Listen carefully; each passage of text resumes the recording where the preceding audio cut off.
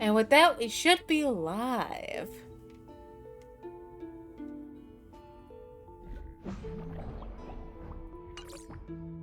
Let's get this rolling. I'm a couple of days late. I blame Crossworlds. Anyway.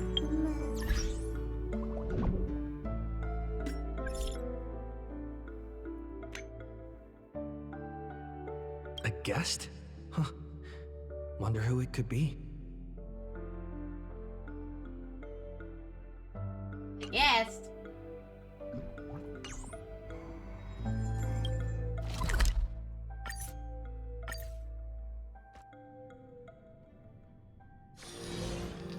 That's my proposal. There's no harm in giving it some thought. I understand. But the Express's voyages are meant to extend the Silver Rail. That won't change. But the cosmic situation will. The Legion's threat looms over the universe, and no one can avoid it. Isn't that why you started the trailblazing journey? To connect? When it comes to the Express's course, I can't make any decisions on my own. Madam Jade, your olive branch should be extended to everyone. Greetings, nameless ones. Deliverer of Emborius. I'm here to celebrate our victory before the Express makes its warp jump, and lay the groundwork for a long-term partnership. On behalf of the Strategic Investment Department, and in the name of Diamond, I hereby invite all of you to Astropolis to discuss our alliance. And where's this Astropolis? It's the crown jewel of Epsilon, headquarters of Interastral Peace Entertainment. It might not quite match Penacony in terms of glitz and glamour, but in the eyes of IPC folks, it's the ultimate vacation spot. Defeating Iron Tomb is, of course, a feat worthy of being recorded in the history books. It's something that belongs to the cosmos, and even more so to the Nameless. But you and I both know this is just the beginning. To eliminate the threat of the destruction, all forces must still unite as one. To this end, the Preservation hopes to join hands with the Erudition and the Hunt to establish an anti-destruction alliance, bringing together all forces that can be rallied to the cause. I'm glad to see the Astral Express is on the list. You're being too modest. You're heroes who defeated a Lord Ravager, and therefore the most brilliant emblem on this banner. I believe the Trailblaze would make a strong candidate for leadership. I'm truly flattered. Consider our vote as a show of sincerity from the 10 Stonehearts.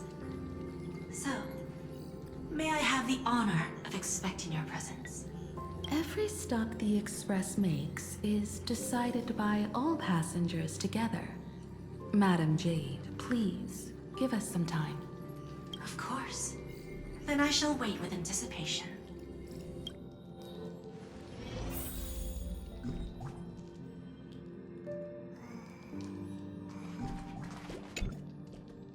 Getting to visit the Interastral Peace Entertainment headquarters and become the leaders of the Anti-Destruction Alliance?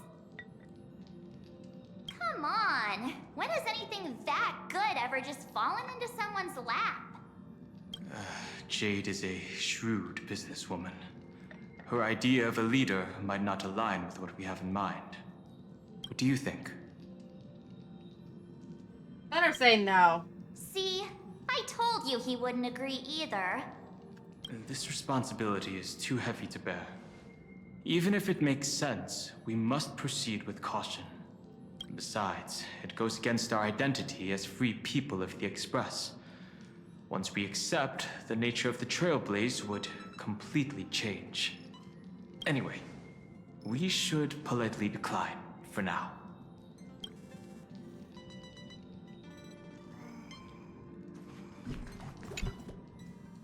Sunday, what does your gut tell you?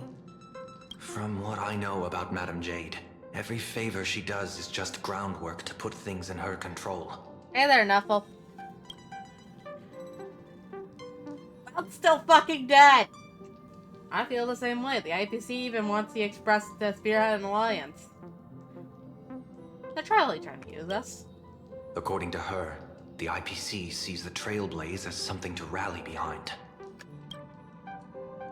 Riding on the Cosmic Alliance's victory over Iron Tomb, having to step up to organize an alliance and integrate the forces against the destruction under the IPC's blueprint. That's quite a clever move.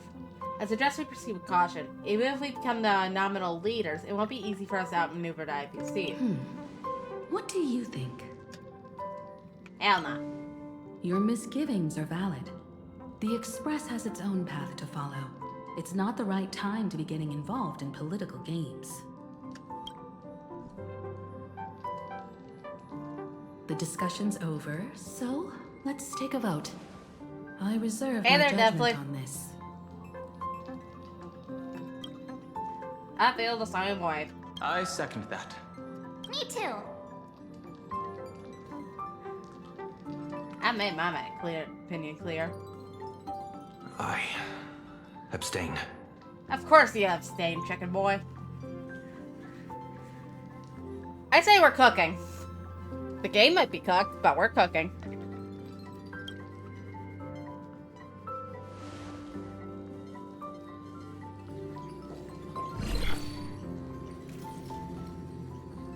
After careful consideration, we regret to inform you that we cannot accept your proposal for the moment.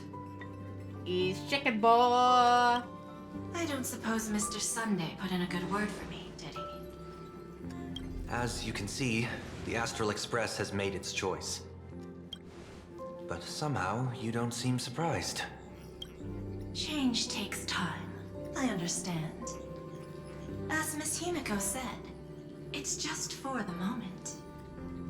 There's no need to give me an immediate answer. Patience is one of my strengths. After leaving Amphorius, the Express will seek out a developed world to restock our supplies. When that time comes, our allies from the Strategic Investment Department are welcome to visit us aboard the Express. In that case, I have another proposal. One that might be more familiar to Miss Himiko. I hear the moon of Plain Arcadia is full again. I bet Miss Himiko would love to go home and see it, wouldn't you?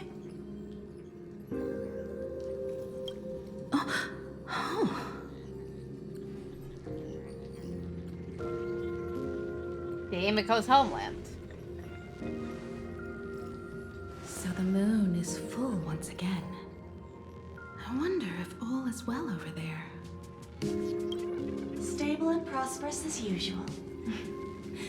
Plain Arcadia has long since become one of the IPC's most valuable planetary assets. Although I cannot visit there in person, if the Express passes through Plain Arcadia, my colleagues will surely give you a grand welcoming ceremony. That's very thoughtful of you. We'll give it serious consideration. Sorry for taking up so much of your time. I should get going now. Remember, the gates of Astropolis will always be open to the Astral Express. May the winds be favorable on your trailblazing expedition.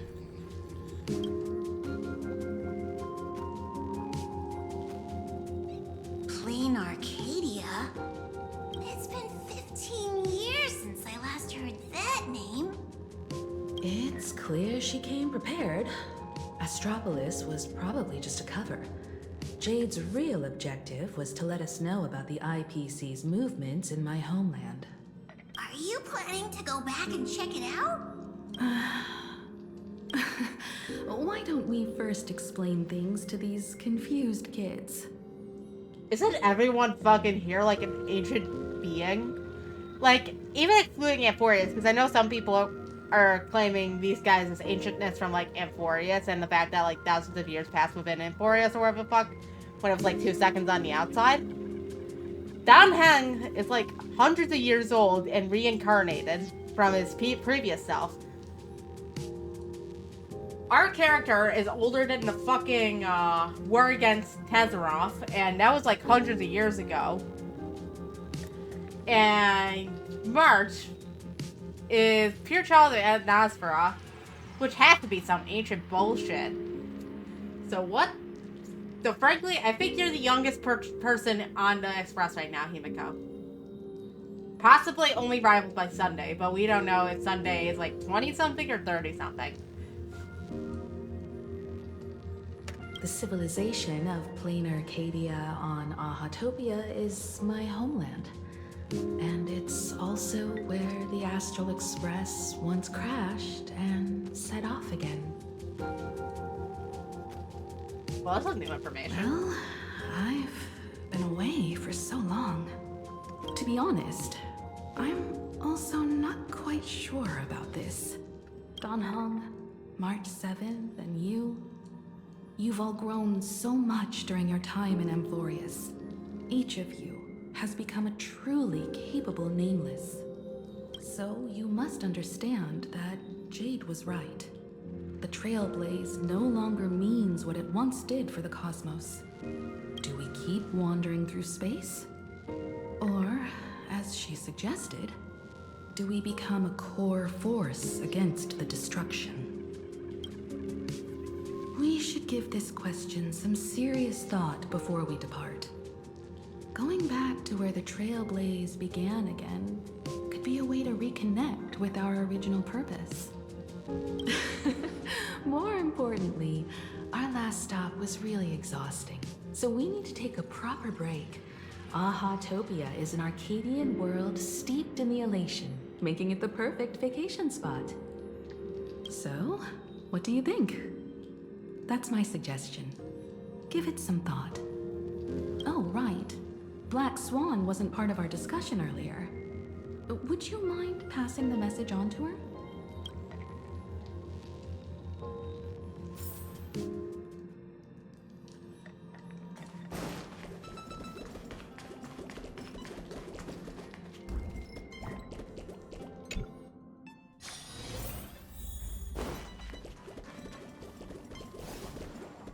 Do you want to enter the forgotten?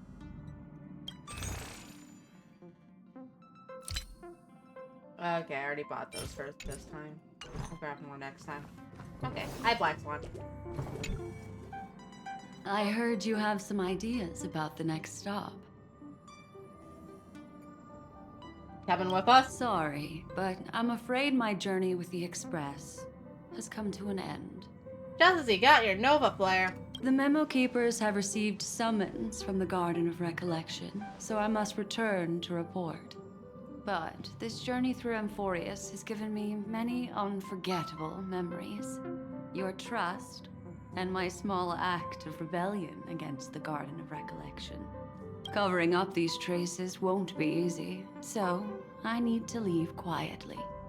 Fortunately, a cremator has agreed to help me out, and she's waiting for me. Are you erasing your memories of us? Of course not. The time I've spent with all of you is a treasure I couldn't find anywhere else. When you miss me, gently call out to me in your thoughts. If needed, the lady slumbering within March 7th knows how to find me. If I need help from the Nameless, I will reach out to all of you. Please convey my apologies to everyone for not being able to say goodbye in person. Farewell, sleepyhead. Hey, fuck off. Your voice sucks anyway.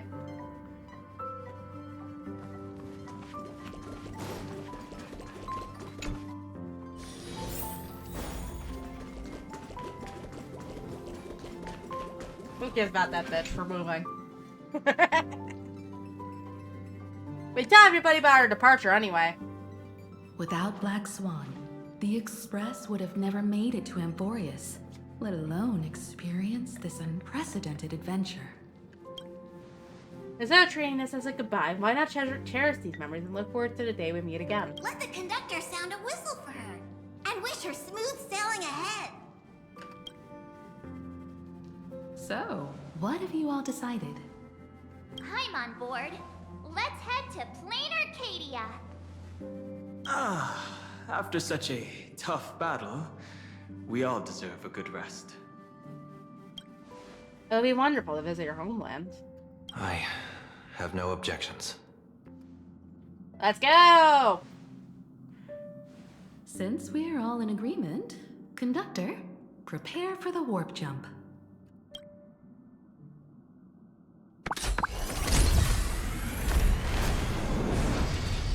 Attention passengers!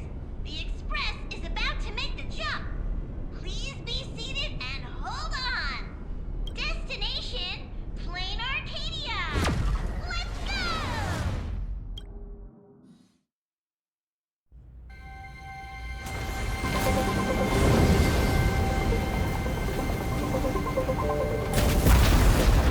Not again!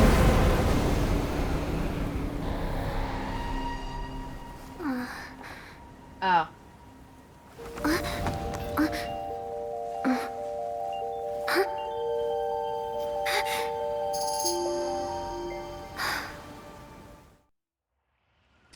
I dreamed it again. What a ridiculous dream. Even more over the top than what that guy promised. Looks like the Express has once again taken the wrong route. There's nothing we can do about it. In the river of time, if cause and effect can be kept apart for long, they're bound to have a terrifying reunion. Am I right, Observer? Watching us from behind countless veils. Yes. Mind the fourth wall, Missy. I've been rambling on since the show just started. You must be totally lost, aren't you? Then just forget all that nonsense I was spouting. Yeah, Anyway, okay. stop looking here. What you should be focusing on is them.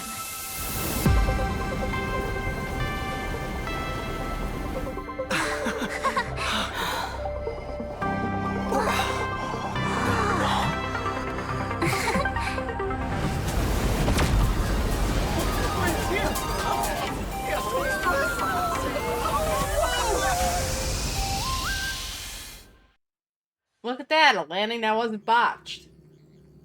So we're not just stopping in low orbit this time, but making a direct landing? According to the comms, the officials have prepared a dedicated platform for the Astral Express to dock. A whole platform? Just for us? Is this some kind of VIP treatment for coming home? Oh, talk about rolling out the red carpet! The express has arrived at the station, connecting to local communications.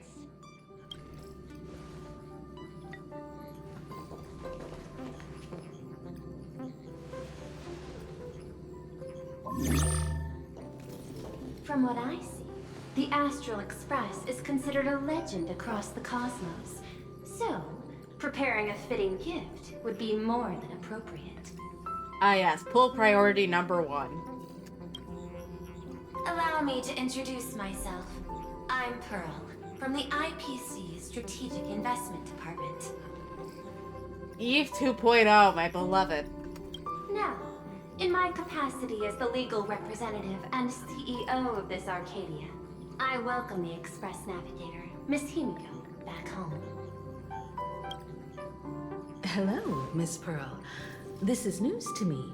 I wasn't aware that the Strategic Investment Department had taken over administration of Plain Arcadia. As its governing official, I am still in the process of learning. If I can help this planet grow more prosperous, it would be a profound honor. We would be even more honored to have a face-to-face conversation with you. That's exactly what I wanted to say. While the Express is stationed here, the IPC will reasonably accommodate all your requests, including the one you just mentioned. Pardon my choice of words, but I sincerely hope that you enjoy your time in plain Arcadia so much you never want to leave. In that case, I'd like to know about recent events in this world. I heard from Madame Jade that it's once again the time of the full moon. Indeed. I believe it's also welcoming the Express. After 15 years, now that the Phantas Moon of Elation is full again, the Phantas Moon Games will begin as scheduled. Time for Type Moon to sue him. That's literally just Arcuade magical girl form. The more lively, the better. During these divine games, distinguished guests from across the cosmos will be stopping by. This time, along with the Express, a delegate from the Xianzhou Alliance has also arrived. Don't be surprised if you happen to run into them. A Xianzhou envoy? I think by run into them, you mean getting run over by them, based off her trailer. That's right. A big shot from the Yuchui.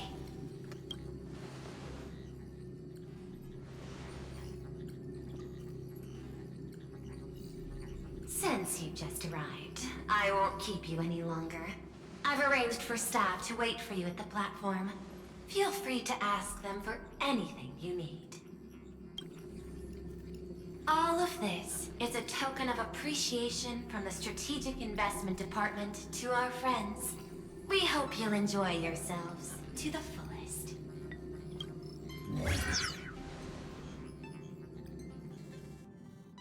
Madame Pearl's style is different from Aventurine's, but her methods are cut from the same cloth. Straight to the point, clean, and decisive. It's obvious that the Express is not going to Astropolis was part of their plan all along. This could go on forever. They're really pulling out all the stops to form this anti-destruction alliance. Looks like we need to pay them a visit. Whether to understand the CEO's intentions, or to firmly reject their proposal. At least in my homeland, we have more room to maneuver. Well, care to join me? Looks like we don't get a vacation after all. As for everyone else, you're free to do as you please. My suggestion is, why not take a look around and get to know this world better? I want to join the negotiations too. I appreciate your enthusiasm, really. But I have something else I'd like you to help me with. In that case, Sunday and I will go gather some intel about the Xianzhou envoy. Huh? Why you two? I asked Don Hung to bring me along. I can't appear in public given my identity, but I have a feeling that the Express might need to make some tough decisions in these complicated circumstances. Understanding the Xianzhou Alliance's stance might help us on our journey. Hey, you had the toughest time in Amphorius. Since we're splitting up, why not make your mission take a break with March? I'm saying this from the bottom of my heart. I'm counting on you. Same goes for you, March. Aw, now we'll look like two immature kids just loafing around. I'm still just a kid. Pretty proud of yourself, huh? Don't worry, you two. Just make sure to come see me in the parlor car before you leave. I have a favor to ask of you both.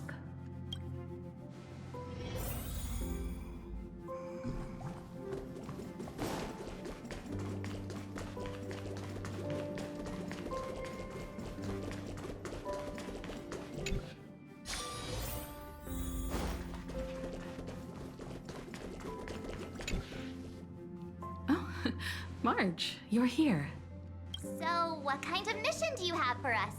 It's a long story, but what if I told you there was a game being played in a corner of the cosmos, and the winner might become a neon? Would that pique your interest? Huh? You two saw that special moon in the sky, didn't you? That's a piece of artwork. Here, a ceremony called the Phantas Moon Games is held every full moon. And that's what I was talking about. The game where the winner becomes an Eon. Pearl mentioned that name too. Just what kind of ceremony could be so mystical? Historically, the origin of the Phantas Moon Games is tied to a group of mourning actors. Legend has it that they offered heartfelt stories to the moon, hoping for a chance to have an audience with an Eon. Could this be Eon be? Aha, the elation. Legend has it that they personally started the Phantas Moon Games, though their motives remain a subject of much speculation. Aha is also one of the Eons closest to humans. They have left behind countless pranks, with this miracle of Aha-topia being one of them. The first signs of the war among the Eons are beginning to show. I believe this is why the IPC has been positioning itself here for years. When I saw the Phantas Moon at its fullest, I became even more certain. This ceremony to commune with the Eon, whether genuine or not, could be the turning point that determines the destiny of the cosmos. With all eyes on these games, the IPC won't be the only ones with ulterior motives. The road ahead will likely be fraught with hidden dangers. But what's important is that you make your own decisions, such as whether you'll take part in these grand games, and if so, how. I have only one mission for you both. Explore and understand this world in your own way, as the place where the Trailblaze began anew, and my homeland. You might hear completely different versions of what I just said from others. Trust what you see with your own eyes, and believe in what you choose to believe. Are they really just games? That puzzles me too. The winner gets to share an Eon's authority. This can't be just a simple game, can it? I see you already have your own thoughts on this. In that case, everyone's got a mission to take care of now. Welt and I are going to meet Pearl. We'll see what kind of surprise she has in store for us. I want to go meet Pearl. Let me go meet Pearl. I can't quite gamba for her yet, but I want to meet Pearl. The Astral Express has arrived. Welcome. Now this is what I call a grand welcome. Let's get off the train. Oh, right. After a few trailblazing expeditions, I've totally figured it out. The first person we meet at every stop is somehow involved in some earth-shattering secret. So when the door opens, keep your eyes peeled.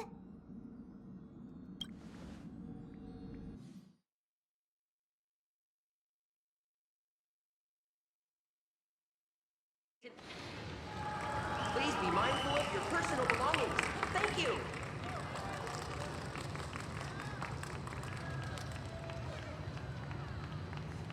Keep your eyes peeled. Traverse the cosmos. Oh, great. That I guess too.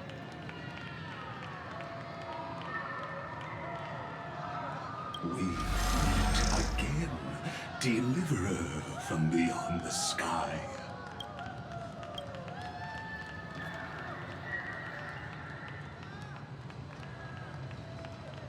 Just as I expected. I am not the Theoros you know, but the masked fool, Xandar II Kuwabara. This time, I choose to walk the path of elation, and I shall defeat Nous with my sense of humor.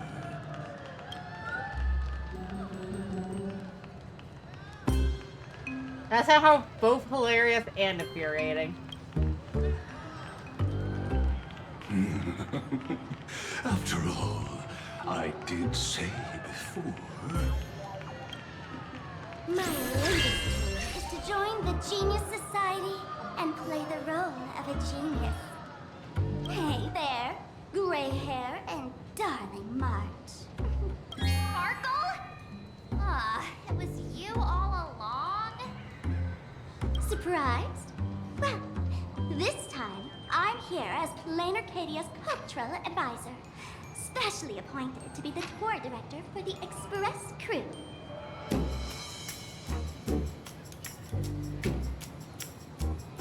The IPC hires mass fools. What are you talking about? This is the world of Elation. Fools are everywhere. Don't even think about doing business here without us. I know we had some minor entanglements in family company, but you all had fun there, didn't you? Now, the Astral Express has become quite the hero. Her Excellency, the CEO, wanted to find someone who got along with you to show you around this place. So I took on that job. What kind of misunderstanding does she have about the phrase got along? Okay, ads about to start, so...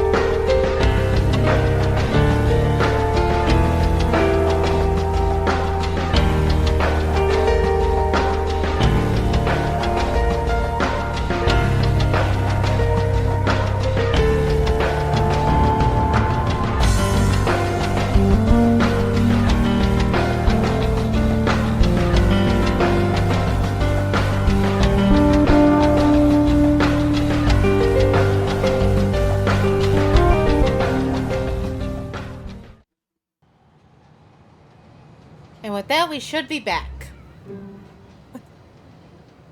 So anyway, back to the plot. Time's ticking away. Thankfully, there's no bomb here. So are you coming with me or what? Let's go. It's also part of trailblazing. Fine. But from now on, no more pretending to be someone else. Lame. Anyway, shall we get going?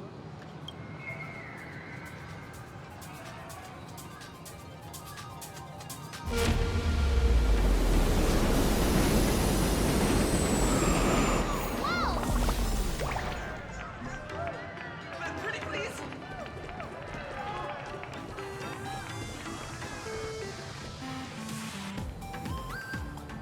Is this a train? Looking sharp. Thanks for the compliment. Ugh! The train just spoke. But Boros stands not just a train, but a strangeling. The term strangeling is so outdated. Look, times have changed, dear guests. Please refer to the Fekine Protection Act. We prefer to be called imaginary. Ugh. So by the book, you really love those fancy scientific names from the IPC textbooks, huh? Fine. Have it your way. This here is a species unique to plain Arcadia. An imagine, or a being born from painting. Born from painting. Once upon a time, the artists here discovered that by sketching creatures from their imagination and giving them names, they could bring their creations into reality. This belief in things yet to exist is called wish power, and it sustains the existence of imagine. If you ask me, this power must be a blessing from the laughter. Oops, got sidetracked. This here is the Bullet Worm Express, an imagine in charge of transportation. You could say they're in the same line of work as you folks. Oh, so you two must be the Nameless from the Astral Express. The passengers in my stomach are always gossiping about you. When you get a chance, hop aboard and give me a try. Let's see who's faster, me or the Astral Express. I don't think you're capable of warp drive, sir. Thanks. We'll definitely do that when we get the chance. But, man, who would have thought that the Express here is actually a living being? An imagining. That's absolutely mind-blowing. Hello, everyone. Welcome to Duo Mention City. Holy smokes, there are cops at the station? Sparkle, don't tell me you're about to get arrested on the spot. Having heard about the Astral Express's visit, many citizens got up early just to catch a glimpse of the Nameless. If anyone acts out of line, please don't hesitate to call us. I like this dog with a sword in its mouth off to the side. Oh, gray hair and darling March. You're real celebrities now. Next up, I'm gonna show you even more mind-blowing stuff. So try not to faint.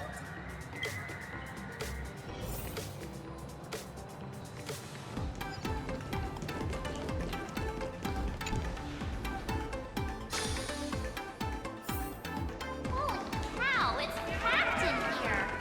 What do we have here? Don't. Look! That pink-haired girl! She's got this adorable little bunny vibe going on. Is she the inspiration for March Bunny? And that guy with the gray hair next to her is so dashing! He must be a baseball raccoon. But he doesn't look anything like a raccoon.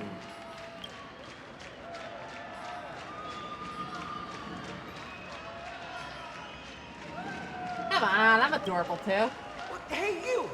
Yes, you! Hurry up and say I'm cute! He spoke to us! By the laughter! This is the most amazing moment of my life! Wait, over here! It's a raccoon! Grab your autograph, please! I love the work! Please, over here!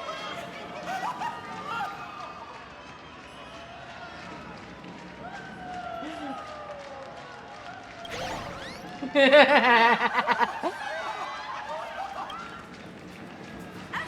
please maintain order. Order in the Elations domain? The people here are way too passionate. I've never experienced anything like this before. So, this is what having rabid fans feels like? Feels intoxicating to be the center of attention, doesn't it? Just don't get too caught up in it. You might not find your way out. Yeah, it's great. Excuse me, bosses. Stop getting caught up in fan interaction. Today's schedule is really packed. Hey, you up there, Mr. Noodle-looking cat. Could you tell me how to get this thing out of here? That cat looks sleazy as fuck. Excuse me, that's quite hurtful. I am Station Master Meowton, responsible for overseeing Perdido Station. Whoa, cats really are liquid. Wait a sec. This kitty is the station master? This world is so weird. The station's completely surrounded. If any of our esteemed guests gets so much as a scratch or loses a few strands of hair to these rabid fans today, my measly pension will go right down the drain. Well, I've prepared the staff passage for our Astral Express VIPs. Please hurry and exit the station that way. Dual mention line. This train originates at Perdido Station and is bound for the terminal station, Museum of Blessable Past. Next stop is...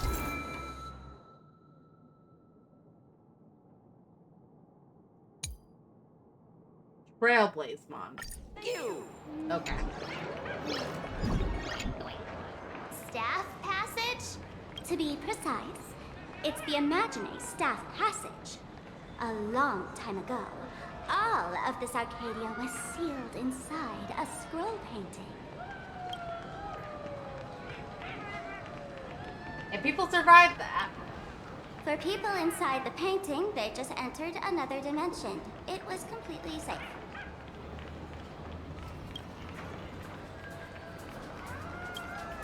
That's right. It's Planar Arcadia's must-see attraction. The portal entrance known as the Interplanar Jump. Though civilization has moved beyond the canvas, the world within the painting wasn't abandoned. Instead, it became part of life for both humans and strange ones. Come on, you two. Follow my lead, and let's dive into the Interplanar! Yeet.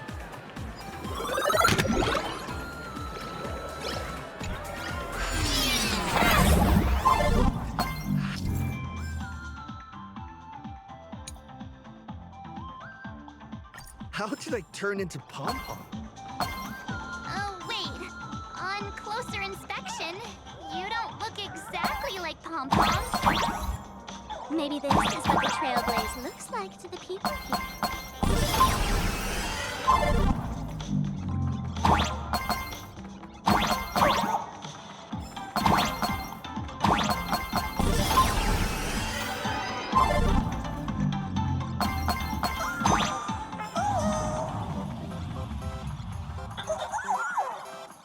Okay, so the 2D bits of Mario Galaxy, got it.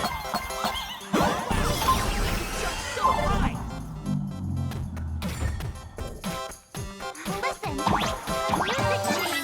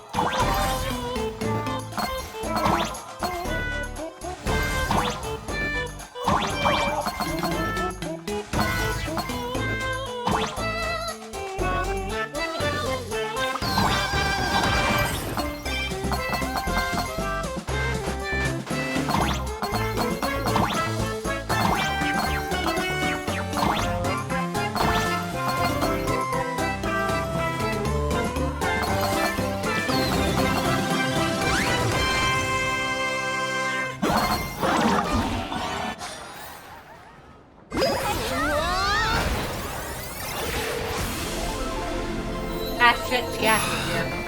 More Danganronpa improvement. Damn, that's a nice picture. Look at that art style.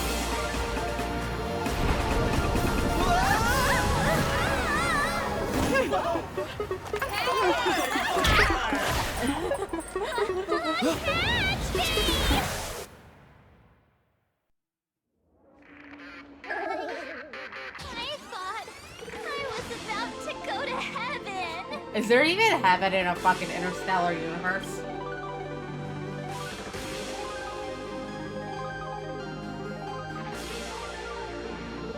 No big deal, I'm already used to this.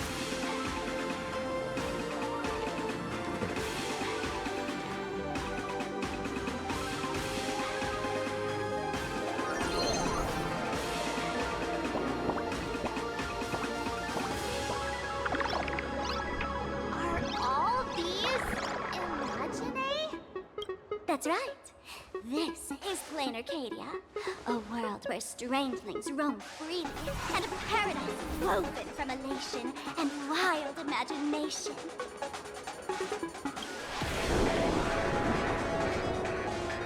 That huge creature perched on the tower is staring right at us. It's giving me the creeps. Oh, it doesn't usually do. Unless it spots pink hair. What's the matter with you? Jumping around and scaring people. That big fella is called a thundercoil. Don't worry. To him, we're just tiny Is the music being ants this on loud the ground. intentional? Not even enough to get stuck between his teeth.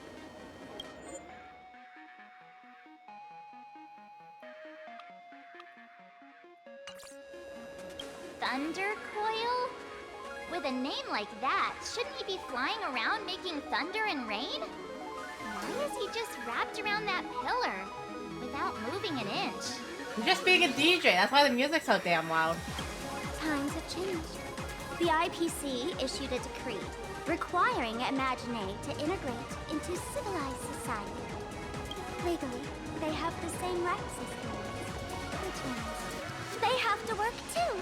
Not the job application. What? Strangelings have to work too?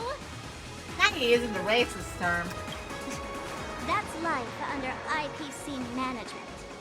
Who dare deny an Imagine their right to work? Now, the Thundercoil amplifies TV tower signals, ensuring users worldwide can watch the station's broadcasts without interruption. Boring live streams, lame prank shows, and there's the big news about the Express arriving. In that sick-ass looking poster.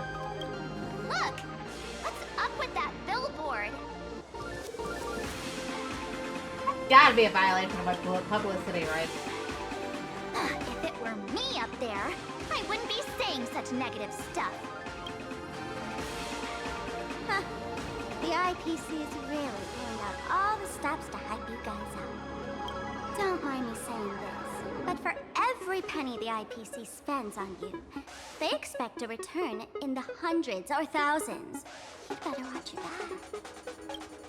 That's one of those giant robots Mr. Yang loves.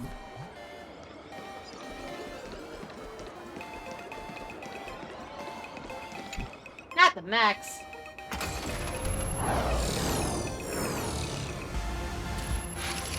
What is that? A decapitated Intellitron? This is a new life form that was born after the last Phantasm Moon Games. An Imagine called a Mechatron, created by the IPC. The last Phantasm Moon Games. Yeah, that was 15 years ago. Wish power reaches its peak during the full moon, and so Imagine take this chance to multiply and thrive. Just like they say in documentaries, when spring arrives and nature awakens, it's mating season for the strangelings again. The novelty's probably worn off by now. Let's keep moving.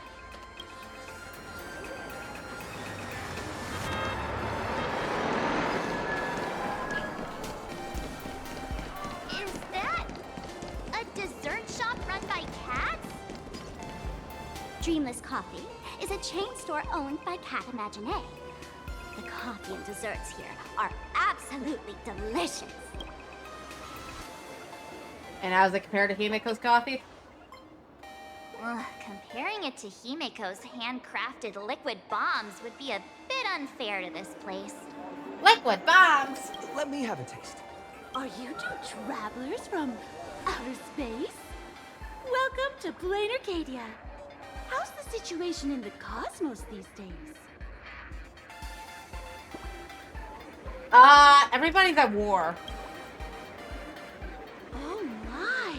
If it isn't the heroes of the Astral Express! What an honor to meet you both. As Nameless, you must go on life and death adventures all the time, right? Would you like to keep smiling happily forever, no matter what adversity comes your way? Great. What kind of drugs are you gonna sell us? Happy forever? Is that even possible?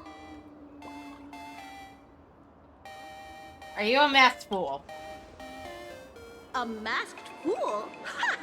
Of course not! The fools only seek their own happiness, while we want to make everyone happy. Make everyone happy? That's the funniest joke I've ever heard. The only person with this sense of humor is probably that big shot from Panaconi. Big shot, you say?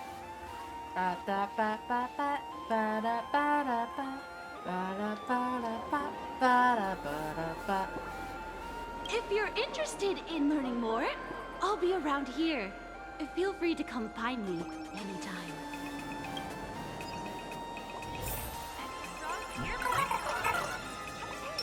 Let's not get into the drunkard's hell. Oh, there's something on the traffic light. Should we check it out from the overpass? Yeah.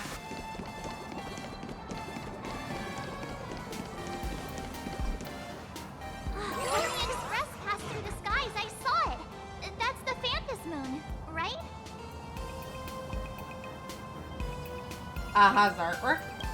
Legend has it the Laughter themselves painted it. But who knows what's true and what's not? Does that mean Aha is a fucking, Bank Grand Order player? Is that what this means?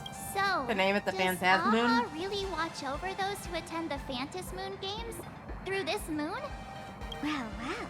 Didn't expect darling March and little gray hair to be interested in this Eonic game, too. I wanna join. I knew it! The Laughter once traveled with your Akibili, and now the Nameless are drawn to their game in this Arcadia. Must be fate. So, what aspect of the Phantas Moon games would you like to know about? How do we You join? must have heard the legend of the 8 morning actors who offered their stories to the moon in order to try to move Aha. The masks that were worn by these 8 people are the tickets to joining the games. Under the full Phantas Moon, choose one of the masks and become a supplicant. Then you can compete with the other 7 for the chance to meet the Eon. Looks like we'll need to get a mask first if we want to join the games. Oh? Don't tell me our little drama in Panaconi wasn't entertaining enough for you. Greyhair, let's drop it this time. I've been dealing with some minor issues lately. Sure. Oh, what kind of issues could possibly be bothering you? Don't tell me you're cooking up another crazy scheme. I'll keep you in suspense for now. So, where do you want to hang out next? Let's head this way. We can turn into the food street. They've got all sorts of goodies there.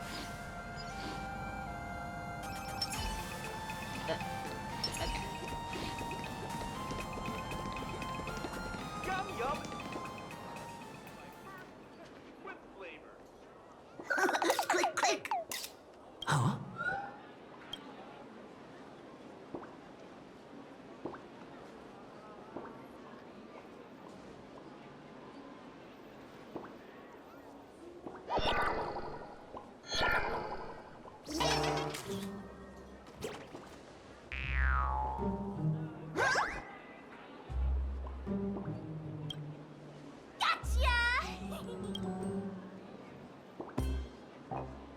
I felt like someone was sneakily following us around for a while now. Looks like it wasn't my imagination. What's this little thing's deal, huh? It's kinda dressed like you, isn't it? One of my super fans. Not surprising at all. The Astral Express is quite the celebrity these days, turning heads wherever they go. There's always someone keeping a close eye on your every move. Oh shit, there's Coco in the background. Those pleading emojis.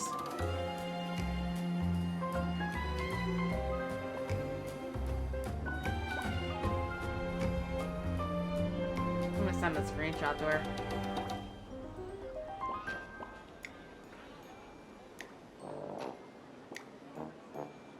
Click, click, click, click! Holy for moly! Bobo Weekly exclusive scoop!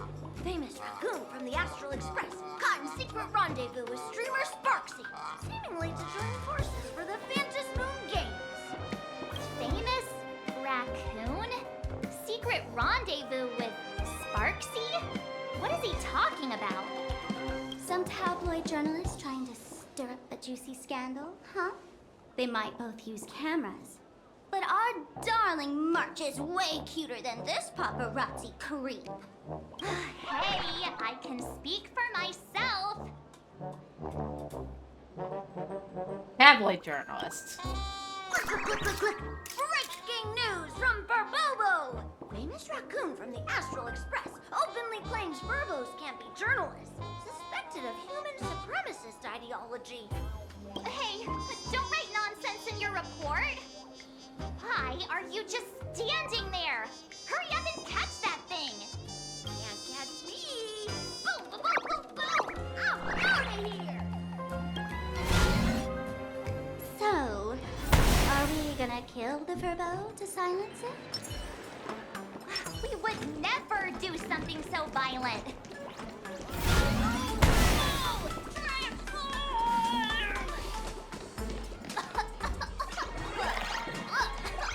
Smoke bomb? That little fella can... What the hell?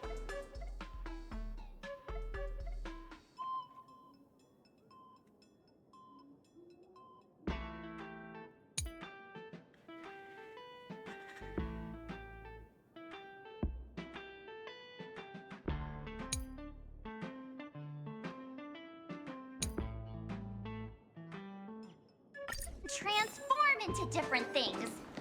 Let's look around. Come on in and take a look at our menu. Welcome. Sit wherever you like. Oh, that's fun. I like that.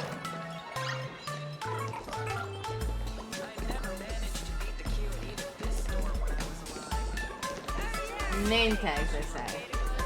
Welcome. Come on in. Oh, there we go. Gun.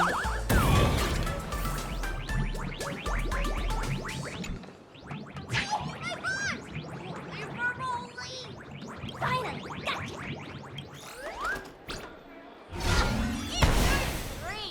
Boom, boom, boom, boom!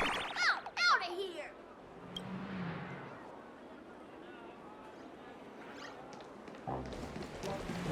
Thank you so much.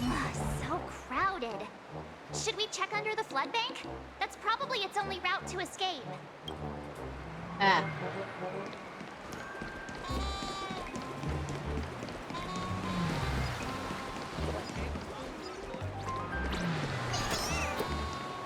Finally cornered this troublemaker. Delete those sneaky photos, and don't you dare write any of your made-up stories, or I'm gonna show you what's what. Escape now.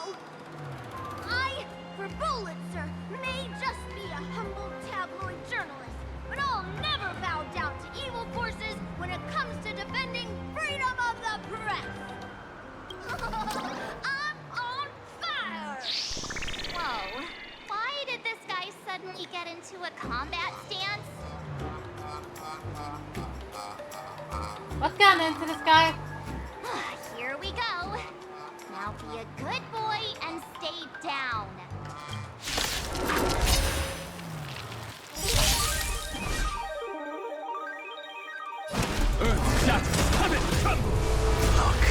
With this divine power, I reforge all things. Heard the call. What? Ready yourself. Goofed it. Step onto the board. Insanity. To the soul. Dragons soaring above the land. This is permanent!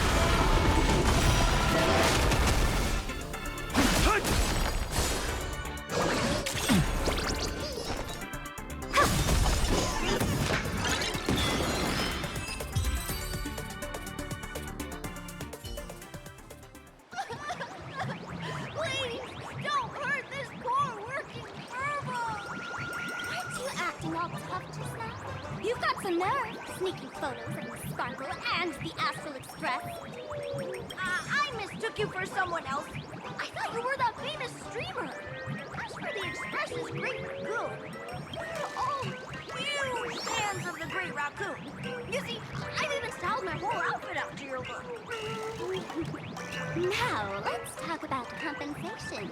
Adding up emotional distress, lost wages, necessities, and whatnot. 1 million credits per person should do. $1 million? President Nihilux has already been behind on behind on everyone's wages for months. For the money, risk your neck being a tabloid journalist, taking photos of the bigwigs on the Astral Express. Right now, I've got no money, and well, no life left to lose either. President Nicholas. Is this Nihilux you mentioned the president of your magazine publisher? I have no idea. President Nihilux specifically warned us that if we got into trouble outside, we absolutely mustn't mention her name. And here you are spilling all the beans on her. Since I offended the Great Raccoon of the Express, I suppose we could settle this with some compensation. Huh? Didn't you just say you had no money? What's with the sudden change of heart? This seems fishy. My pockets are truly empty. However, regarding compensation, I implore the Great Raccoon to visit our Furbobo Weekly magazine office. Here's my business card right here. It has the magazine's address and contact details. Rest assured, President Nihilux will definitely present compensation that'll satisfy the Great Coming home Raccoon. early at the gastro? Please make sure to come claim your compensation. What? Ugh, darn it. It got away again. Make sure to come claim your compensation? I wonder if I can trust that Furbo's words. You say Furbo like it's a slur. Money can't buy entertainment this good. Since that scheming little Furbo's extended an invitation, might as well go check it out. Right now in plain Arcadia, there are eyes following you everywhere. Just like that Furbo. So, Sparkle, what's your angle in keeping tabs on us? My darling March, you still doubt me. What about you, gray hair? I don't believe you either. Has all basic trust between people disappeared? Oh, I'm hurt to my core. What you should be worried about right now isn't me or that tabloid journalist from earlier. Has the renowned Astral Express come to plain Arcadia as tourists on vacation? Or are you here for the Eon's game, eager to share their authority? For the local residents, you're already in the spotlight without doing anything. If you decide to join this game, you'd better stay on your toes. There are quite a few people looking to join the Phantasmoon Games and become a supplicant. In their eyes, the Astral Express is the perfect prey. Among the folks I know, there's one who might become your enemy. She's about to put on quite a show at the plaza up ahead. Want to go check it out together?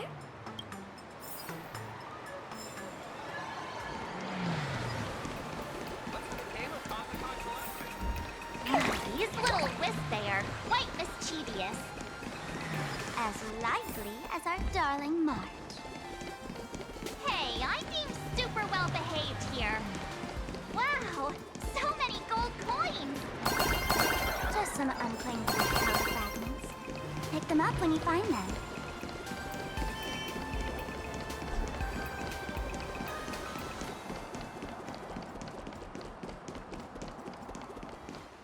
The Elation is naturally the most venerated deity here. However, people have their own different ways of practicing Elation. You've noticed those massive @signs floating over there, haven't? The IPC has built a comprehensive network in plain Arcadia, letting people soak up entertainment around the clock. Word from the tavern is that the IPC wants to control this year's Phantasmoon Games. Though, they've been itching to do that for 15 years already. To us fools, those IPC folks are like a swarm of buzzing worker bees, tirelessly building their dull, mechanical business hives everywhere. The worst part is, these folks actually enjoy it. Their Elation is mind-numbingly boring. And even worse, this dull Elation has spread like a plague to every corner of plain Arcadia. Come on in and feel it for yourself. Ah, yes. Capitalist hellscape.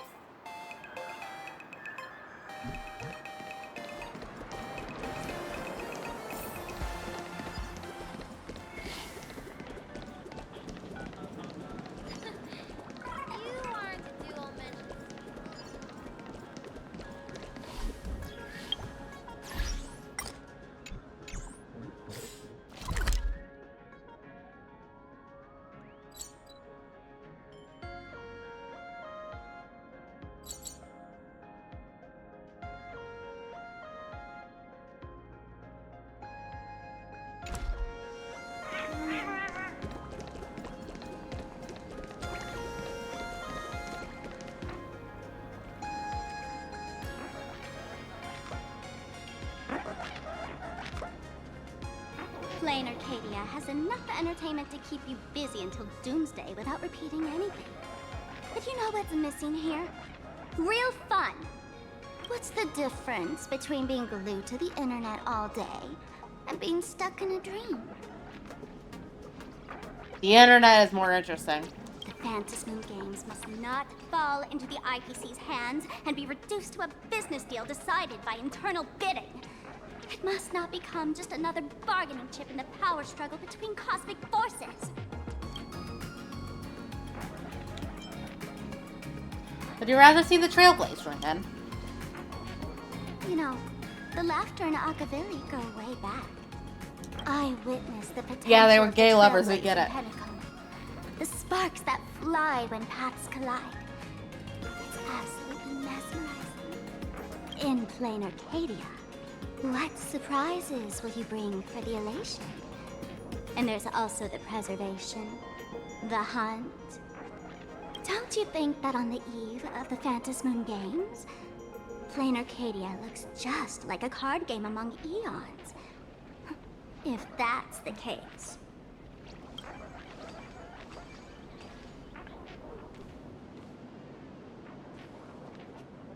Friends, have you ever heard of Cosmicon Collective? What's that? It's the hottest trading card game in the world right now. Tons of people are playing it at the tavern, too. The cards feature legendary figures from across the universe, along with their power levels. Just roll the dice and compare numbers to see who's stronger and who's weaker. Don't worry, we're gonna address the ooh yeah cat in the background once we get out of this cutscene. This is a sponsored ad you're pushing. Gray hair, care to play cards with me? Think of it as a rehearsal for the Phantasmoon Games, right here, at this tiny card table. If you beat me, I'll tell you the enemy's name. Maybe we can team up and take her on. Sure, I guess.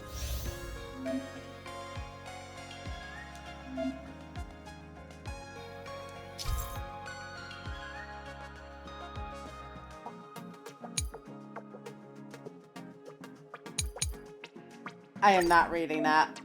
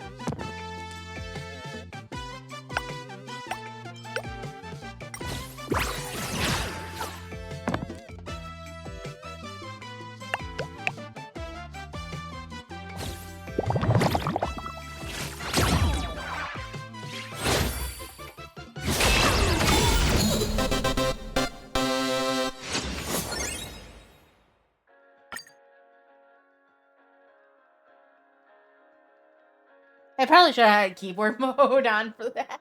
As expected of you, Gray Hair. But that's a tutorial, Starting so. off with a bang. Since you won, this card is yours. If you want more cards, go chat with the card masters at the plaza. Who's on this card? A streamer who's about to go live at the plaza. She calls herself Sparksy. Is this the enemy you're talking about? That's right. She's your enemy. This streamer, just like you, has been seeking a chance to join the Phantom Moon Games. It won't be long before she shows up at the plaza. That little trouble you've gotten yourself into. It's her, isn't it? Darling March, I just can't escape your sixth sense, huh? She's our common enemy. If you need my help... Oh, there she is! That woman who stuffed me in the trash can! Right there! Get her! Everything we leave behind in life has a way of coming back to us in unexpected ways. Now that the IPC guide is here, the tavern guide will be on her way. So, you really weren't sent by the IPC to welcome us. Quality time together is always so short. Before I take my leave, allow me to give you a friendly hint. Remember this well. For all supplicants who join the Phantom Moon Games, whether they look up or down, the moon that humanity gazes upon in the sky is always the same Phantom Moon. Is this some kind of riddle? Right. Remember this little riddle? You might need it when we meet again.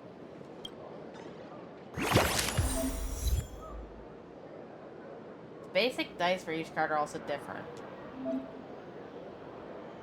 Oh, great. We're getting into fucking D&D terms. God damn it.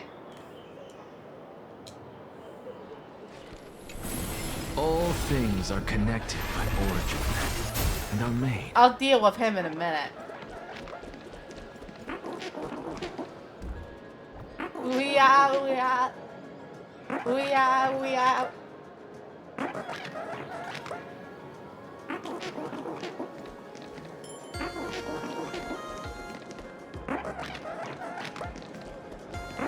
Ethel, my beloved.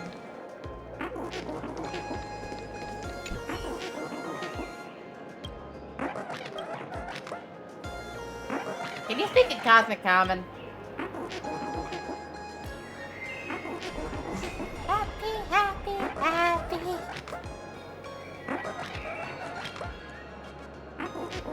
2D.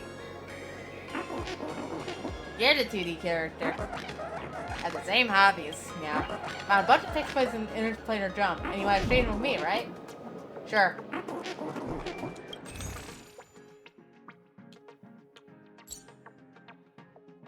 Honestly, that's cute as hell.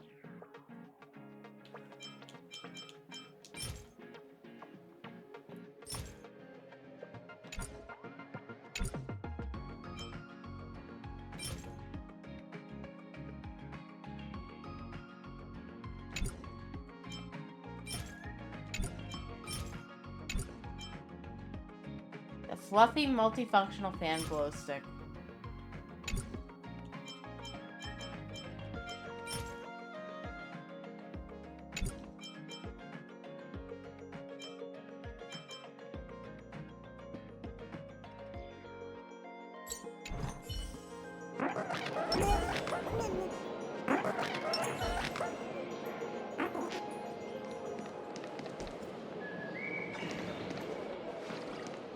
Anyway, let's meet up with everyone's favorite pig.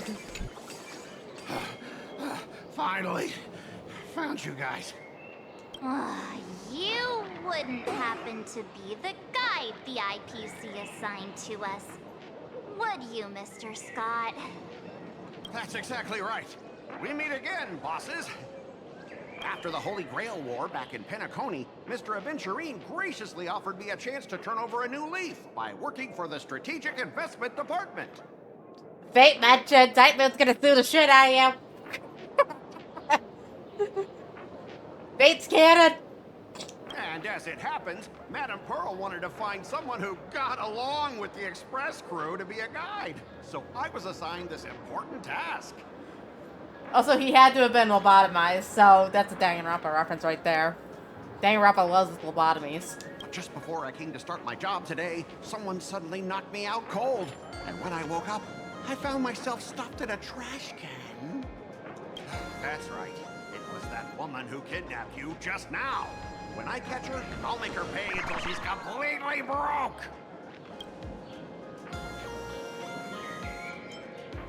Intellitrons just don't get humans. What's with that Intellitron lady's weird take on getting along anyway? I knew it! You don't want to see my despicable face! I, Scott, totally understand your frustration. As long as you're safe and sound, that's all I care about. So, dear bosses, would you like to grab a bite to eat, keep playing around here, or perhaps enjoy my latest animal impersonation act, huh? I like how you can keep on hearing the Ethel NPC in the background going, ooh yeah, ooh yeah. Mr. Scott's dedication to his work is so intense. It's almost painful to watch.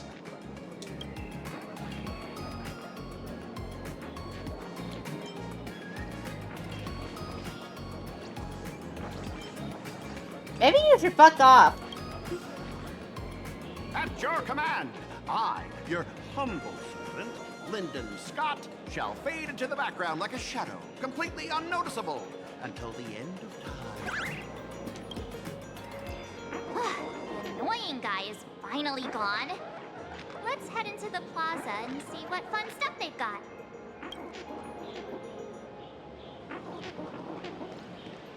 Well, you've already seen Ethel.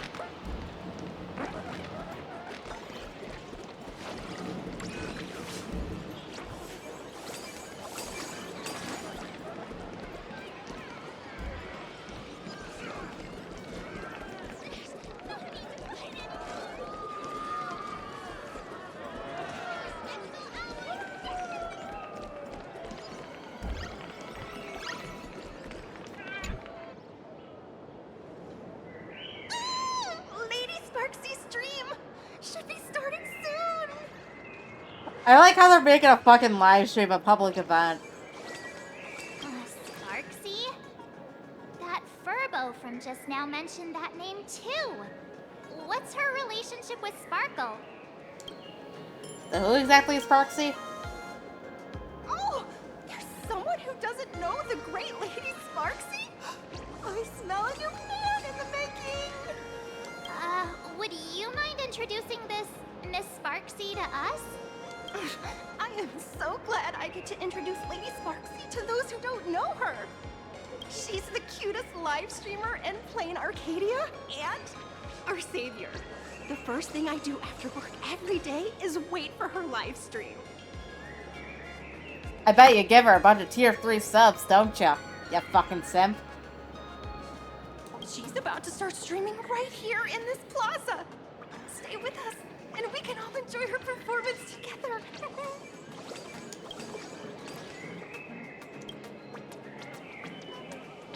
Hello?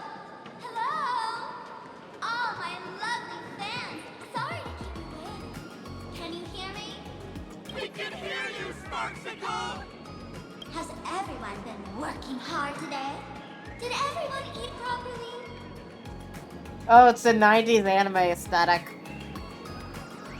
A full belly makes a happy heart. Let's watch Sparksicle till it gets dark. Has everyone been treating me with lots of love today? Forever devoted to Lady Sparksy. If ever not, may lightning strike me. Something's off. Why do I sense my old model's aura on some people in the audience today? Your old model. Oh boy. She must be talking about us. Let's see. Which naughty ones went to meet someone they shouldn't have? Sparksicle! Sparksicle! Sparksicle! Isn't this the gray hair my old model always talks about? Teaming up ready to deal with me? What a jerk! Her favorite toy is mine now. Oh great, are we Peach-on now? Let Sparksicle give you a proper makeover. My outfit changed? Are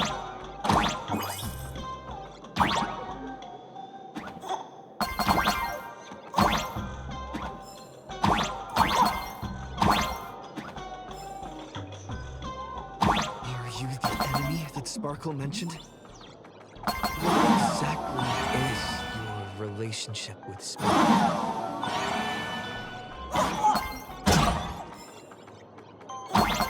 Did that useless old model send you to save her?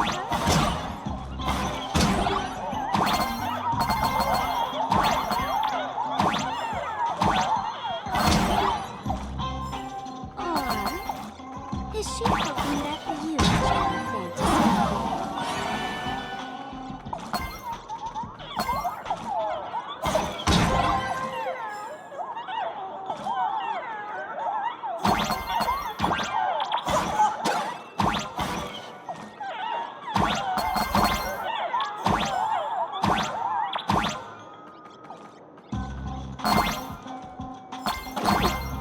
Not bad.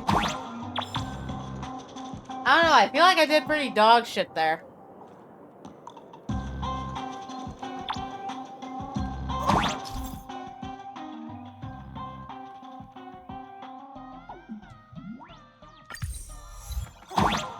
Catherine!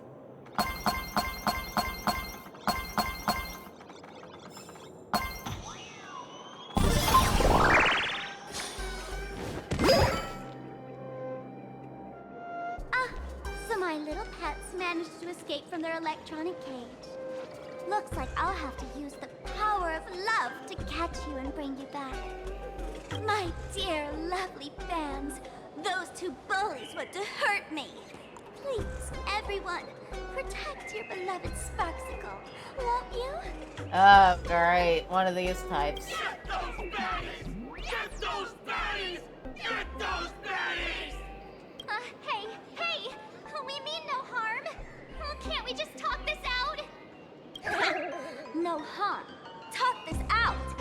Isn't that exactly what the IPC loved to say when they took over Plain Arcadia? You're all cut from the same cloth. You want to control the game that the Laughter left for this world, just like the IPC, don't you? The ceremony left by the Master Relation must not be defiled by the likes of you and turned into some boring, pathetic, dull, tedious, profit-driven social mix-up. You've got us all wrong! Bringing the fun back to the Phantasm Moon Games, that's the Masked Fool's unequivocal duty. My cutest fans, let's get this party started! Merciful! We hereby declare you are guilty!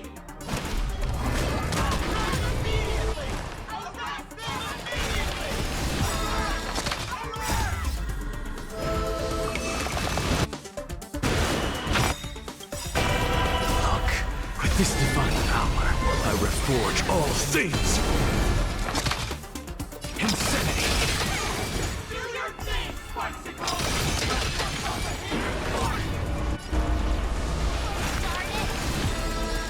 Her fans to attack us! Don't worry, logic wins. Stand down. Everyone, don't move a muscle. Imagine you're under arrest for breaking the law. Passengers of the Astral Express. I'm an officer from the Department of Aberration Defense. Don't worry. She won't be able to harm you as long as I'm here. Oh, this one's pretty. You meddlesome fool. Officials have no right to interfere with the supplicants' actions during the Phantasm Moon Games, do they? Only those who possess a mask can be called supplicants. You're just one of thousands of troublemakers in this land who claim to be joining the Phantasm Moon Games while actually causing chaos. Plain Arcadia is a society governed by law. Any act that violates the law, even if done in the name of the Phantasm Moon Games, will be severely punished by the Department of Aberration Defense. Severely punished? You're just a lapdog of the IPC, yet you're still so full of pride. That's very funny. That's exactly what I'm saying. Plain Arcadia under the IPC's rule is boring as hell. Even the Phantasm Moon Games have turned into some kiddie playdate for all the goody two-shoes. Nameless, you're free to go for now. But I'll be keeping my eyes on you. Next time we meet, I'll turn you into devoted fans. I'll make you mine. Escaped, huh? Excuse me. I'd like to have a word with you two. Thank goodness we made it in time. Otherwise, things could have turned out pretty badly. Don't worry. March and I don't get hurt that easily. By saying things could have turned out pretty badly, I meant you and Miss March knocking out all of her fans. Let me introduce myself again. I'm Kuchiba, an officer from the Department of Aberration Defense. We don't need to introduce ourselves, do we? Miss Kuchiba, you probably know who we are. Of course. The newspapers, TV channels, they've all been reporting on you nonstop. Department of Aberration Defense? As you both know, Plain Arcadia is quite a fascinating world. Creatures made real by artists' brushstrokes. Objects that unexpectedly come to life. Strange dimensions hidden within paintings. And even the ground beneath our feet that occasionally trembles. This is what the Department of Aberration Defense exists for. Everything from managing supernatural anomalies to registering Imaginae and ensuring their continued existence. And of course, there's the Phantasm Moon Games that Sparksy just mentioned. Who sent you to rescue us? If I'm not mistaken, was it Mr. Scott who sent you here? So that's the name of that high and mighty IPC specialist. This... Mr. Scott believed he wasn't dealing with ordinary criminals, but with masked fools, which required decisive action. So, a phone call was immediately made to the Department of Aberration Defense. Well, it's not surprising. But what do we do now?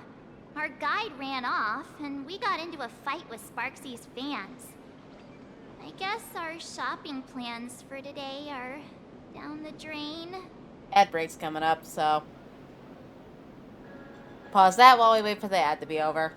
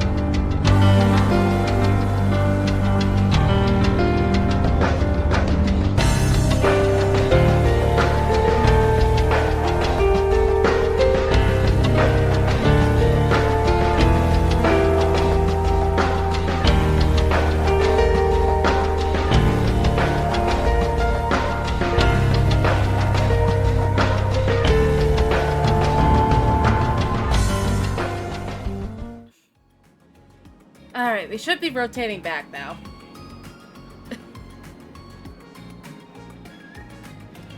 Don't forget, I added its fucking, routine to hurl tomatoes at me for the fucking ads.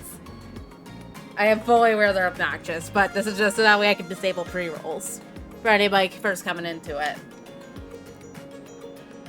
Anyway, resuming with the plot. Should we give Himeko a call and fill her in on what's going on? Isn't she in a meeting right now? I guess you're right. No need to rush, you two. I bet you haven't tried the local delicacies yet, have you? How about this? I'll take you both to grab a bite nearby. That way, you can kill some time while waiting for your friend. Yay! My stomach's been growling like crazy! Meanwhile, not long ago, somewhere in Dual Dimension City. Color reproduction, 96.2%. Brushstroke reproduction, 93.6%. Conclusion. On the physical level, my reproduction has reached the appraisal threshold. This forgery can now be considered the authentic piece. Yet you still seem dissatisfied. Tell me, what troubles you? Is it that less than 4% margin of error? Or something beyond the numbers? I'm grappling with a quality that defies measurement. Artistry. It is the prerequisite for becoming the steward of this Arcadia.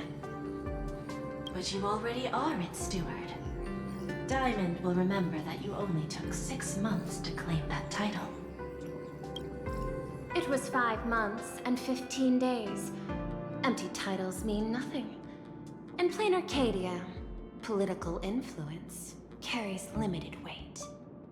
To add a stroke to this artwork, one must first understand art. I know you. This is the conclusion, not the cause.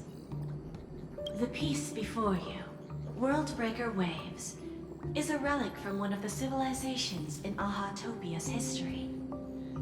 The final work left behind by Graphia, the ancestral painter of ancient Benzai Tengoku. Legend says she performed a miracle, conjuring an entire plane of existence and sealing the whole world within her scroll. Do you want to know how she did it? I will not deny it. People call her achievements a miracle, meaning its true nature remains unknown. In other words, it is an unexplored market. Understanding comes first, then investment. That is the natural order. Perhaps this is why Diamond chose you. An Intellitron devoted to results and efficiency. Cast into a realm sustained by imagination. The 10 Stonehearts await a metamorphosis. May you find your own pearl in the strange and dazzling sea. Thank you, but my mission is to oversee the progress of the Phantasmoon Games. Personal growth is not part of the task. Jade, allow me to point this out. The 10 Stonehearts are 10 independent decision makers. Your attempts to bind people together will only prove counterproductive and bring needless loss.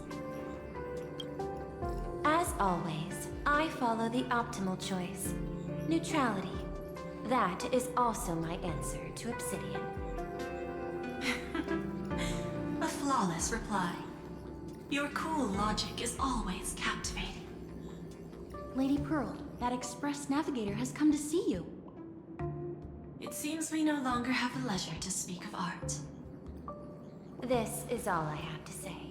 Tell Diamond, I will fulfill my duty of strategic investment. Send the guests in.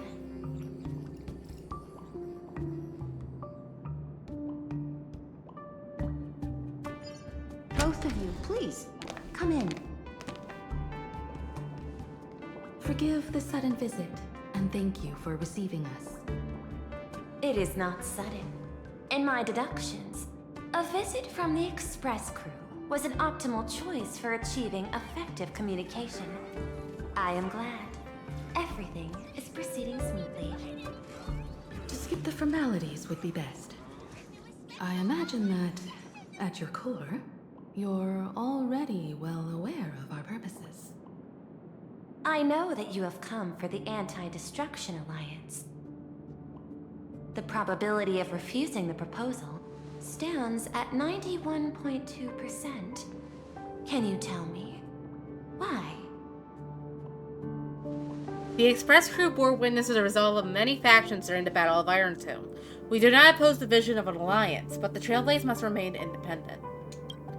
From our perspective, the IPC already has a marketing development department, and every world it drew into the cosmic trade map eventually became a cornerstone for the preservation. That is a reasonable concern. Allow me to present data that is often overlooked.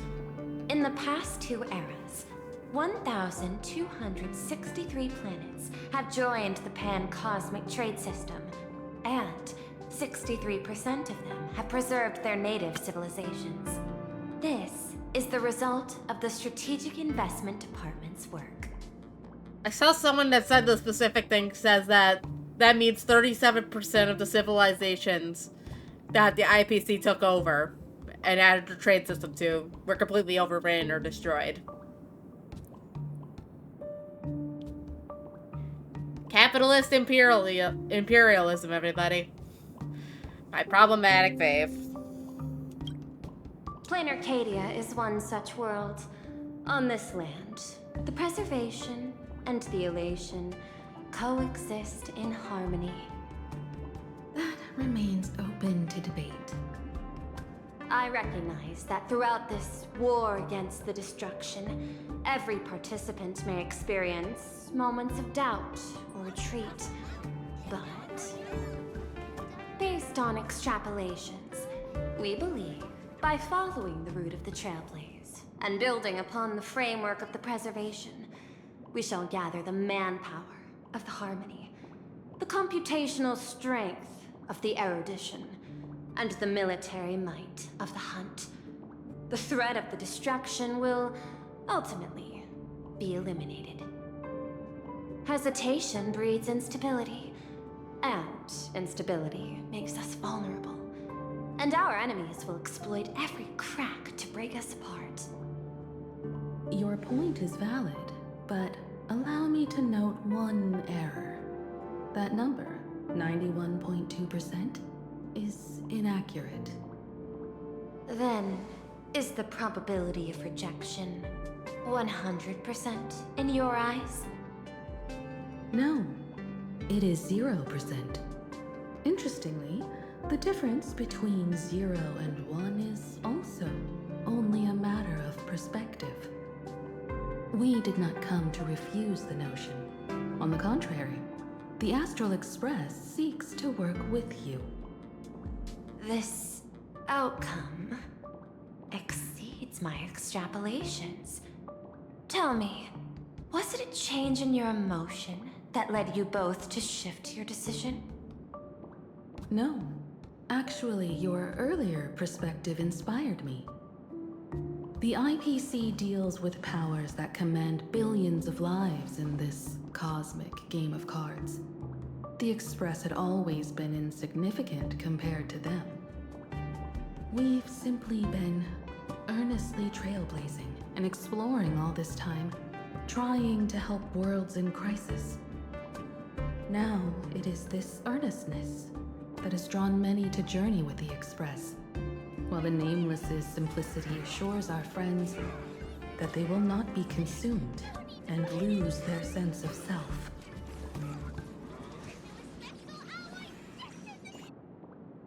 Indeed, if the Trailblaze has any outstanding strength, it is the lack of— That is why we came to you, Miss Pearl. Please set aside your role as one— Indeed, if the Trailblaze has any outstanding strength, it is the lack of trust that we walk. One of the 10 stone hearts. And imagine this possibility. To fight against the destruction, there is no need for an alliance. What we need is to stand by each other.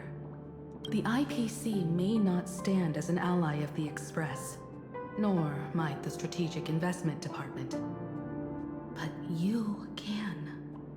Work with the Harmony. Calculate alongside the erudition.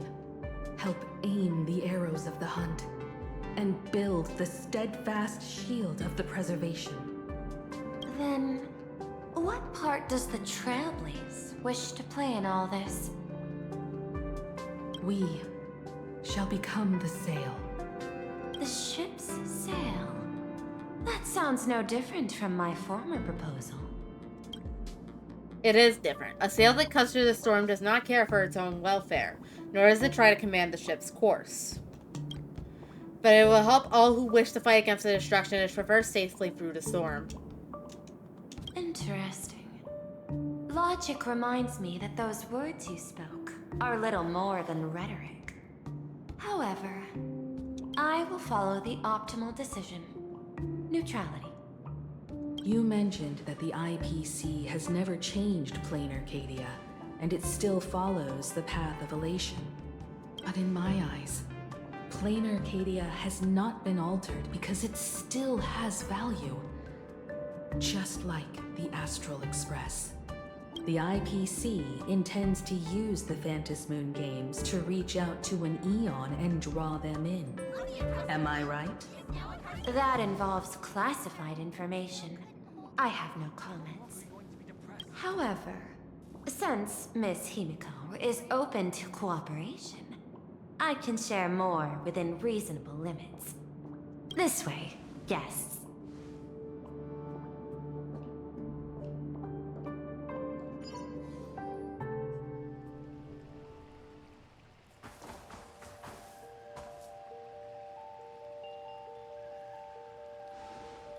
What is this?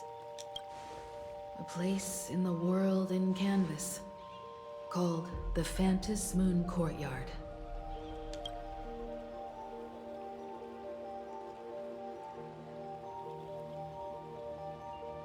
This ancient tree is breathtaking. This ancient tree has stood for 1,000 years, blooming only on the eve of the games. According to ancient texts, this is the heart of the Phantom Moon Games ceremony. 8 masks, 8 supplicants.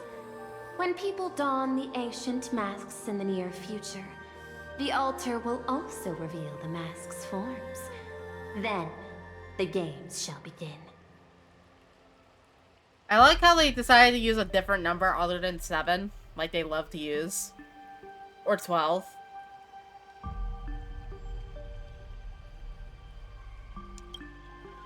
I've been told, Miss Himiko, that Graphia's blood courses through your veins. The messenger of the hunt is here as well at this moment. This ceremony, to compete for the elation, is but a reflection of cosmic politics. In that case, why not use the result of the Phantom Moon Games to decide whether the Express will become a sail or a banner? We'll consider your proposal. However, to take part in the games, one must have a mask of elation. I assume the IPC has prepared for that. As of now, the number of masks I possess is 3. With more time, I could obtain even more. In all of history, no one has conceived of a unified command of all supplicants and masks, let alone accomplished that feat.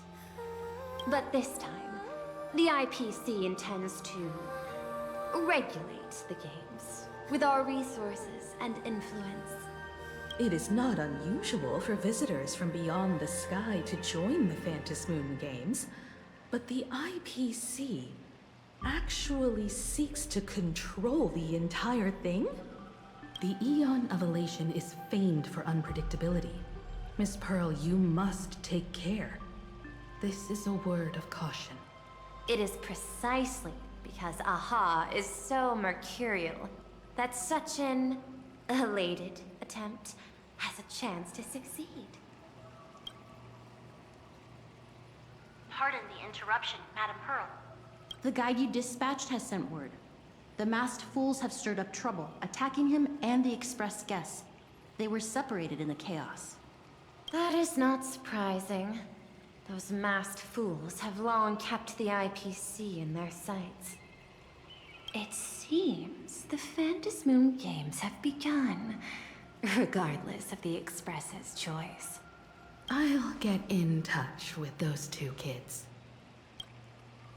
The 3 of them return to the reception room.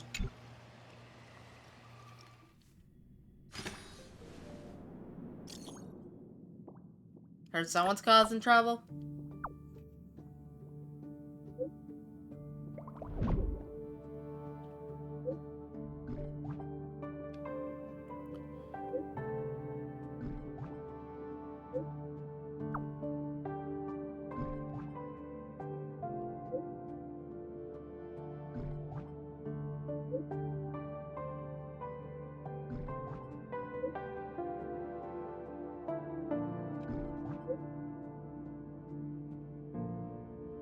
By the way, what the fuck's Down Hong up to?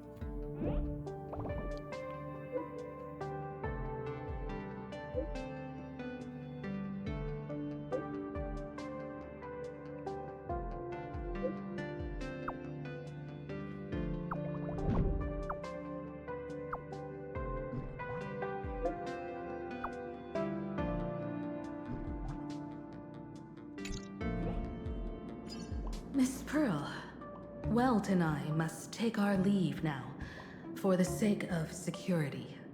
Are you both leaving already? I had another plan in mind. To speak with Miss Himiko about the art history of ancient Benzai Tengoku. Especially your ancestors' final work, World Breaker Waves, and her unparalleled mastery of imagenesis art. Since Miss Pearl is in such high spirits, Himiko, shall I depart first? I'm counting on you, Welt. Mr. Yang, please accept this gift before you leave.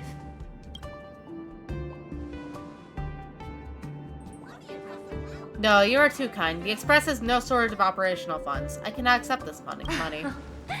You misunderstand. To offer the Nameless something so mundane would be far too discourteous. Please, open this case first, and see for yourself. Oh, this is... This is the movable magical Mechatron model from the Perlux core. It's not even really smart to the market yet. I am aware. Mr. Yang has an expert understanding of robotics. I chose this gift especially for you, and I hope it pleases you. He's a fucking mecha nerd. How much do you want to bet that he was making model kits back in Impact 3rd? I should probably play that game eventually, but I've heard that it's jank as fuck as a gacha game. Which is why I haven't gotten into it yet. This is truly a most generous gift. Thank you for such an offering. Time to get down to business. I'll be taking my leave. He wants to go play with his new toy. Blah blah blah blah blah blah. Ha, blah blah blah blah blah blah blah.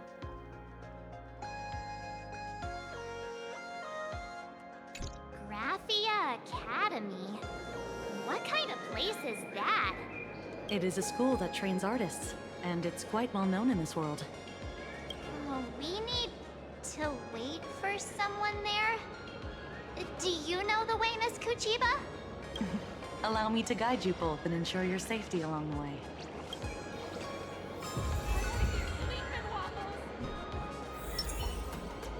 Oh, whoops.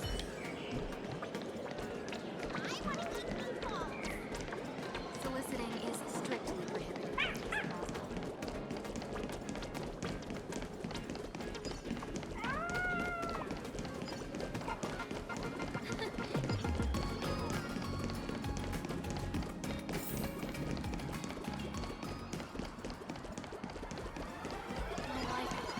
Wow. This path to school, lined with falling blossoms? That's such a youthful feeling. Definitely worth a photo. Yes, quite a few TV dramas have been filmed here. How much you want to bet that falling blossom signs was because they were supposed to be sakura trees before the political shit happened? Part ways, or lovers miss their chance, right? Exactly. Follow this road straight ahead for a while, and you will arrive at Graphia Academy.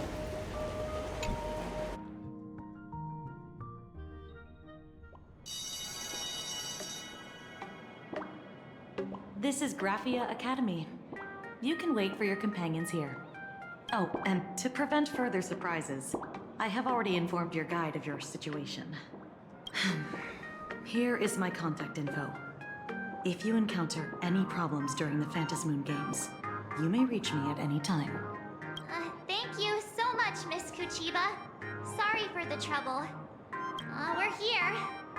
Let's check in with Mr. Yang first and see where he is. Mr. Yang, March and I are at school gate. Mr. Yang still hasn't replied? Signal's a bit weak here. Shall we find a place with better reception? How about heading inside the school to take a look?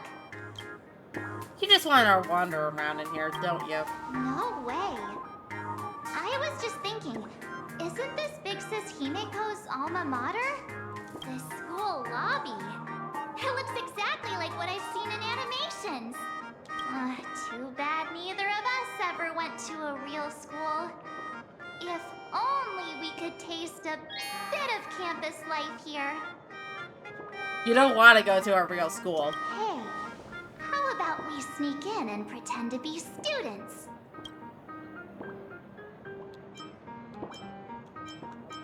And I already did my time at Paperfold. Oh, please. We only spent a few days at Paperfold University. Where did you even buy that diploma? Well, since we can't contact Mr. Yang yet, why don't we stroll around and keep an eye out for him? Maybe he's already here somewhere.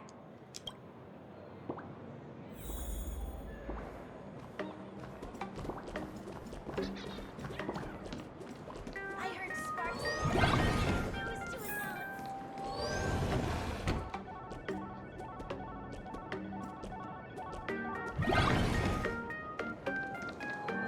Oh, come here, quick!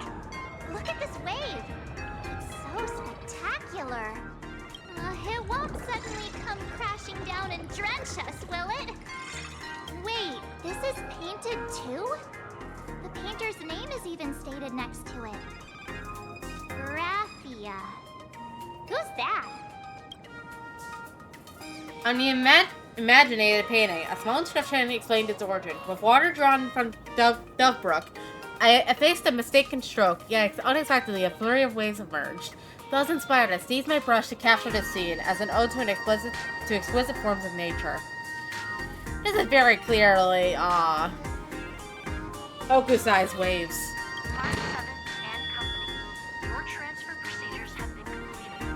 Please proceed to the Dean's office immediately. Transfer procedures? What's going on here? Let's go take a look, shall we?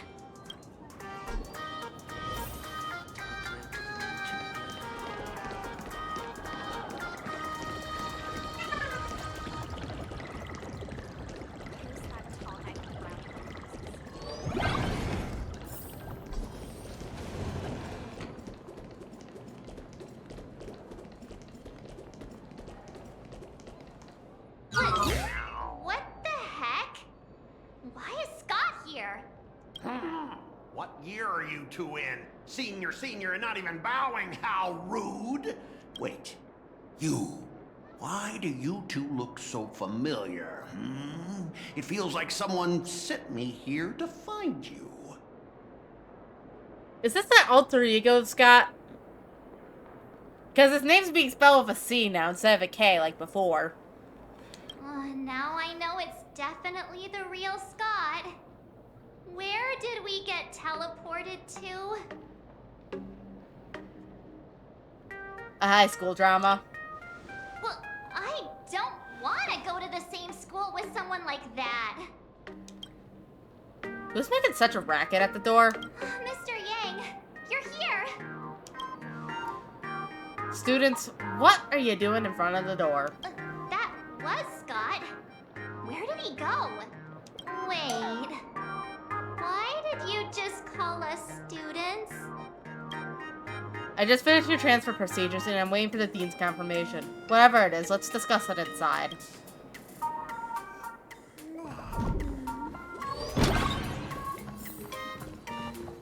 What's this transfer transfer business all about? Well, starting from today, you two are officially transferring to this academy to begin your brand new school life. Sparksy. Sparksy? I am fucking... Her player character pointing at her. My good classmates, we meet again. What are you doing here? What news on the net could possibly escape the all-knowing digital fairy Sparksicle? Ah, you're here, Dean. You're the Dean. Of course. As of this moment, I have taken over this school and become its acting dean. After all, this school is filled with fans who watch my streams. A little cognitive adjustment is all it takes to make plenty of them do whatever I want. Okay, so Welt's brainwashed. Got it. Huh? Why the hostile stares? Surely you're not thinking of roughing up the dean? All right, relax. How about forgetting the Fantasmoon games for now? Instead, throw yourselves into a carefree, cozy, romantic, and enthusiastic school life. Great. Oh no!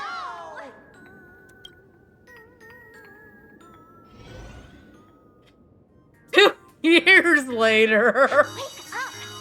Wake up! The teacher's here! The girl's breath, gentle as the spring breeze, tickles both of your ear tips and your heartstrings. So I closed my eyes, and 2 years have already gone past. Stop sleeping. Your fleeting youth is slipping away. The artist qualification exam is right around the corner, and some students are still dozing off in class. Silence! How dare Sparksy, what the heck are you doing? you call the dean by name? Do you have no respect for her at all? Before you stands an online streamer, a singer-songwriter, a trendsetter of internet culture, a rising star in education, and the masked fool among masked fools. Show some respect and address her as Dean. Thank you. It's fine, Scott. Thank you for standing up for the teacher. Such strong willpower. No wonder that outdated model wanted you in the Fantasmoon games. Too bad you crossed paths with me. Soon you'll be just like these students. All of you will be turned into my little toys. Students, today is campus cleanup day, so help Dean Sparksy find that thing. Search places like the archive room from top to bottom. And teachers are all required to pitch in as well. If anyone spots that truant teacher, be sure to tell me. I will reward obedient students handsomely.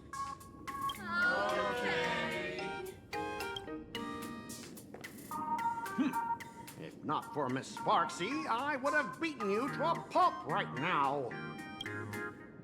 What did I do to you this time?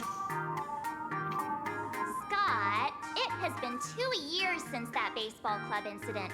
Are you still holding a grudge against him? Ha! Easy for you to say. If it weren't for this one, I would already have made my mark at the school sports meet. That jerk crushed my baseball dreams. That's it? Huh? What do you mean? That's His it? face. Were you planning something even worse for me? Death. Just last week, when I was about to confess my feelings, you folded my love letter into a paper airplane and sent it flying into the toilet. And when I tried to fish it out, the girls in class completely misunderstood me. Listen up. I'm here to challenge you to a duel. After school today, I will be waiting on the rooftop.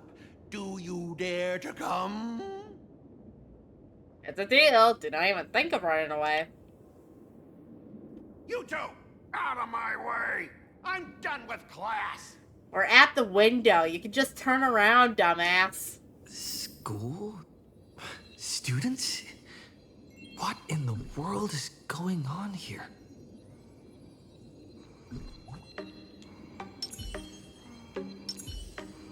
I'm never gonna be able to graduate. For another year.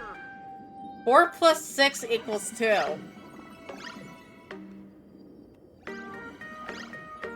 Teacher, Dean Cedric ate my homework.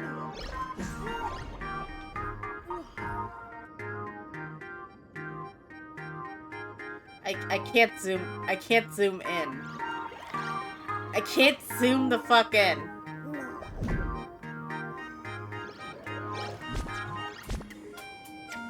God damn it. I wanted to zoom in.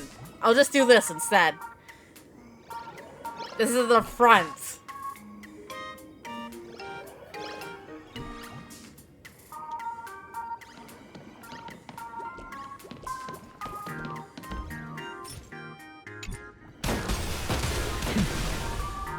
Alright. My dear classmate, you're acting kinda strange today. Is it because graduation's near? Are we really students in this school? You stumped me there. At our age, what else could we be but students here? Dead. Don't tell me. Did the pressure of school make you lose your memory? You can't fall apart now. Actually, we just got our class photo developed. Let's use it to jog your memory. Look, this is our class photo. Does it bring anything back to you?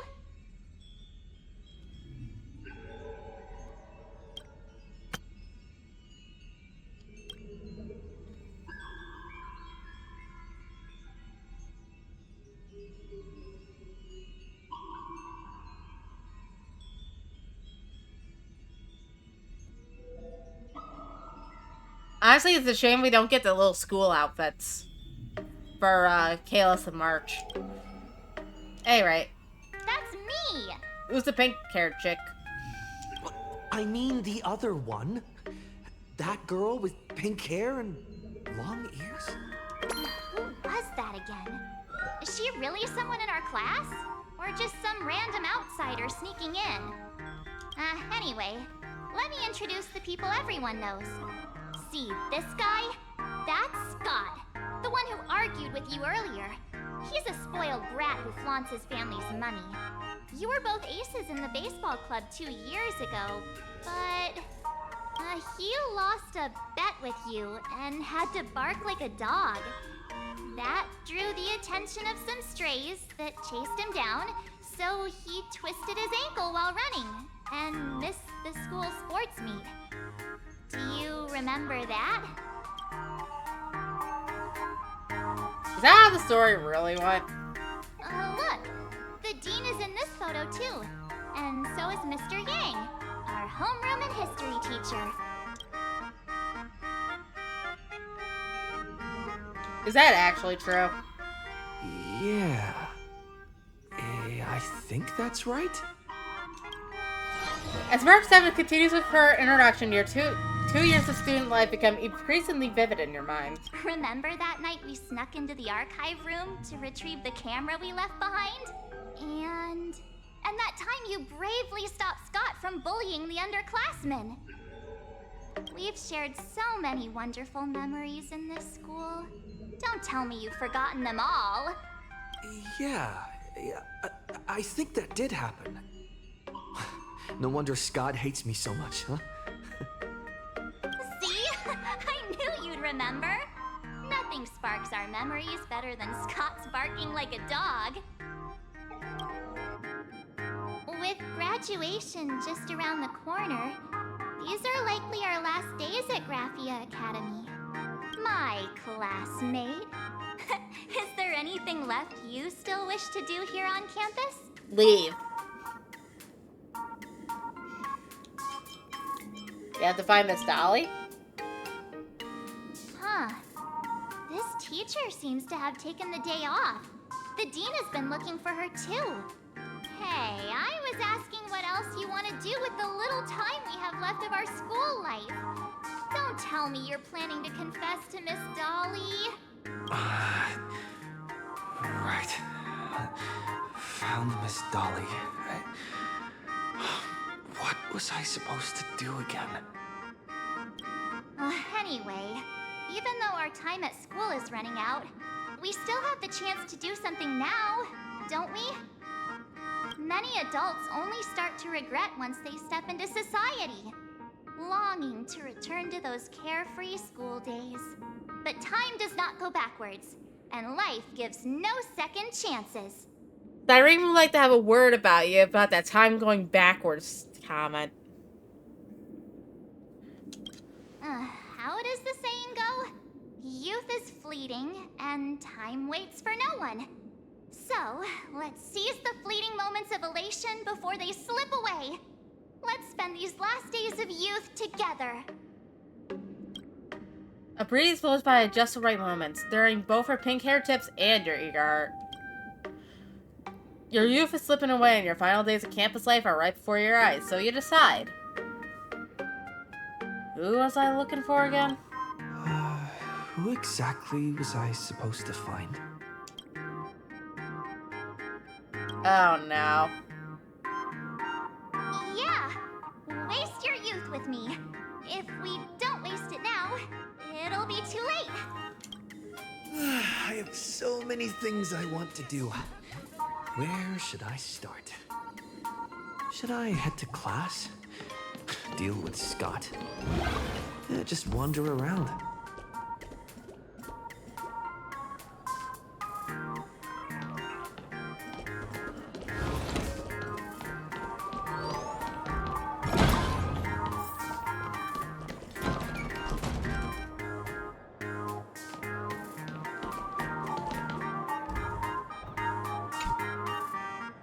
Well, student, do you need my help?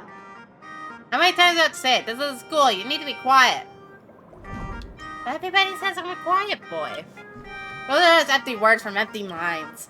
I am Miss Cedric, the Dean of Graphia Academy. You may not recognize me, but I remember you.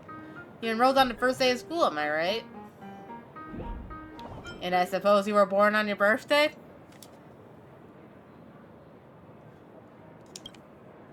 What, you think I'm joking with you? I'm simply reminding you of that which needs reminding. I've noticed the trend. Students today are not receptive to discipline. They don't want to hear a single word more than necessary. Are you saying that I'm being long-winded? Well, actually, I have reflected on this, and I say that I care about the students here at Graphia Academy, but I'm constantly in meetings. It's only natural they feel a certain distance from me. Hey, I do wish to learn more about the young people today. Let us continue our conversation.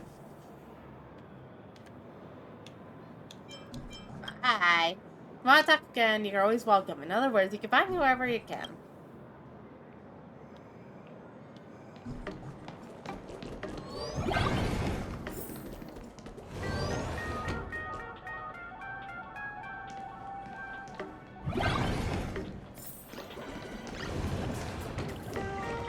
Competition is coming up.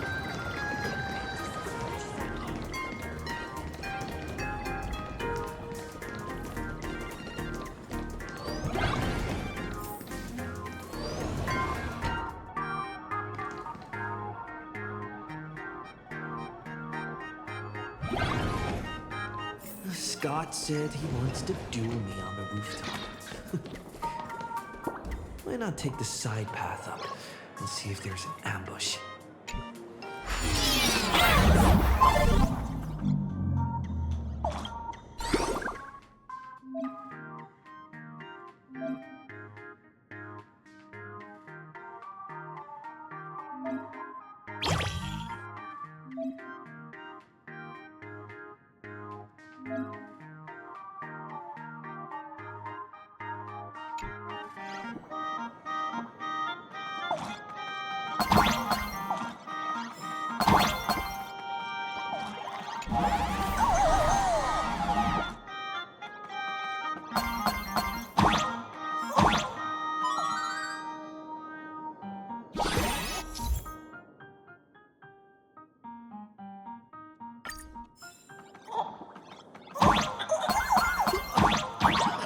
I can jump even higher now.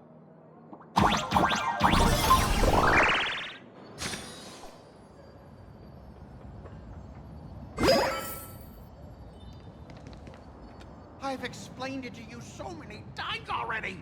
They're jealous of me, jealous of my passion for you, blazing as bright as the sun. So he set me up on purpose, making me into what you girls call the maniac of the swirling waters! You have to believe me, Lakshmi. I'm innocent!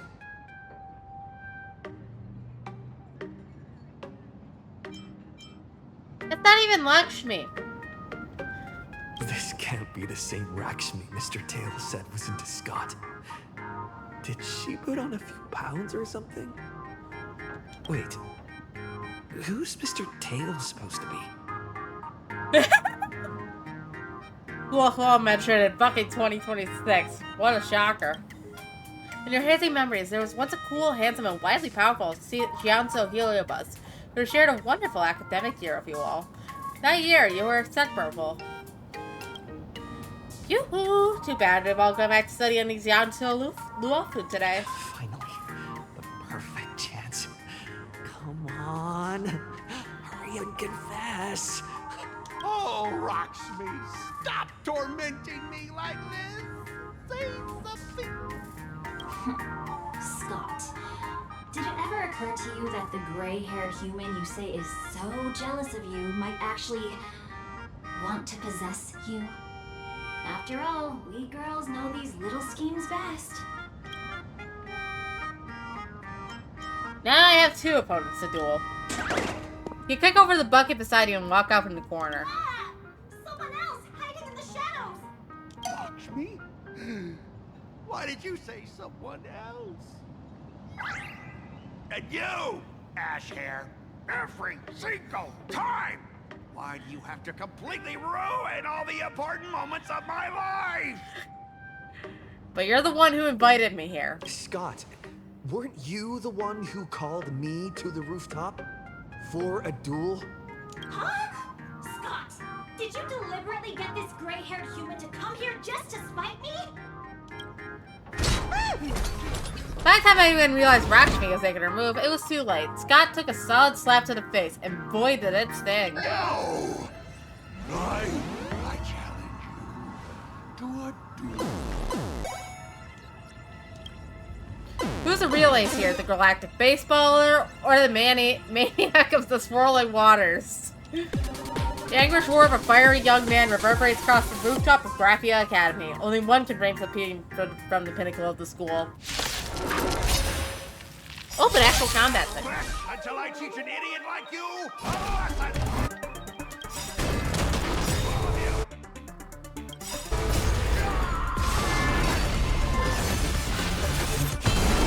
Dragons, soaring above the land.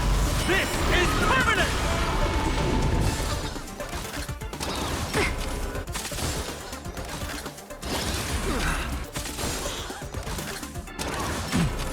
Overcome the thorns. I doubt they're what. This mortal watch over you, guide you on your path. What's the matter? To the soul. Look, with this divine power, I reforge all things. Hey, why aren't you getting in on this yourself, Scott? This is my number.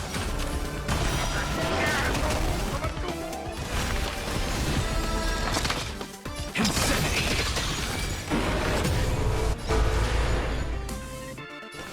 Step onto the board. To the defeated, your downfall is absolute.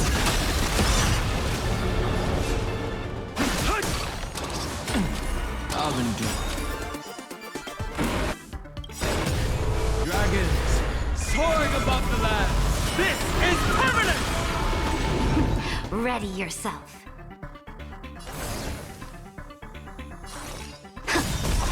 I'm just a frail scholar. To the soul. All right, enough!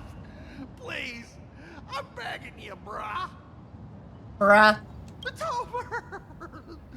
My campus romance in the game I built with my own hands. You ruined them all.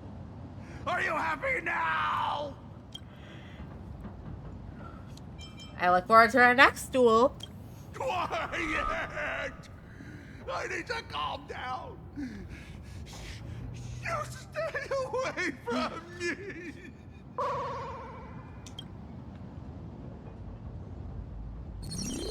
Yet another rival has fallen by your hand, and now none remains on the campus to challenge you. Standing atop the rooftop, you feel life's loneliness descend upon you, cold as snow. Did Scott drop something? Is it equipment?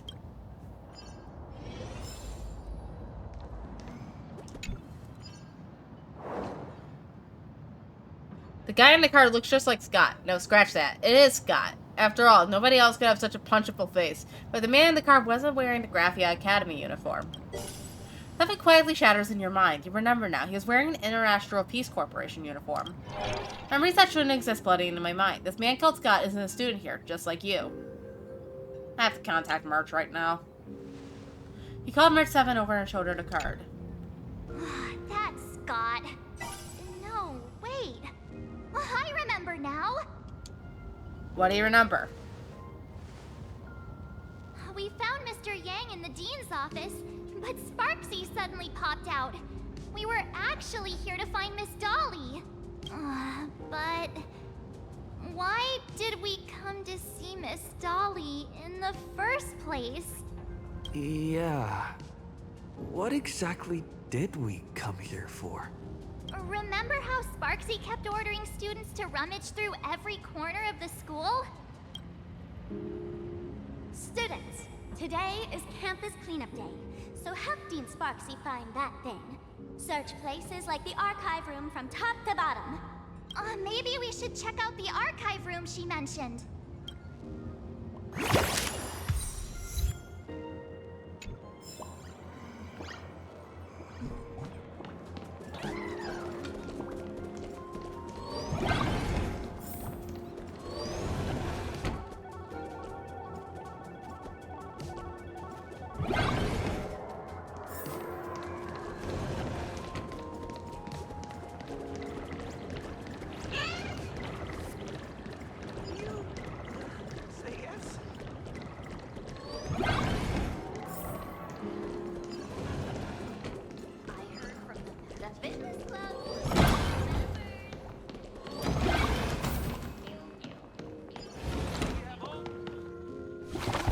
In the archive room, students were frantically rummaging through cabinets and drawers. Oh, did the dean send you here?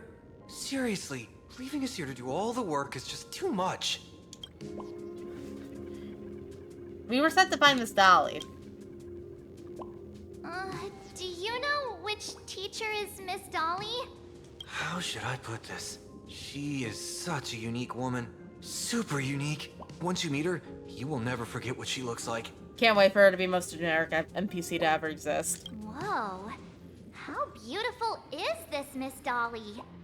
Huh? Beauty and Miss Dolly have nothing to do with each other.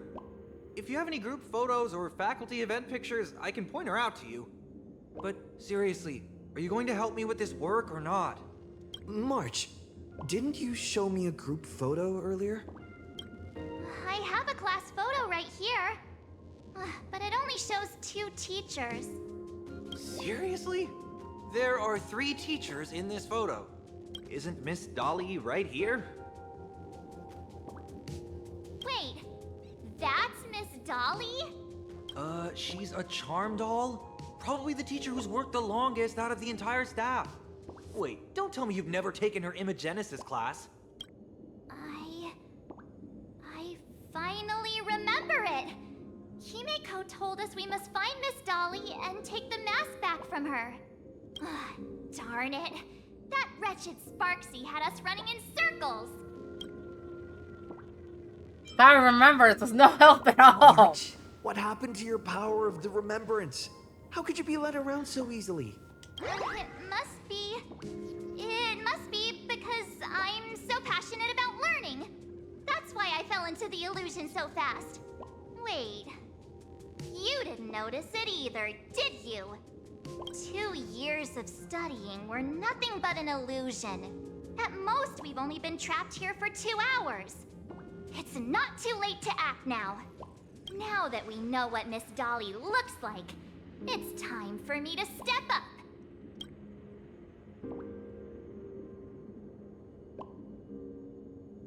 Arch's serious mode, activate! Dolly has vanished.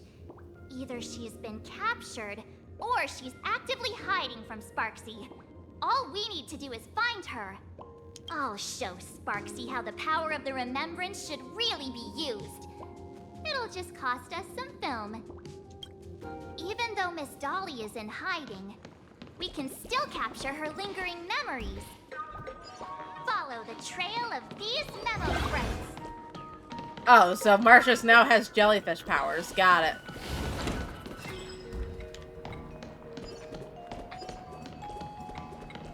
We're getting real close. There's a fragment of Miss Dolly's memory here.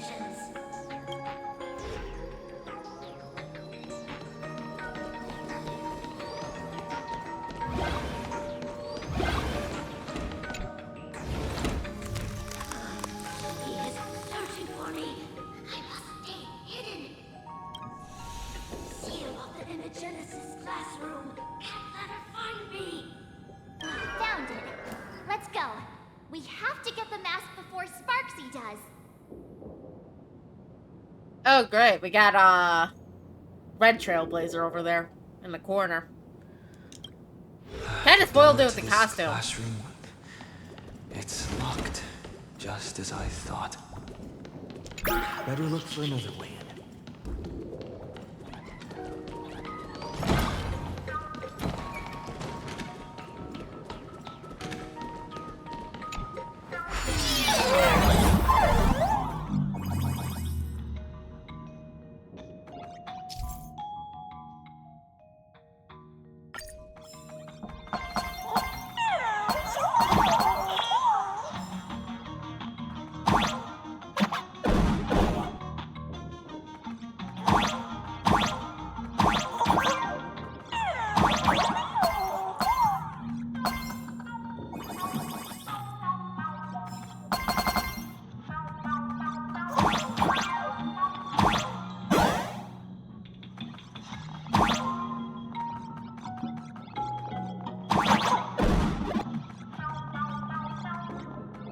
I'm assuming that's staff.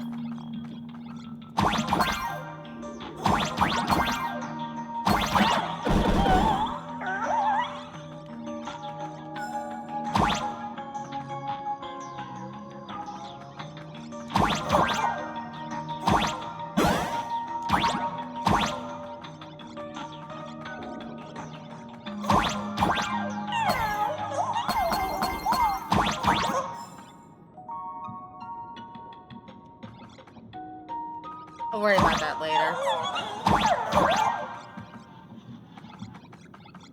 Once I do, chest hunting post-story.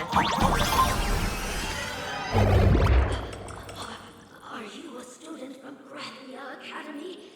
I've already sealed this classroom. How did you find me? Miss Dolly? Don't be afraid. Himiko sent me. I will never hand over what she entrusted to me to outsiders. That imposter dean outside is rummaging for it too, right? That's right. The masked fool Sparksy pulled off a takeover of the academy. It took me so much work to find you. I'm one of the Nameless on the Astral Express, and right now I'm the only one who can protect you. Please, you must trust me. The Astral Express. Indeed. I read about its arrival in Plain Arcadia in the papers, and saw it on TV recently. Since you claim to be Himiko's friend, answer a few questions about her. If your answers are correct, I will entrust you with the mask. I'm ready for this. Fire away. Alright, let's get this shitty ad out of the way.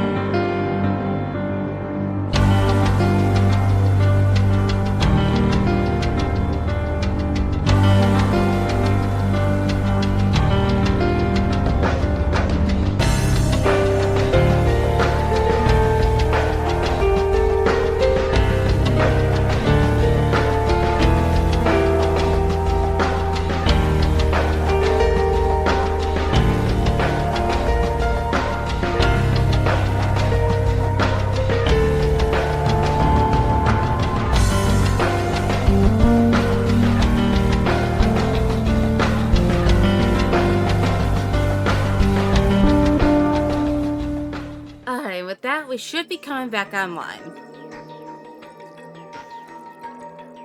So let's resume a regularly scheduled star rail.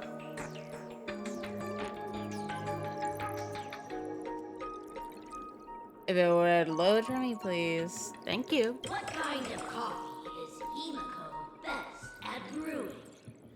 Oh, wait a second. How could you ask such a question? Don't you know her coffee is absolutely undrinkable? Looks like you've suffered from it yourself.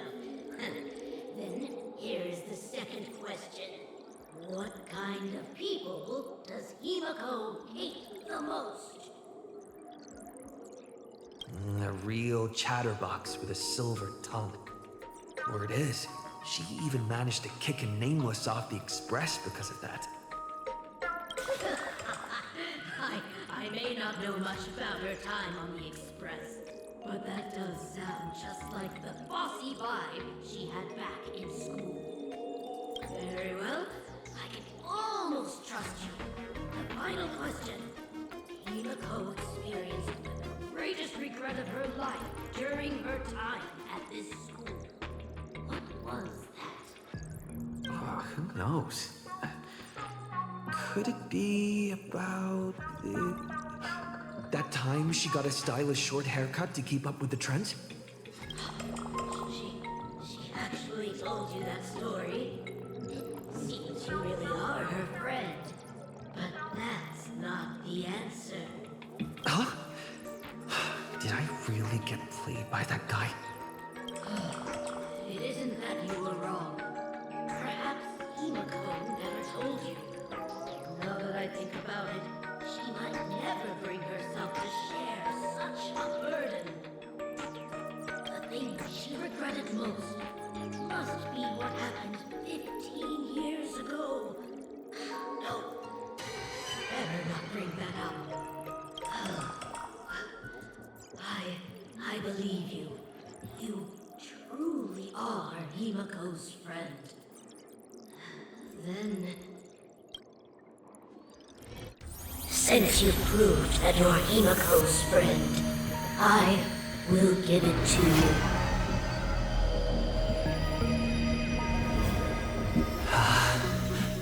Wait, if you're right next to me, then who's this? Thank you, Ms. Dolly.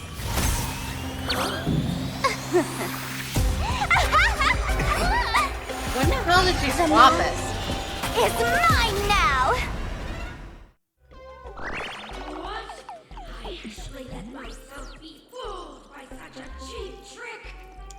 You two came much too late. Sorry, Miss Dolly.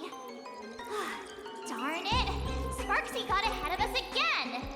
But how could she know so much about Himiko? That man with glasses seems to have no issues with becoming a teacher. Once I took your forms and chatted with him, I got everything I wanted to know. Sometimes trust among companions can be quite dangerous. Now you've done it! How dare you trick Mr. Yang! There you turn into me. Swapping avatars is as easy as slipping on a shirt for a streamer. Most people only care about appearances anyways. Isn't that right, Nameless? You have really made me angry. She can't run away anyway. So, why don't we take the mask from her by force? Woohoo! Congratulations! You figured out my weakness. But the mask of elation that has been worn is like a clip movie ticket. It only belongs to the one who used it first during the Ventus Moon Games. Seems you're completely unaware of such simple common sense. How sad. What? Astral Express out! The only one worthy of joining the games is the adorable Sparksicle. Now then, it is time to treat my fans.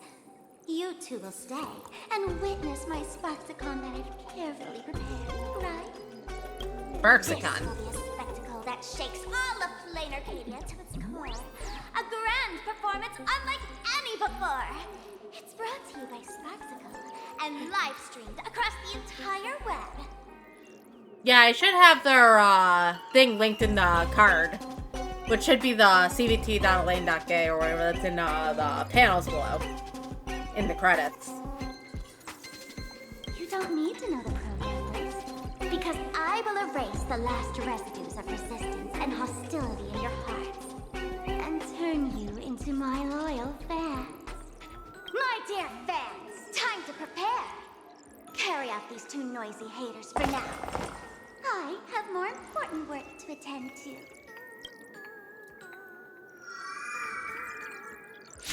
My dear fans, be charmed.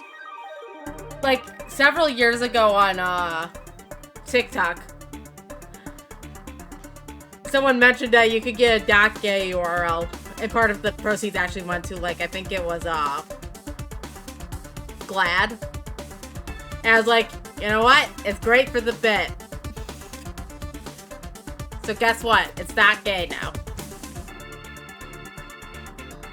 Find me. Fight for me. Give me all of your joy, sorrow, and obsession. Give me every Give me your switch power. What's the matter? This mortal's Watch over you. Guide you on your path. to the soul. Insanity.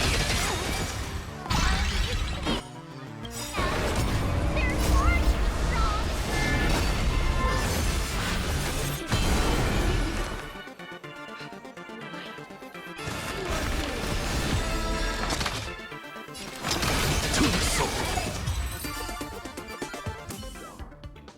Do not worry, I will lend him a hand. Darkness strays over you like a canvas, and when it lifts, you find yourself somewhere else. Is this the archive room? The dizziness from teleportation feels like the weightlessness during express warping, though it really makes your head spin is discovering that Mark 7th isn't by your side. Looks like whoever tried to help only barely managed to get you alone to safety. Hey there, my sweetest fans!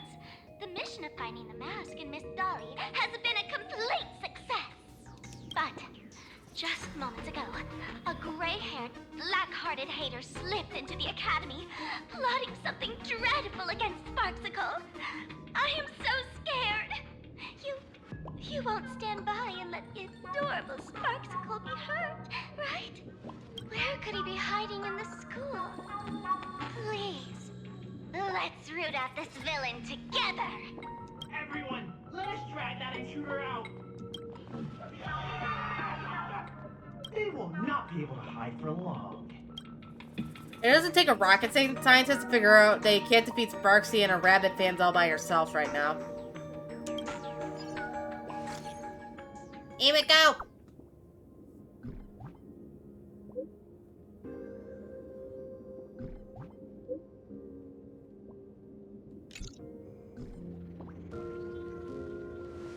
As expected, Sparksy's been plotting this for a while. She won't even leave you the slightest chance of escape. Outside the door, hurried and chaotic footsteps gradually approached. Hiding won't save you. We will drag you out soon enough. Have you reached the end of your rope?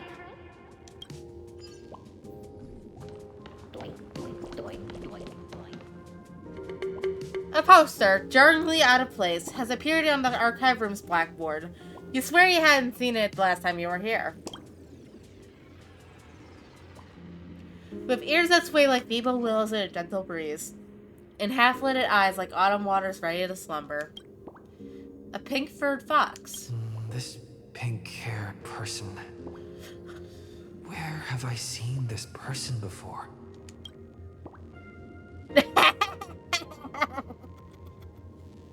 Guess what? It's Jiao Is that right? No, that can't be. Right? It's totally Jiao. I remember now. She's the fox girl in the class photo.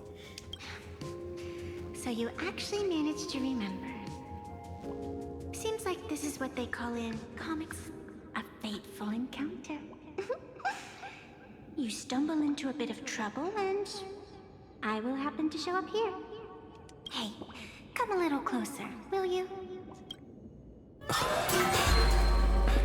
Come closer. Even closer.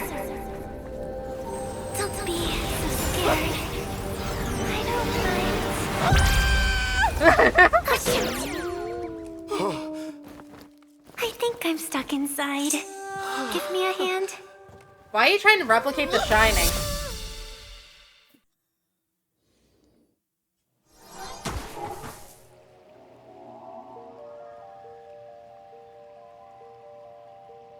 What is this place?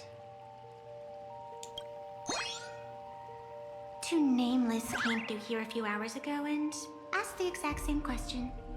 I'll use their answers to reply to you.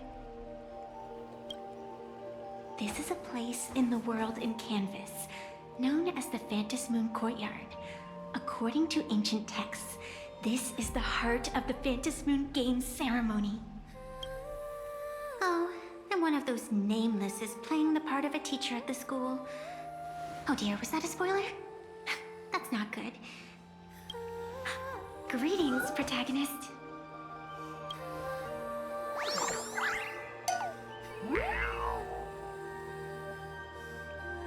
Protagonist. That sounds a bit self-aggrandizing. What the fuck does that mean? That's big girl words. I don't know what the fuck that means. Aggrandizing.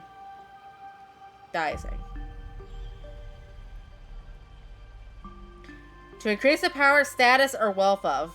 Enhance the reputation of someone beyond what is justified by the facts. That's what that means. It's the first time someone's called you something so over the top. What's her angle? You can't help but feel suspicious.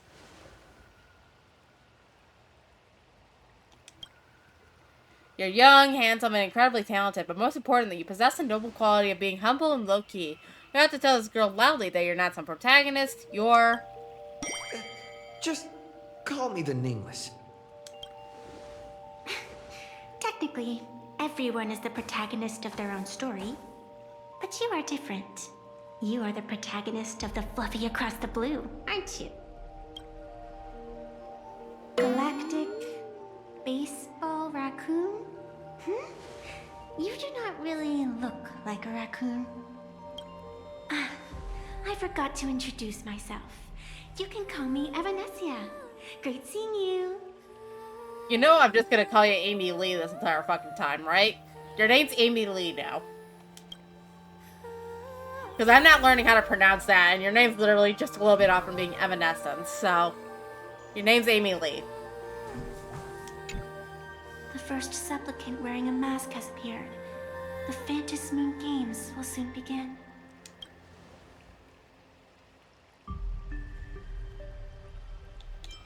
Did you just say Fluffy something? Do you seriously mean you've never read it? The comic that has taken this world by storm? It is inspired by the adventures of the Astral Express, telling the tale of cute little animals riding a train across the cosmos. Fluffy Across the Blue. They actually made a comic about the Astral Express. Of course. This is plain Arcadia. Any story can be turned into a comic in here.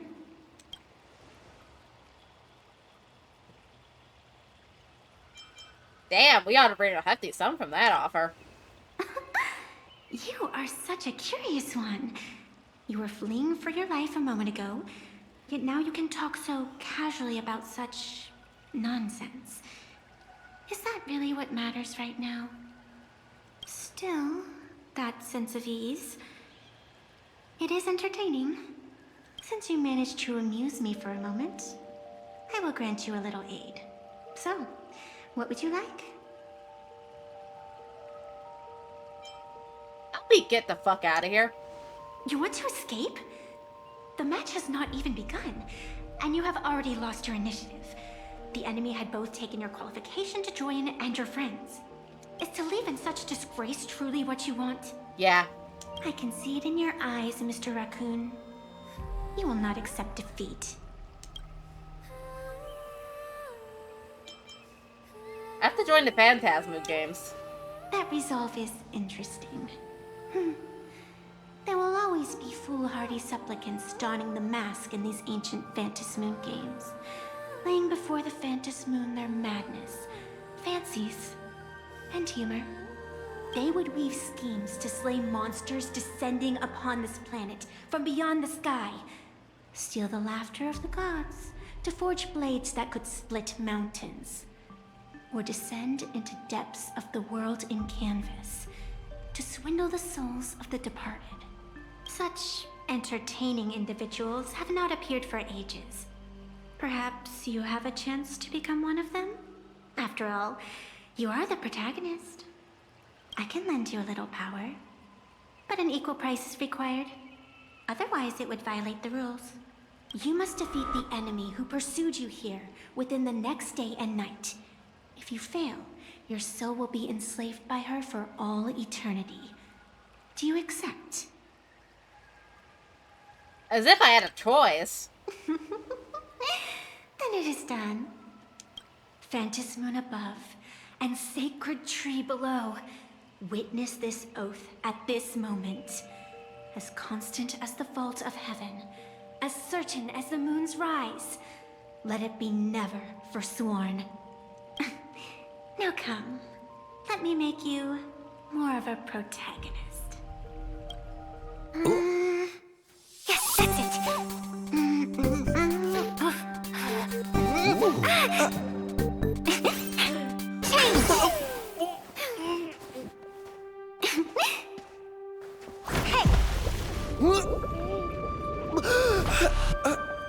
Where's this?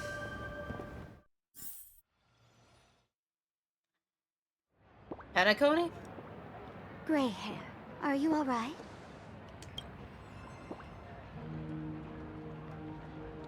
What exactly is your actual connection to Sparksy?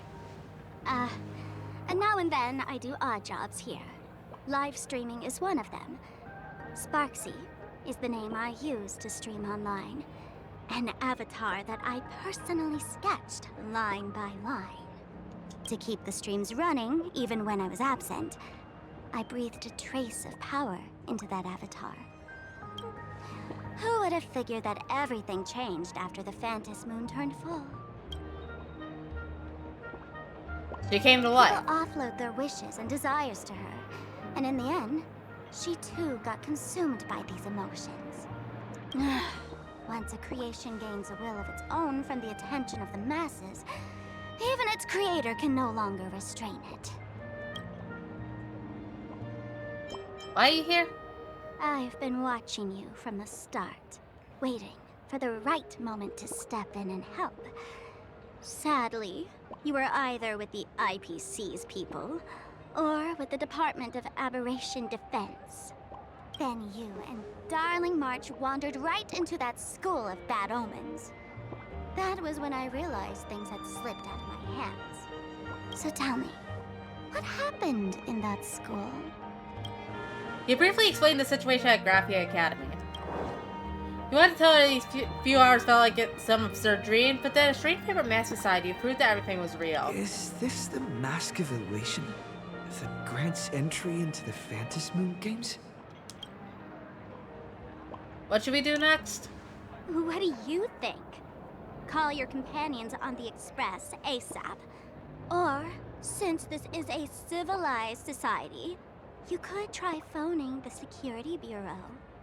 Are you making fun of the fact that we were reaching uncontacted planets before? But these matters are obviously far beyond what they can do. They say that no one could restrain the supplicant's actions in the past. Ah, those were the good old days of freedom. Well, not even the security officers were intervened? Gray hair, you are so naive. You've been to countless worlds. When the skies collapse and the end draws near, what can the authorities possibly do? Don't make their jobs too hard. Actually, we've been to enough worlds we can count on one hand. Belobog, the Luafu, Penacony, and Amphorius. And I guess this one counts now, Planet Arcadia. That's 5. Sparksy, can you not count past 4? Are we gonna have to sing the I can only count the 4 song? The Phantom Moon Games are nothing less than a ceremony set down by the Master of Elation. Amazing miracles always appear in the world after every game ends. Like the birth of a new imaginé, unthinkable phenomena, or a future brimming with hope. Perhaps you have heard this question. If the world's science and technology could leap forward by 100 years at the cost of a single kitten's life, would you kill the kitten? Nah. But clearly, Plain Arcadia would. Whatever. This is not the time to debate over ethics. Gray hair, are you gonna save Darling March and Mr. Yang or not?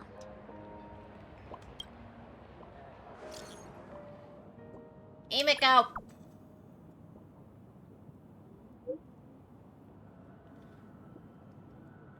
Mask's been taken.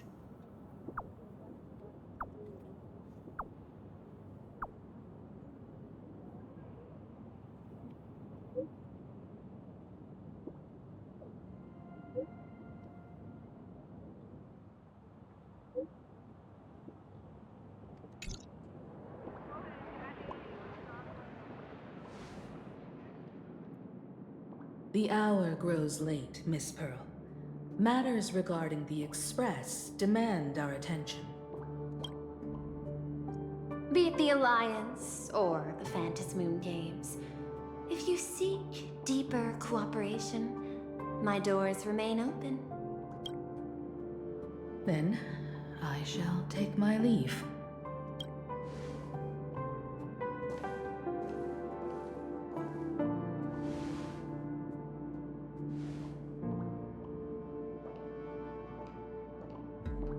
Big yawn How indeed. intricate human social interaction models are. My extrapolations still cannot account for the full strategy tree of the Astral Express. Master, General Yao Guang of the Xianzhou Yuchui is here to see you. Shall we have her wait? No. The Xianzhou will also become a key ally. Only through enough contact and emulation. But we get to can see we Best hope to Wife on comprehend stream, their so methods and strategies. the wait's worth it. Conclusion. I don't think I'll be able to keep copying the painting for the rest of today. Let General Yao Guang in.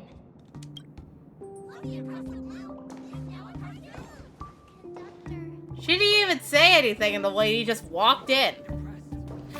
I am the Honorary Dean of the Omniscience Sapientia Academe, Master of the Decalite Reflection Barrier, bearer of the Xianzhou's intangible cultural heritage, the Sparrow-Shaped Fist, and the Seer Strategist, General Yao Guang. Thank you for seeing me despite your busy schedule, Madame Pearl. For a moment, I nearly mistook your words as a fault in language processing. I believed you had brought the entire delegation inside. No, she just wants to glaze herself by saying a million different titles. Few Intellitrons in the cosmos have a sense of humor.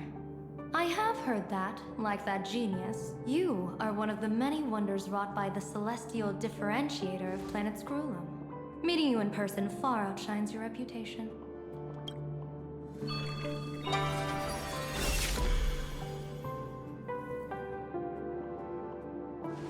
Madame Pearl, seeing how you have a calculating look, and with your heart pristine and your outer form so dazzling, I could not help but cast a divination for you. The hexagram lies between fire and heaven, demonstrating a bountiful harvest with your fortunes lying at the zenith or even beyond. I have no training in divination. General, may I ask you to interpret it? Then let me speak in terms even an Intellitron can follow. I extrapolated your fortune using the Xianzhou's predictive algorithms. The result is 101111, a sign of great blessing. If you treat others with sincerity, abundance will follow. I have long heard of the Arbiter General's legends. The strategy of General Jing Yuan. The courage of General Fei Xiao. The ingenuity of General Hua Yan. Often, I have wondered, what kind of figures are the Xianzhou generals who remain away from the public eye? Meeting General Yao Guang today, I cannot help but think that with such beauty, you should step into the light more often. Looks like you've studied the words of the Cienjo well. You've even learned the art of provocation. You praise the others for their individual and unique talents, yet when it comes to me, the only thing you had to say was beauty. Do not misunderstand me, General. To me, beauty is the rarest of treasures, and the most fragile to preserve. Besides, intel on you is truly scarce. It is quite difficult for me to find ways to compliment you. But what I do know is, the Yuchue is the think tank of the Cienjo ships, and its general is the master of all diviners. Speaking purely of deciding the course of affairs, no one is better suited than you to cast the Cienjo Alliance's vote on whether to join the Anti-Destruction Alliance. So, General, what is your decision in this? This topic is far too great for me to decide on a whim. But as a gift and to complement the respective gaps in our knowledge, allow me first to offer you a piece of vital intelligence. And with it, I ask the IPC to show sincerity beyond empty words. I do not follow your logic. With the threat of the destruction looming, what need is there for further reasons to cooperate? Set a mighty foe as a common goal, convince former enemies to turn allies, then devour them in turn. Such feats are hardly rare in the IPC's annals of glory. I understand. The Cienjo questions the IPC's sincerity. It would be better to say we ask the IPC to demonstrate its sincerity. Courtesy demands reciprocity, and the intel I now offer you is both urgent and weighty. Question. What could be more important at this moment than forming the Anti-Destruction Alliance? Nanook won't erase the universe in the next few days, but someone else might destroy plain Arcadia within that time. You have heard of Blade, the Stellaron hunter, right? Oh, here comes our boy. Mr. Suicide himself. Has long placed a great bounty on his head, though I have never laid eyes on him. The Yuchue recently intercepted a report. Styling himself as Cienjo's #1 assassin, this man accepted a contract from the Sinwish Syndicate, a local organized violence group. I do not know his exact aim here, but he is a major criminal of the Cienjo. He is guilty of the 10 unpardonable sins and is a formidable fighter, with few able to match him. As General of the Yuchue, I will take it upon myself to bring him in before he can cause disaster here. This planet, Ahatopia, is part of the pan-cosmic trade system, and Blade is a wanted criminal of the IPC. Since he has set foot here, he falls under its law. General Yao Guang, is the sincerity you seek for us to capture this man and deliver him into the hands of the Cienjo? I hear the Phantom Moon Games are about to begin, with the entire nation awaiting it with bated breath. I imagine you will also find it hard to extract yourself from the festivities. If this cursed man were to quietly depart on his own at this time, would that not be a perfect outcome for all? This is my understanding. You wish for the right to act freely within plain Arcadia.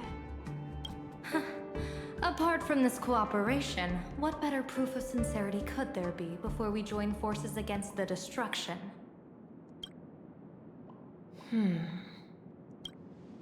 Deal. What I do not doubt, the might of an Arbiter General. However, I do doubt, will the Cienjo's #1 assassin truly leave without a commotion? By my extrapolations, even without accounting for the guidance of Destiny's slave, The probability of capturing a single Stellaron hunter is less than 9.8%. Not even 10%. As a diviner, that's not how I see probability. Even if the chance of success is only a coin toss, once I enter the fray myself, I always treat it as a 100% certainty. Oh. So she's more than just a trailer character.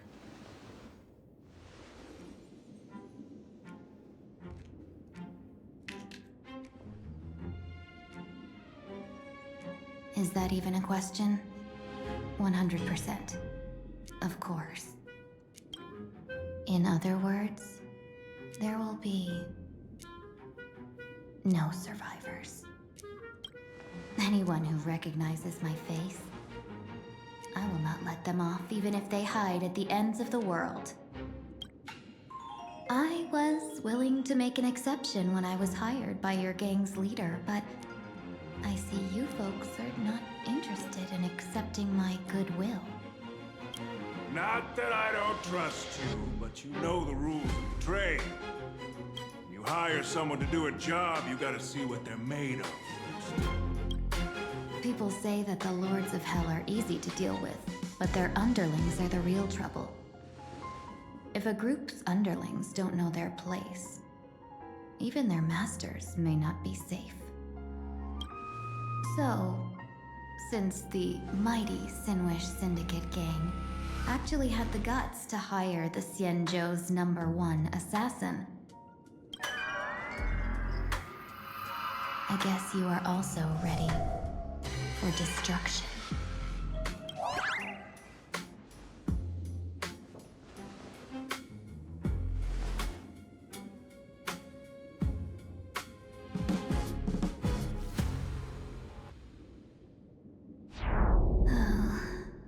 Years of wandering have given me nothing but exhaustion. And I have finally come to know how harsh the road of life truly is. Impersonating the Xianzhou's #1 assassin. Madame Yao, you really stuck me with a wonderful task.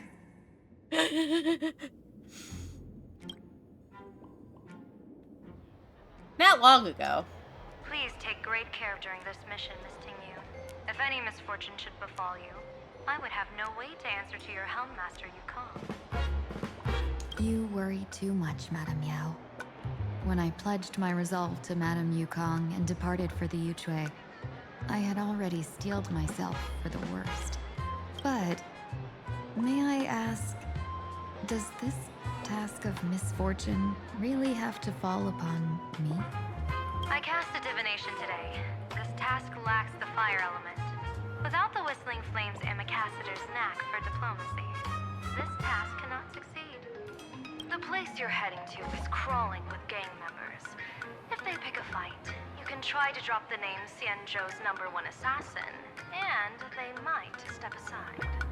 Do not worry, General. I have journeyed far and wide with the merchant guilds for years and faced no shortage of danger. A handful of gangsters is hardly difficult to deal with. If you're not afraid of danger, then why have you not set out yet? Shall I read your fortune and give you a little peace of mind? What I fear is that fortune-telling of yours. No, what I really fear is you, Madame Yao. Afraid of me? Am I so notorious on the Xianzhou Lafu? I've heard many tales about you. After the Battle of the Fanghu, you willingly surrendered your command token and became a general in name only, with neither troops nor soldiers.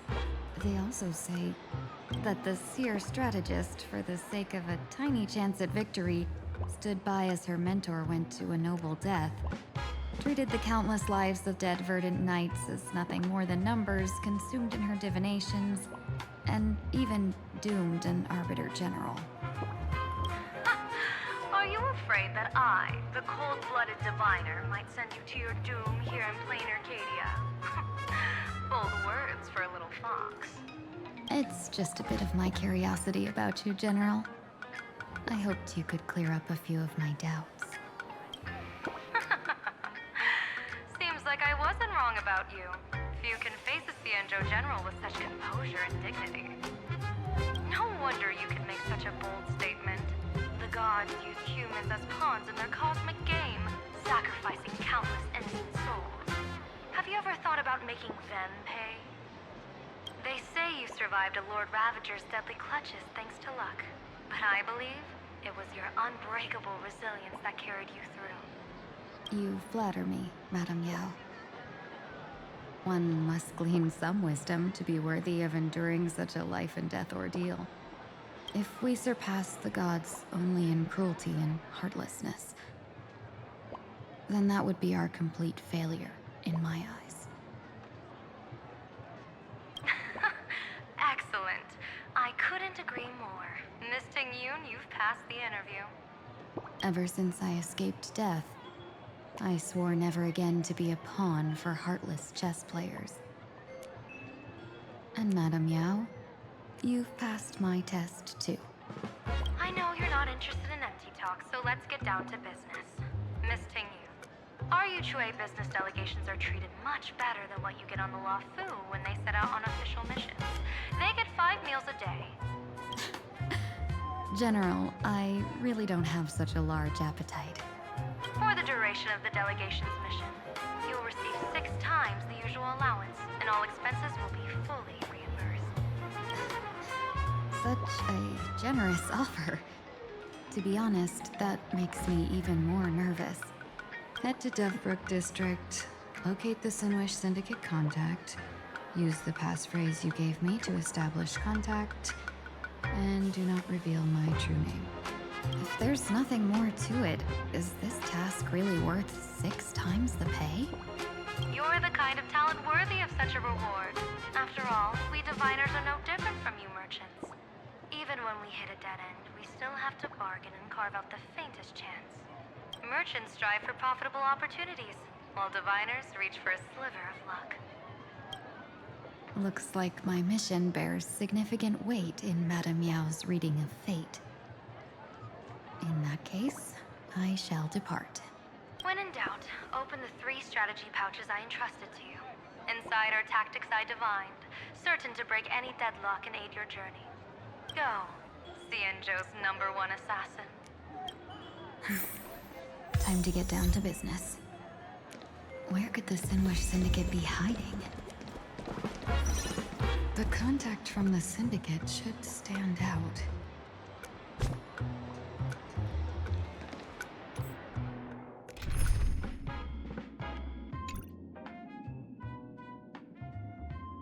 For shits and giggles.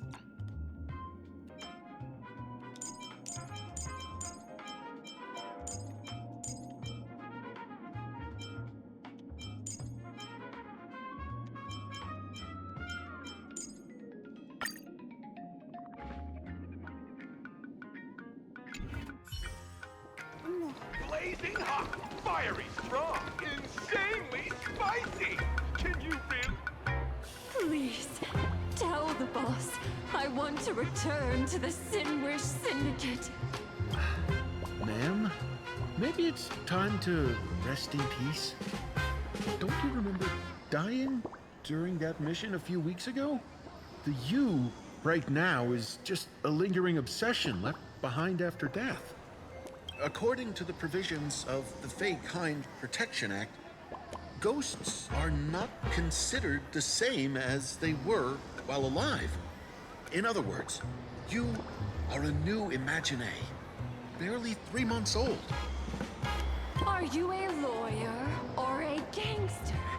I gave my life for the Sinwish Syndicate, and now you mean to shut me out? These two are members of the Sinwish Syndicate? Don't you get it? The old you's dead, and even your criminal record got wiped clean. The leader's trying to say that now you've got a chance to keep to the straight and narrow. You shouldn't come back to the gang. How am I supposed to convince you? Hey, Fox Girl, you eavesdropping over there? I'm just a Cienjo person here to talk business. Could you tell me which way to the Sinwish Syndicate? I come from the Cienjo to discuss a deal. A deal that wears me down, yet tears my enemies apart. Business? From the Cienjo. The Sinwish Syndicate office is just across the river. Have a safe journey. He doesn't seem to have understood the passphrase. But the news that the Cienjo's #1 assassin is coming has already spread through the organization.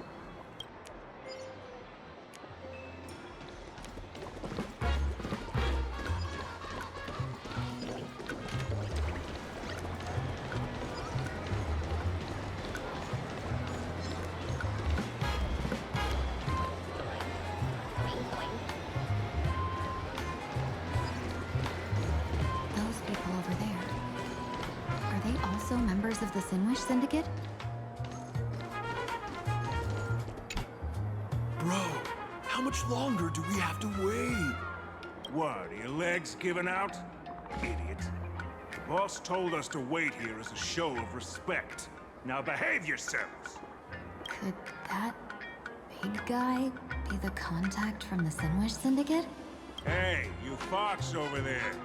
You've been staring at us long enough. Got something to say? May I ask, is this the Sinwish Syndicate's turf up ahead? Yeah, so what? I should act tough and say less than what I want to say. Since this is the Sinwish Syndicate's turf ahead, not only am I going in, you will invite me in with respect. What did you say? You're here to stir up trouble, aren't you? I come from the Cienjo to discuss a deal. A deal that wears me down, yet tears my enemies apart. You're the guest our boss invited? Hold on. I nearly fell for that. Looking all delicate. How could you possibly be the Xianzhou's #1 assassin? Spill it! How did you know the passphrase? Why don't you take off your sunglasses and let me see if you still have your eyes? The Xianzhou's #1 assassin is nothing more than a nickname coined by the common folk. I have always considered myself a merchant. A merchant? Isn't a hired killer the oldest trade in the world? By the way, Mr. Imagine, do you know why they call me #1? You'll never miss a shot? Not quite. I kill in bulk. The way to keep business going is to offer a little extra. If they pay for one person to be silenced, I throw in 2 more. With that hot temper of yours, always picking fights, you've probably given your boss plenty of headaches. I doubt the boss would mind if I took you as a bonus kill. You punk! How dare you disrespect the underboss! Shut up, all of you! Boss's orders come first. My name is Kostai. Sorry about my underling's rudeness earlier. I'll cut a finger off later to make amends. There's no need for that. I only collect heads, not fingers. No worries. It won't be my finger anyway. These brutes should be easy to handle. They've never seen the face of the Xianzhou's #1 assassin, so this'll be much simpler. What should I call you? Yelling assassin, assassin every time just won't cut it. Just call me the Tarrying Fugue. Terror in fog. That name oozes menace. Completely overwhelming. Now then, can you lead the way?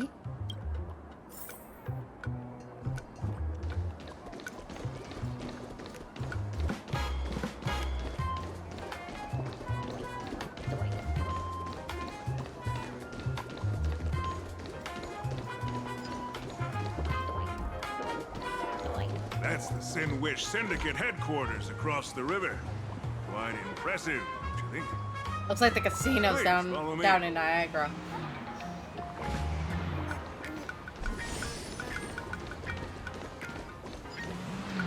Is this the passage in the painting? Of course. Sinwish Syndicate has it under our command for now.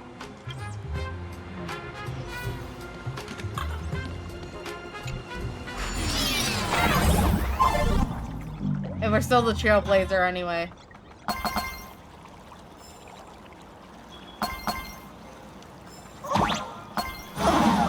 What,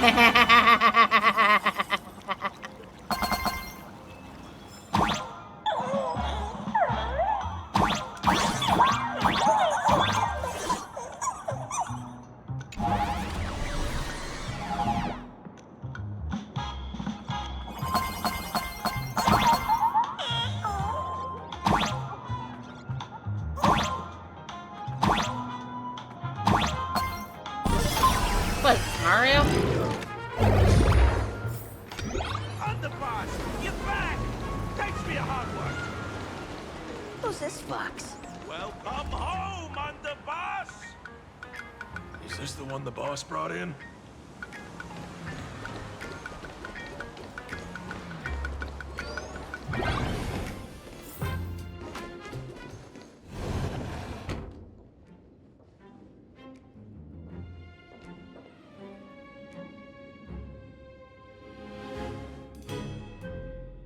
Underboss, I mean no disrespect, but is this frail woman really the one the boss invited?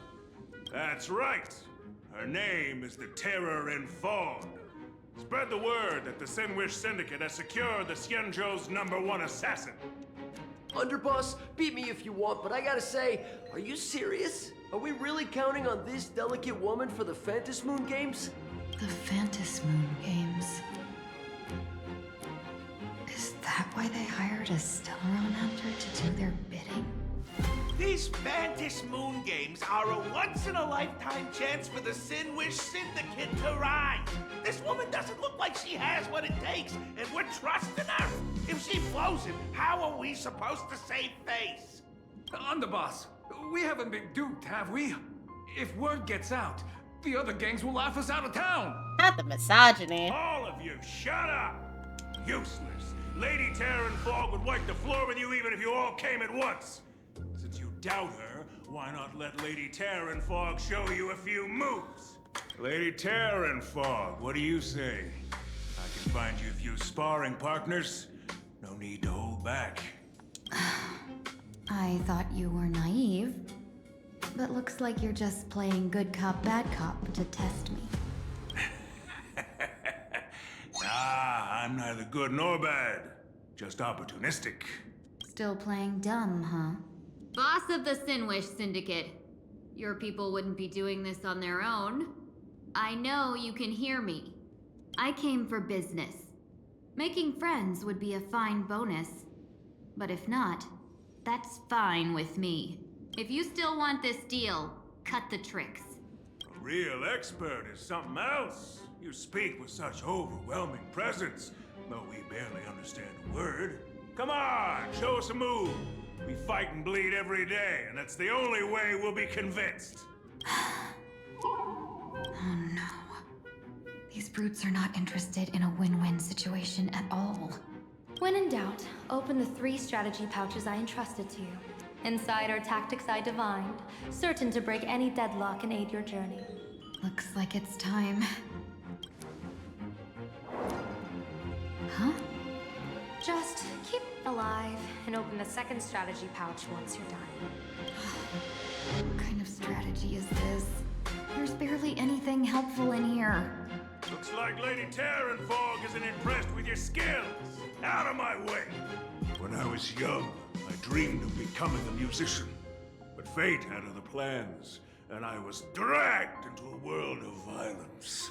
But even then, I never let go of my love for music and rhythm. Even in battle, I kept honing my singing and instrumental skills. And that's how I forged my one-of-a-kind fighting style. They call me the Roaring Costide! Oh, Prince! The underboss is getting serious! Lady Terran Fog, I humbly challenge you. Show the Sinwish Syndicate the assassination skills you're so proud of.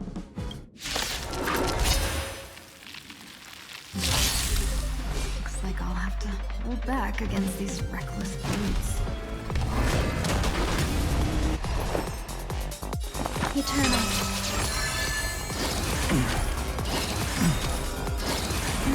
Oh, you stand still. Dragons soaring above the land. This is permanent! Bring it on.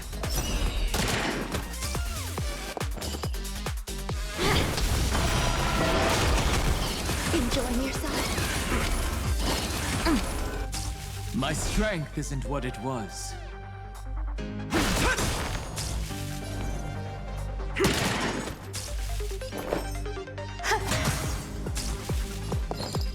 Unite our goals.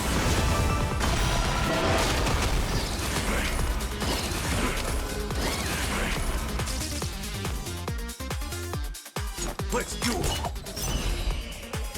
Time's up. There's no reason with you. Those are the most good. Those are deeply brave. My purpose is to protect.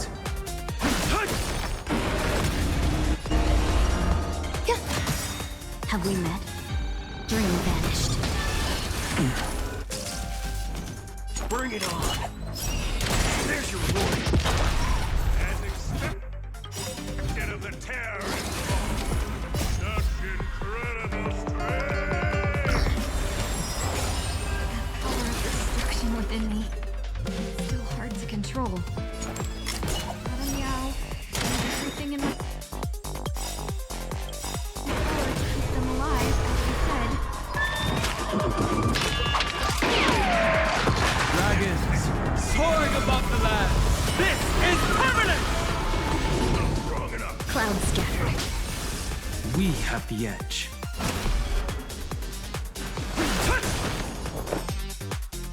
Existence is unity.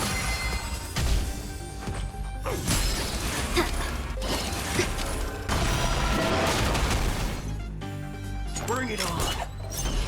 Time's up. I don't want to take your life. Back down while you still can. A true warrior of the Sinwish Syndicate fears no death. Don't underestimate. Underboss, bad news. 2 more weird dudes just showed up. Fucking Dan Hong and Sunday. Oh. Cut your bull. I can see for myself. Never thought visiting an ally would mean crashing into a local gang's hall. Oh. This will take some explaining. What a twist of fate. But for us to reunite with an old friend here? So be it. You two, stand down. Listen well. This will be an honorable duel. A duel. You dare duel a Xianzhou? Xianzhou's #1 assassin? And you still dare to act so brazen? Huh? Wait, What do you mean, Xianzhou's #1 assassin? Who exactly are you?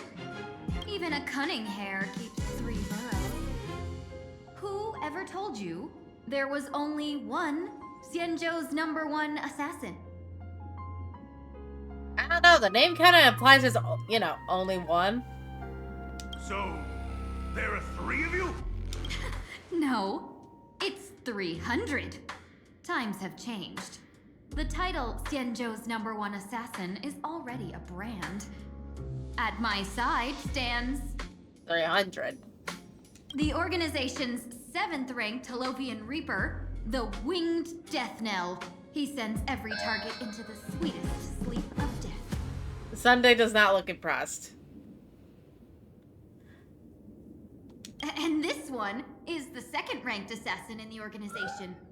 A ruthless killer surpassed only by me. His spear strikes like a falling star, and his presence soars like a dragon. They call him Young is trying so the fucking Jade hard. Dragon. Then you are... You can call me Whistling Flame Fox. I humbly hold the top position in our organization, though I mostly handle business relations and HR work. Hard to believe, isn't it? Come on, madam. It's pointless to say anything now. If you want this gentleman to know you speak the truth, let our brother show off a bit of his spear work. That will convince them. I say, there's no need for that. Course time. You insisted on testing them and got nothing out of it, did you? If you let them meet me sooner, none of this would have happened. Okay, that's about to start, so... take our regularly scheduled stretch break.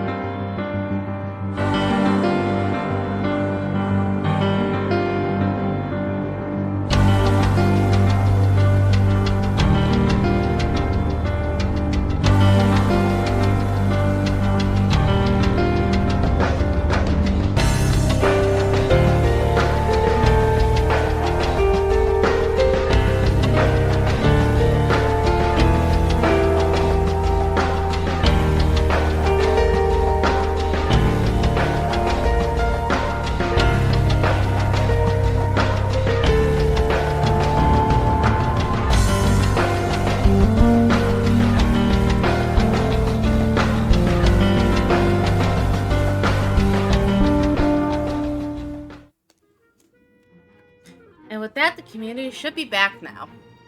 Now then. Boss! I cannot hand your grand enterprise over to people we know nothing about.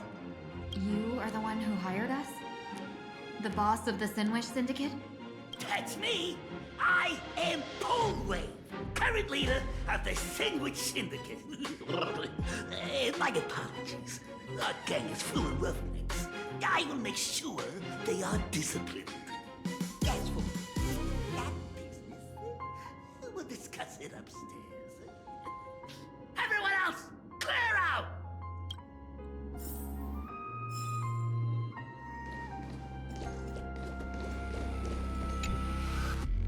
time no see, Lady Tingyun. It's been a while since we last met in Penacony. Yeah, it's been like a fucking year.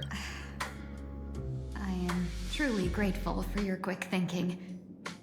To avoid revealing too much, I made up false names and titles for you two just now.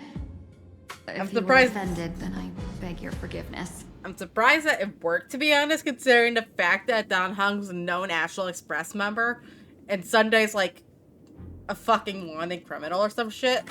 Or at least an exile. Whose name should have been plastered all over the news for terrorist shit. This place is a hotbed of trouble. What brings you two here? When Sunday and I contacted the Shenzhou delegation, they asked for our help. They claimed someone from their group had lost their way here in a foreign land and was captured by a local gang, and they wanted us to help. It was clear there was more to the story, but we came anyway. Who would have thought? It turned out to be true. Lost? Captured. There must be some misunderstanding. Alas, this rumor was likely a destiny arranged by Madame Yao. Did you just say Madame Yao? Do you mean the seer strategist from the Shenzhou Yutue? I happened to hear of her back in Penacony too. They say she is the Diviner General, one who lives in seclusion. Did the Alliance send her this time? Lady Tingyun, you stepped into such danger yourself. Do you have a vital mission? You two are no strangers, so I will speak plainly. She's the one who sent me here on this mission. The Sinwish Syndicate invited the notorious Xianzhou's #1 assassin with the intention of hiring this person to participate in the Phantom Moon Games. But the delegation's intelligence revealed that the person was none other than the Stellaron hunter, Blade. Him? I assumed the title to come here to uncover why the Stellaron hunters are involved and how he will enter the game. So, how's it going so far? By sheer twists of fate, everything has gone smoothly so far. But as for what comes next, I still don't know anything either. Still, Madame Yao entrusted me with 3 pouches before I departed. Each said to hold a stratagem. Well, let us call them stratagems for now. And at this moment, it is time to open the second. A strategy pouch? So you revealed my identity after all. No worries, I've sent you some backup. Use them however you like. Open the third pouch only after you've met the Sinwish Syndicate's boss. No wonder they also call Madame Yao the Crosstalk General. The what, General? It says the two of you will help me clear the way, so I can safely meet the Sinwish Syndicate's boss. What do you say? This place is perilous. Of course, we will accompany you, Miss Tingyun. As for the Stellaron hunters, I too find them intriguing. Don Hung, will you help me gather a bit more information? Of course. Thank you, Sunday.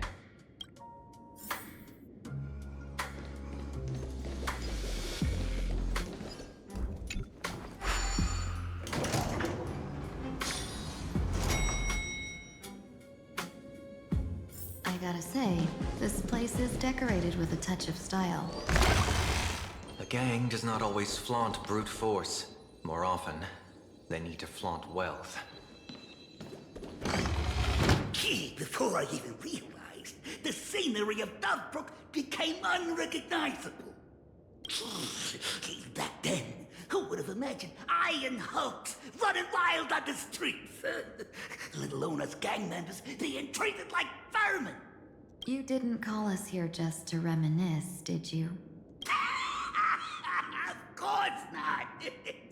Please forgive Korstein's rude little test.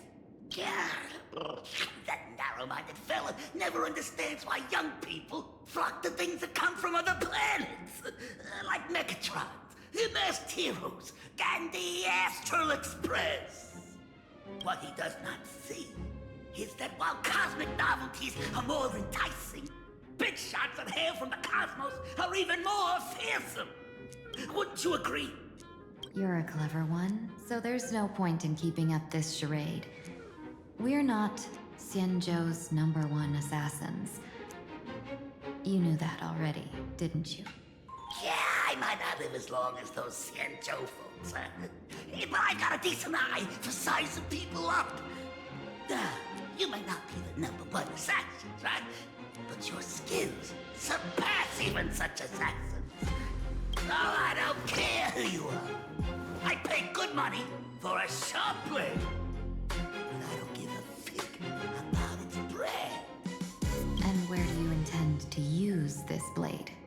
I'm the Sinwish Syndicate. What? No, don't get me wrong. I'm not looking for bloodshed. Instead, I intend to perform surgery on the Sinwish Syndicate. Look here. Through certain connections, I secured this mass correlation. The entry pass to the Eonic game. Some covet this treasure, while others fear it as a curse. Now, you claim the name of Xianzhou's #1 assassins, huh? So surely you came for this. You want the god's reward, don't you? You are our employer.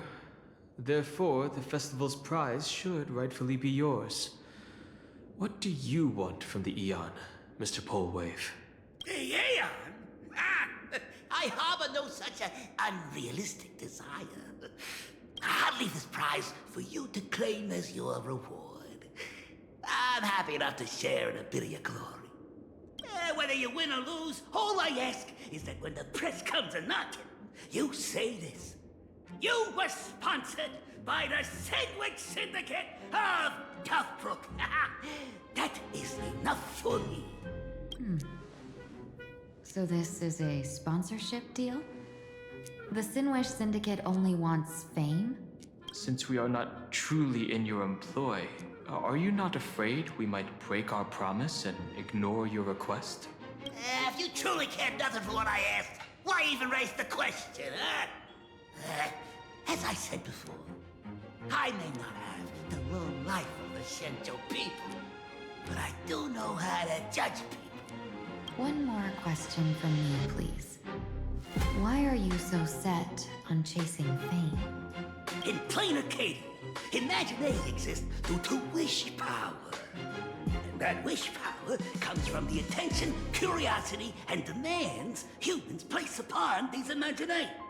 The Sinwish Syndicate was founded to provide for those imagination who were ignored, had no wish power, and were not needed by humanity. Unfortunately, ever since that seashell woman rose to power, our path of blood and violence had run its course. That's why I want the Sinwish Syndicate to take on a new form. One that will draw more attention than ever before. The Sinwich Strangeling Pension Foundation, huh? What do you think of the name? It's a cozy and heartwarming name. So, will the three of you, accept this job?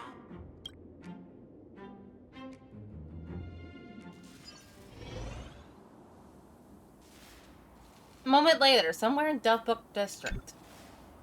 Mr. Polewave's goal is surprisingly grounded. A gang leader won't survive this long by relying on bodyguards. It's about having a sharp instinct for survival. He wants to launder his gang clean, but that will not be easy. In my view, the underboss may not see eye to eye with his boss. My thanks to you both. With your protection, I managed to leave without harm. Yet, we carried off the mask meant for the so-called Xianzhou's #1 assassin. When I think of it that way, this mask feels thorny in my hands. That man. He seeks to enter the Phantasmoon Games? What does he plan to do? kill himself. Whatever his purpose, this matter is grave. I'm afraid I must take my leave for now and report to General Yao Guang before making any decisions. No need for that. I've been waiting here for you all for some time. Madam Yao, you came in person? Well, you see, I must admit I passed false information to the two behind you, sending them on a wild goose chase. I should personally ask for their forgiveness. As for why I am here, Miss Tingyun, you still have not opened the third pouch, have you? That's true. Whatever they give you, just take it all and bring them to me. What kind of after-the-fact strategy is this? General, had you spoken plainly, Sunday and I would never have refused you. Why did you lie to us and claim that someone was lost and captured? I didn't lie. If not for the appearance of the former Vidyadhara High Elder and the runaway Master of Penacony, Miss Tingyun would still be trapped in those brutes' endless probing. Her being lost and captured was exactly the future I divined. I also foresaw bloodshed awaiting the Sinwish Syndicate. Had it come true, it would have been because Miss Tingyun failed to restrain her strength during the clash. Yet, with you two here, the gangsters' lives were spared. You even foresaw the anomaly with my body. Sometimes even when fate is foreseen, it cannot be changed. Fortunately, things did not come to the worst. As for Mr. Sunday, I've heard so much about you. With my 1,000 feathered eyes, I had the privilege of watching the broadcast of your entire god-ascending feat in Penacony from far away. Truly magnificent. Let's not speak of that mishap anymore. Rather, we have brought back the mask, as you asked. How do you intend to use it? Surely not just to hold it and block the Stellaron Hunter's entry. That was the plan, but from one cause spring 100 outcomes. Now that the mask is in my hands, there are many possibilities. What do you say about using it to lure Blade here and strike him down together? Or perhaps I could wear the mask myself and personally compete in the Phantom Moon Games. That'd be interesting, right? Each mask used is gone for good. The Stellaron hunters will be left with a real headache. That'd be truly killing two birds with one stone. Madam Yao, this is deadly business. It's no laughing matter. Deadly? Miss Tingyun, that is exactly why I am here. Not to put Blade in his grave, that is. His ties to the Xianzhou have long since frayed. There was no need for me to snatch someone else's assignment and come here only for his sake. Snatch someone else's assignment? So the Xianzhou envoy was supposed to be someone else? To be frank, this journey to Plain Arcadia was meant for Jingyuan, the Divine Foresight. The Lawfu Cloud Knights recently returned from the great battle against Iron Tomb, and the honor should have been his. Yet, before his departure, I cast several divinations on all parties involved and received this result.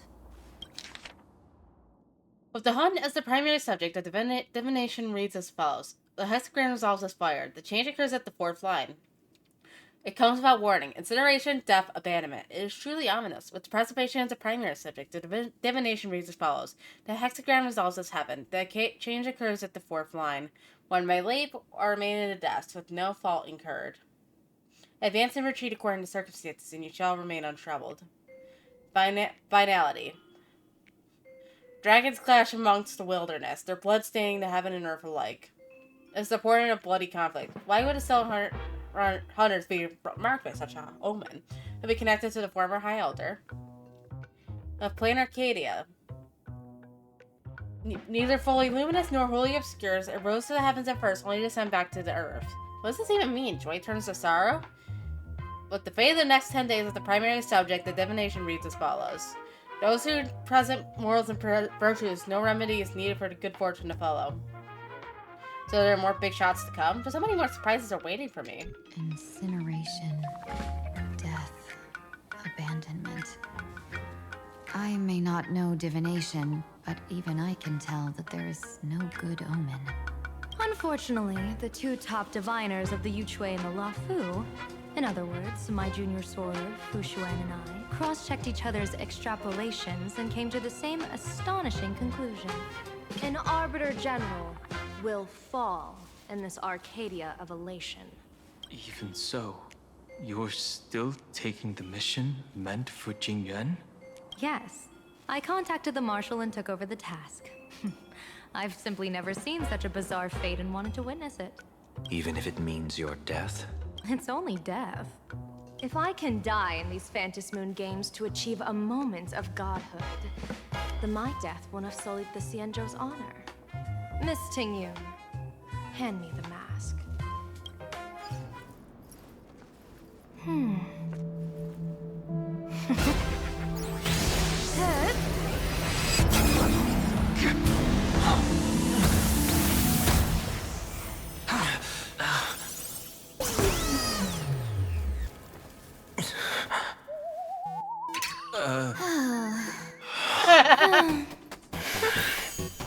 Well done. You have hit your fitness goal. Another active and fulfilling day. Sorry, Sunday. My body instinctively sensed danger. Once the mask for joining the Phantasmoon games is worn, it binds tightly to the supplicant and manifests the shape of the wearer's soul. I read something like this in the Views of the Universe from a Star Skiff. It's confirmed now. This mask is indeed genuine. Congratulations, Mr. Sunday. You're now a supplicant in the Aeonic game. What exactly are you trying to do, Seer Strategist? Twice now you've acted without warning. Do you mean to make an enemy out of the Astral Express? Dan Heng, let me take care of this.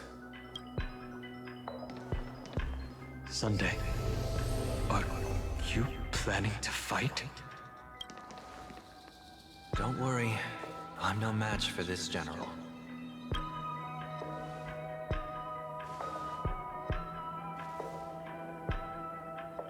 General Yao Guang, how do you pierce my thoughts?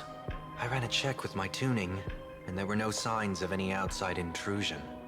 They say a diviner can't read hearts. I call that the excuse of mediocrity. Mr. Sunday, you are fascinated by the Phantasmoon games. You even wondered, what if I wore this mask, didn't you? You can even divine thoughts like that? No, I'm simply good at seeing using my eyes. Though Mr. Sunday never asked to examine the mask, he's glanced at it at least 3 times since we started the conversation. Given the character and manners of someone as noble as him, I can't think of any motive for this action but genuine interest. Sunday? Yes, I did think of it. For a moment, I even considered putting it on. So, I merely gave you what you desired. This is no trap. It's just an unexpected gift. During the Phantasmoon games, I'll give every ounce of aid I can to help you seize your chance to have an audience with the Eon. General Yao Guang, as far as I know, throwing out heavy profits first is usually a lure to make others lose. We've only just met. I don't understand why you'd go this far. Why belittle yourself? Every move I've made is to carve a sliver of possibility from the impossible. With my eye of Ishvara, I see you're the only one in this land who doesn't need to do a thing for me. Simply acting on your own will can bring change. Your own will? Indeed. Dan Heng, I do want to learn more about this world. Because this world of elation fascinates me. Is plain Arcadia truly a paradise? An Arcadia that its name claims. I once pursued a mistaken vision of paradise with stubborn resolve. Even now, I can't say for sure what a true paradise should look like. That's why I want to see with my own eyes whether this Arcadia lives up to its name. So then, as long as Mr. Sunday acts, that omen of death Madame Yao foresaw. Of course it would still come to pass. Did you think just a lavish gift could let you stroll out of Destiny shackles alive? Pardon me for butting in, but does the Xianzhou know about this? This is such serious business. I'd never make this decision on my own. I've talked it over with the 6 charioteers of the Yuchui. If something happens to me, I'll line up a solid successor. She headed to the Yuchui on the day I left on this mission, just in case anything went wrong. There, with the other potential successors picked by the 6 charioteers, she'll train at the Omniscience Sapientia Academe in divination arts, war strategies, and civil governance. You mean Lady Fushuan? She'd take over the Yuchui after you? Fushuan? What Fushuan? If I don't make it back from this trip, maybe Qingchui from the Law Fu Divination Commission could take the seer strategist position and command the Yuchui. The Yuchui will fall. Qingchui and Yuchui. Whew, what a perfectly rhymed match. As for the details, shall we discuss this somewhere else, you three?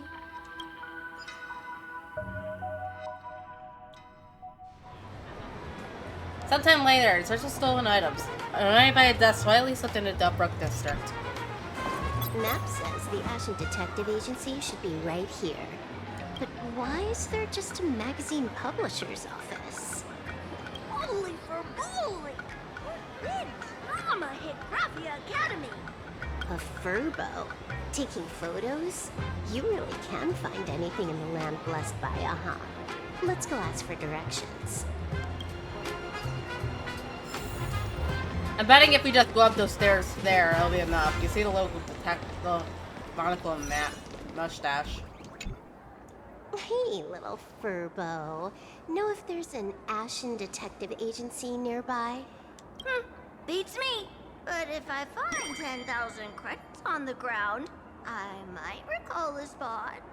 10,000 for directions?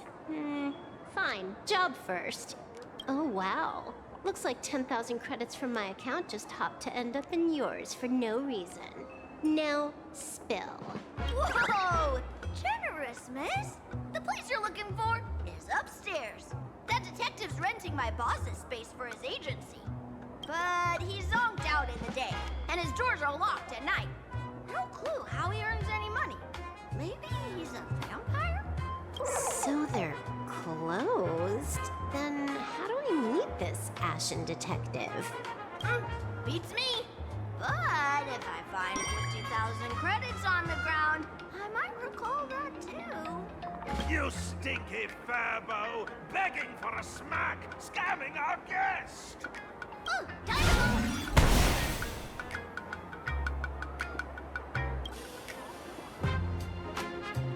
Hi, I'm Narrator, receptionist at the Ashen Detective Agency. I'm the assistant of that Mr. Detective. Narrator? What sane person gives their pet that name? That would be the dude upstairs. By the way, that mangy furbo didn't fleece you, right? It did.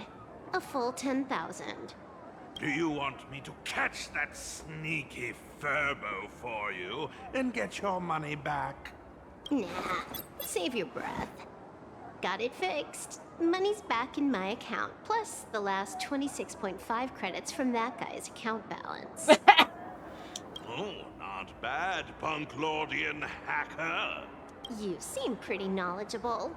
So, would you mind showing me the way? This way, please, Ms. Hacker. Sorry, but you will have to take a side path. The landlord of this magazine office fled to dodge his debts, and creditors have been storming in one after another. In the end, Mr. Detective sealed the front door entirely. Amazing.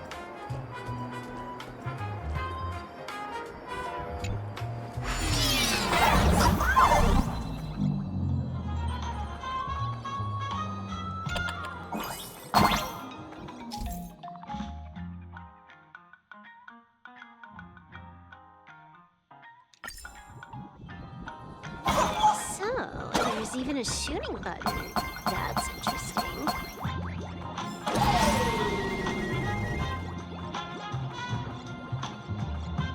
Why are there so many turbos? There are employees of this magazine company.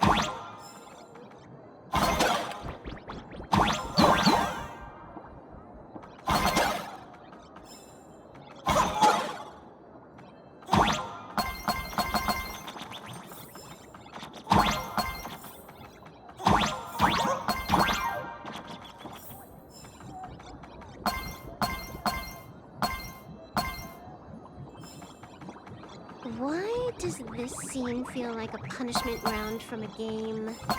Office survivors way more brutal than any game.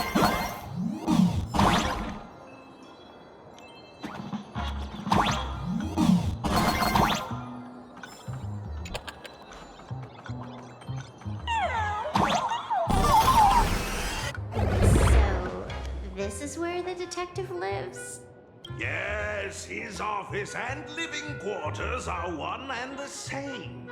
It is a little shabby, I admit. At this hour, he is probably fast asleep. Visitors here are rare indeed. Visitors being rare. That really does sound a little sad. Please, come with me. I will wake him at once.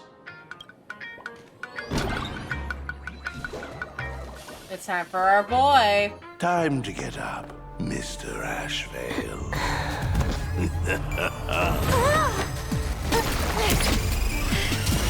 How many times do I have to say it? Just leave the delivery at the door. Whole target number 2. To disturb my sleep? Mr. Ashvale, this lady is not here for food delivery. Oh, then she must be here to kill me. Sadly, not that either. What do you mean, sadly? Not here to deliver food and not here to kill me. How strange. Oh, then you must be a client. You are here to hire me for a case. Your order of guesses is a little heartbreaking. Yes, I am here to commission you. Something has been stolen. Oh, What did you lose? A person, along with an ancient mask that should have been mine. Interesting. Are you here to join the Phantom Moon Games?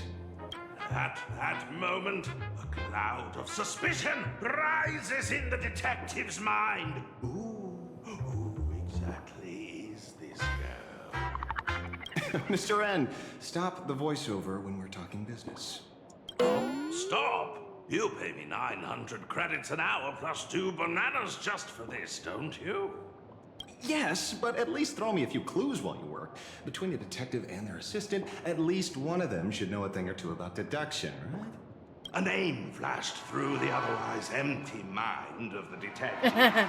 This unremarkable-looking girl was, in fact, one of the top 10 most wanted terrorists on the IPC's bounty list, a Stellaron hunter. Kafka!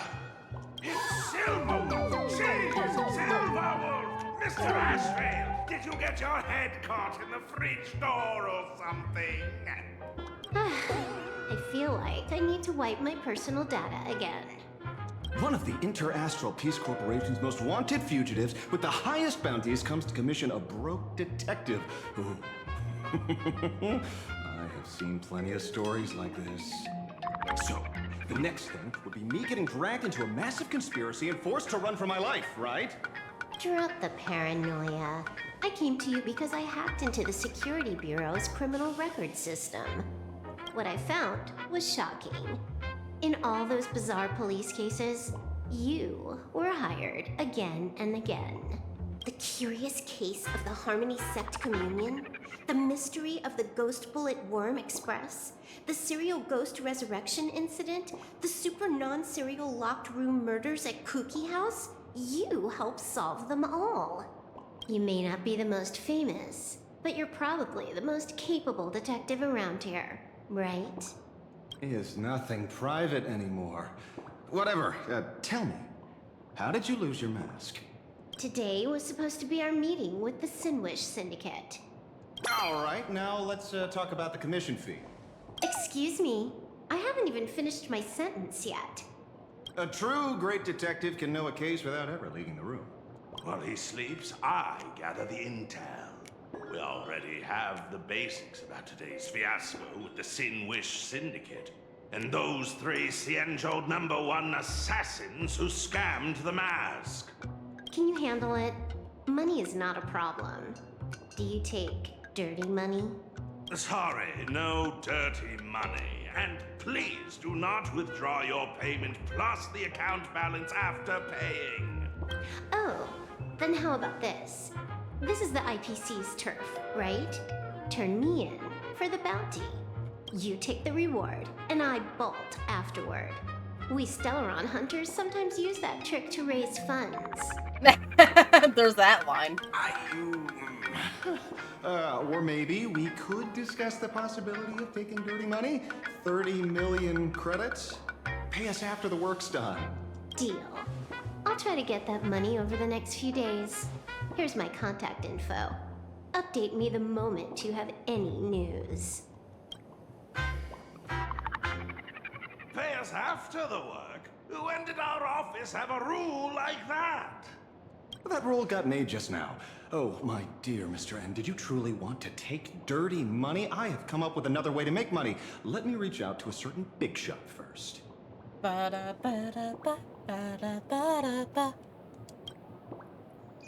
Madam Pearl, I've obtained solid intel. Mr. Ashvale, the chance of you initiating a call at this hour is under 5%. Is that a nail for his wrist? Let me guess. Perhaps you are finally ready to consider my offer. No, I found the trail of the Stellaron hunters. They are here in plain Arcadia, and they even plan to crash the Phantom Moon games. I can send you her coordinates quietly, without anyone noticing. Quietly, without anyone noticing. The Phantom Games? When your IPC chose to speedrun it, it was fated to be more than just a game of fun. You want me to take part? That is asking a bit much of an old man. Speedrun. Old man, and you're using the term speedrun? We should have taken that hacker's deal earlier and turned her in for the bounty. An unexpected bonus. So Pearl still has other masks hidden away. That makes things much easier. Seems that listening in on one's partners after wrapping up business is a habit worth keeping. Hey, lady, where are you? Did you find the mask? Not yet, but I've got a new lead. We might have lost one mask, so I just need to find another. Fine. Promise me this. Next time, don't take contracts on the dark web using names like Xianzhou's #1 assassin. Okay. By the way, can you tell me what script Elio gave you this time? A completely blank page. Moron. Meanwhile, who escaped from school alone, actually called the cops. So, what you're saying is that this Miss Sparksy, who was originally just a virtual avatar, has now crossed into reality and taken an entire school staff and students hostage. I get it. So it's just a typical case of the idiogenerative imaginary phenomenon. Ideogenitive. Sorry. Used a bit of jargon there. Idiogenerative here means something born of chance and circumstance. These imaginae arise from incidental events. That's quite different from progenitive imaginae, which reproduce by having artists draw their offspring. So why don't we head now? Where to? Oh, you mean going to Graphia Academy to arrest this illegal imaginae? We can't. I just received notice from the Department of Aberration Defense. The first supplicant of these Phantom Moon games has revealed herself. And she's none other than Miss Sparksy, the one you mentioned. Although you're honored guests of the Astral Express, you seem completely unfamiliar with the laws and customs of this world. During the Phantom Moon Games, we do not traditionally interfere with supplicants' actions. That's their privilege. In other words, since she's a supplicant, we security officers can't do anything unless she causes actual harm. He's super dangerous, okay? He's saying she took a school hostage, but the intel I have says otherwise. Oh, right. The news broadcast is about to start. Here to watch? Hello, everyone! Welcome to Full Wish TV's special news segment, Arcadian Morning Report. I'm your host, Poofy. Hi, everyone! I'm your host, Snowy! We've entered year 1999 of the Arcadian calendar. What an exciting time! Just one more year until the new millennium. 1999, and it's acting like it's 2024. Over 500 years ago, a famous prophet made a prediction. In year 1999, a terrifying devil will descend from the sky. Will this prophecy come true? Can Plain Arcadia safely make it through this crucial year? You idiots! Are you cursing our viewers? They didn't tune in to hear your fear-mongering nonsense. Just read the news and stick to it. Yes! Incredibly, after just 15 years, the Phantom Moon is full again, and the time for the Phantom Moon Games is upon us once more. Surely a blessing from the master relation upon us, Arcadia! Which supplicants will appear in these Phantom Moon Games? And what mind-blowing miracles will they bring to everyone? With permission from the Department of Aberration Defense, we'll be following and reporting on the Phantom Moon Games from start to finish. Just now, the first masked supplicant has appeared. How intriguing! Who are they, and where did they come from? Let's take a look. Wow! Internet-famous streamer Miss Sparksy announced 2 hours ago that she's donning a mask to become a supplicant. The Department of Aberration Defense has confirmed the news is authentic. As an ideogenitive imagine, Miss Sparksy's birth wasn't approved by the Department of Aberration Defense. But that hardly matters at this point. What sort of miracle does this live streamer plan to produce during the Phantom Moon Games? Let's switch over to her stream and see.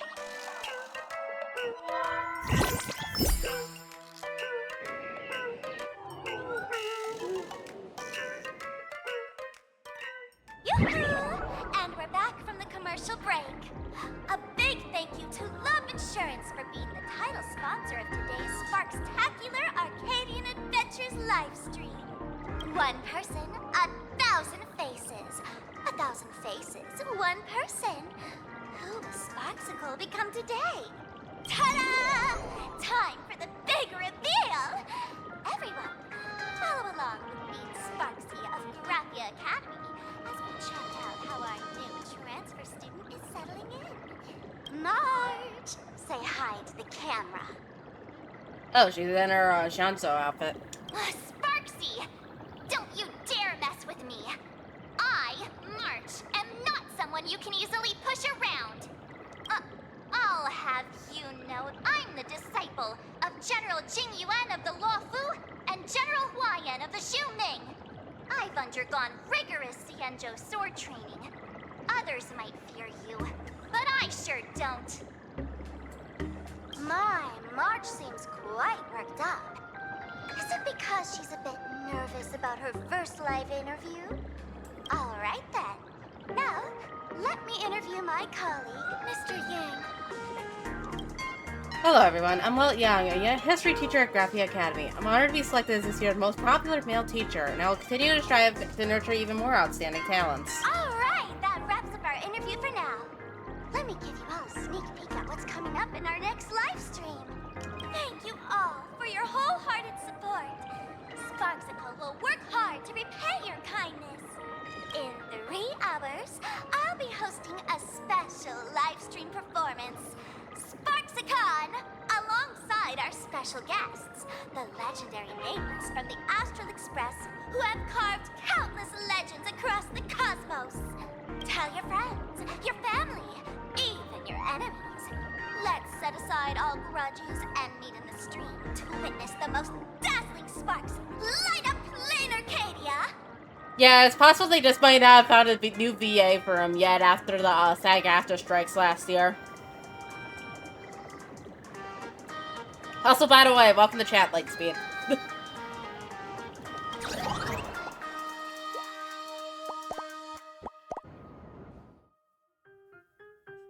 At least that's my theory as to why he's still not See, voiced. Miss Sparksy was just doing a program with your friend.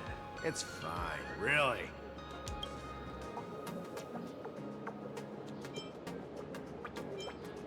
Oh, the General's order. So these are the nameless of the Astral Express? That's hilarious! I heard they're supposed to be great heroes who saved other worlds. Look at them now!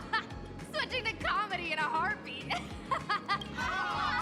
Well, the other spectators in the plaza laugh joyfully. You can't help but shake off the chill creeping over you. Darn it. Soon the whole of Plain Arcadia will be saying Sparksy caught the Astral Express crew in one go and made us the butt of jokes. Our reputation would also turn into her trophy. Oh, right. Please keep this Phantom Moon Games emergency response guide safe. Some sections in it might come in handy.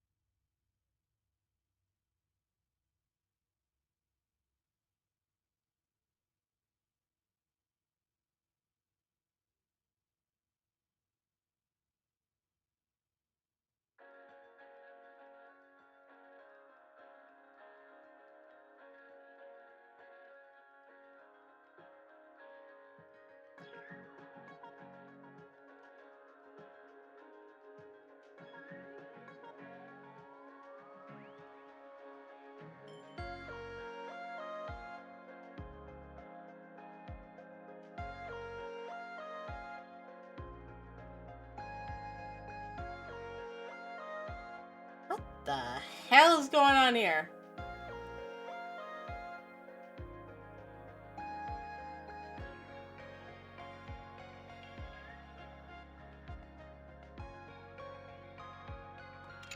If there's nothing else, I'll be going now. See ya. See? I told you so. Even calling the police was useless.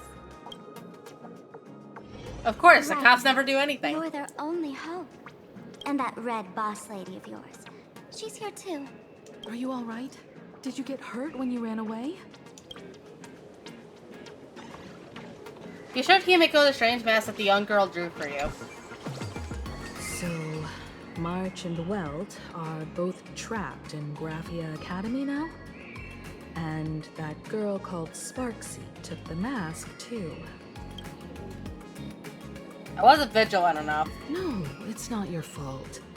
I underestimated the complexity of the situation behind these games. Coming back to my homeland was meant to be a relaxing vacation for everyone. And I also wanted you and March to experience the atmosphere of elation in this world. Unfortunately, peace is never an option. Throughout the history of the Phantom Moon Games, there have been many instances of cooperation between supplicants. But this time, forces from across the cosmos have turned this into their own high-stakes poker table. Does that mean we get to play Balatro and Honkai Star Rail? Rather than honoring the elation, these players are far more eager to savor victory for themselves, itching to knock everyone else out of the game. We already got fucking Genius Invocation added in, so might as well go all in on the card games and Appalachia since they already have the roguelikes with Simulated Universe. Sparksy is one such troublemaker. We can't let her get away with this. It's dangerous to rush back to school on courage alone when we don't know what Sparksy has done and what she's planning to do. For every supplicant, there are 3 key acts that must be completed once the Phantom Moon Games begin. The roll call, the miracle, and the promotion. Sparksy has completed the roll call. She took the mask and declared her entry into the games, drawing everyone's attention to the news that the first supplicant has appeared. Next, she must strive to make a miracle happen, bear the people's wishes, and answer with a great feat. If I'm not mistaken, Sparksy is waiting for us to walk right into her trap. For her, there couldn't be a better opponent than the Astral Express for this first battle between supplicants. What could be more earth-shattering than defeating a renowned cosmic hero on a battlefield of her own meticulous design? So here's the question, Sparkle. Based on what you know about this imposter, what's her real agenda for joining the games? Simply toying with and defeating the Express crew alone won't be enough. What kind of world-shaking miracle is she after? Sure, she's a fake. But she's still a fake of Miss Sparkle. Guessing won't get us far. If you ask me, we should check out the tavern. Might find some leads there. You mean your tavern? The Masked Fool's headquarters. The World's End Tavern. That's right. How could we pull off something this insane without Miss Sparkle's prized collection I've been hoarding all these years? That imposter must have known this well. Before this operation, she definitely went to the tavern, using my name. Most fools can't tell the difference between me and that imposter. Or maybe they just don't care.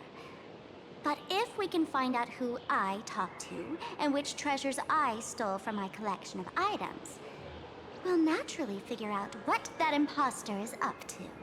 That's a good plan, but I can't let you act alone. Can you take both of us into the tavern? Take this business card. The address of the tavern is printed on it. However, you'll have to find your own way to the tavern. That's been the rule since it was established, and there's nothing I can do about it. Since there's still time, I'll head out first. You two can come over when you're ready.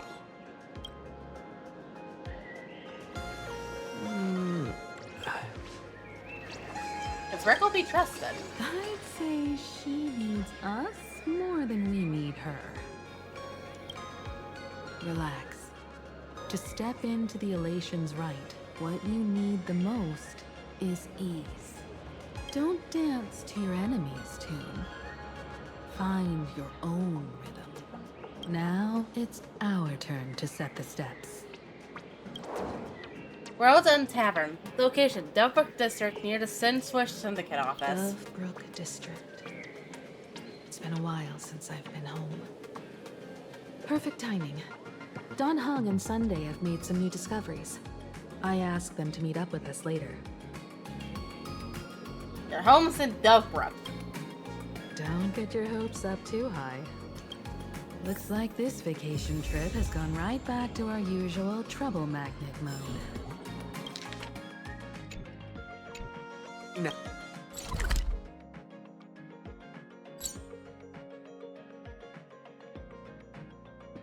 Now this is the kind of vacation the Nameless just has to savor.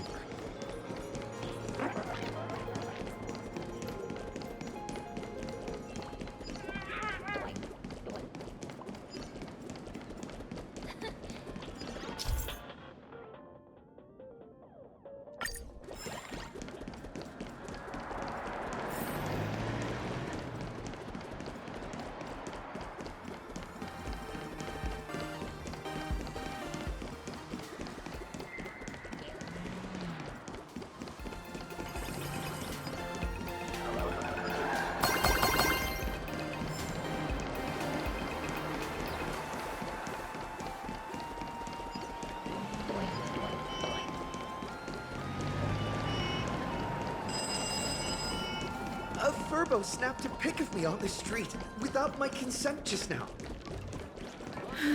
Fame isn't exactly good news for the Nameless. We're almost at Dovebrook District.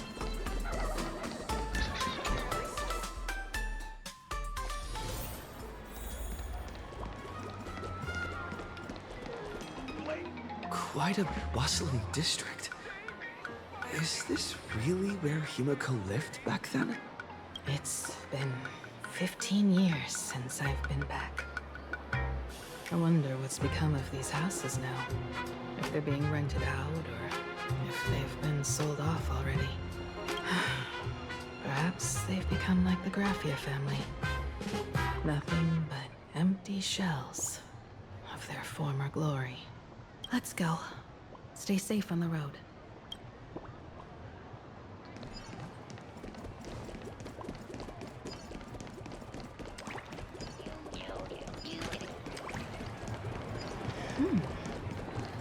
This place seems to have changed a lot. Holy... Rest assured, I haven't forgotten a single thing about the compensation. This Furbo was actually waiting outside the magazine's office just to make amends? Furbo absurdo. And you are? The tabloid journalist who took my picture. You told Himiko about the whole series of events with the tabloid journalist following you in the compensation claims. Looks like Destiny wanted you two to meet again and maybe score you a nice fat paycheck while at it. Would you mind coming into our magazine office to talk? Let's discuss compensation, shall we? It looks like the magazine publisher has taken over this entire building. Could it be? Strictly speaking, the entire street where this building stands belongs to my family's estate. It's said that, in their heyday, the Graffia family owned property all across plain Arcadia. But by my generation, very little was left. When my journey reaches its end, will anyone in this world be able to inherit anything from me?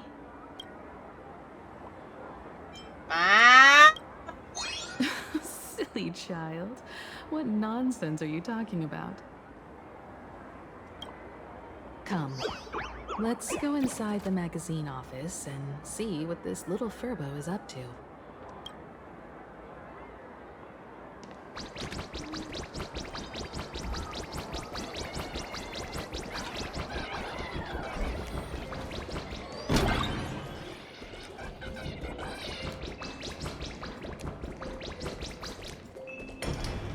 Hey there, Paraprince! I brought quite an impressive creditor to visit you. Beep beep. Debt collector signal detected. I'm out of here. Don't run! It's the Great Raccoon from the Astral Express! Furbos, raccoons. We're all one big family. Beep boop. Family or not, you're all just here to collect debts, aren't you? What are you plotting, little Furbo? Great Raccoon, that jerk of a company president ditched everyone to dodge the debts. We brothers haven't gotten paid in months. As you can see from our sorry state, even if you sold us all for Furbo Hot Pot, you wouldn't get much money back. But I've got a plan. We can work together for some mutual Raccoon Furbo benefits. After all, Furbobo Weekly does have quite a readership. Right now, the hottest news in all of Plain Arcadia is the arrival of the Astral Express. Once you become the company president, Great Raccoon, Furbobo Weekly can go full throttle for you. Becoming the Express's exclusive media outlet, churning out a string of hot scoops. In no time, Furbobo Weekly will be the #1 gossip magazine. We won't have to worry about our salaries, and Great Raccoon won't have to worry about compensation. You want me to work for you for free? No way! No way! As your devoted fans, me and my bros sincerely want to compensate you handsomely for your emotional distress. A magazine publisher? Now that is interesting. What do you think? Is Himeko also interested? These Furbos may be crafty and full of tricks, but they can definitely help us out. A media outlet working for you, and a network of informants who can run around everywhere? Having a logistics team like that during the Phantasmoon games would come with many perks. Alright, another regularly scheduled break. We'll be right back in 3 minutes.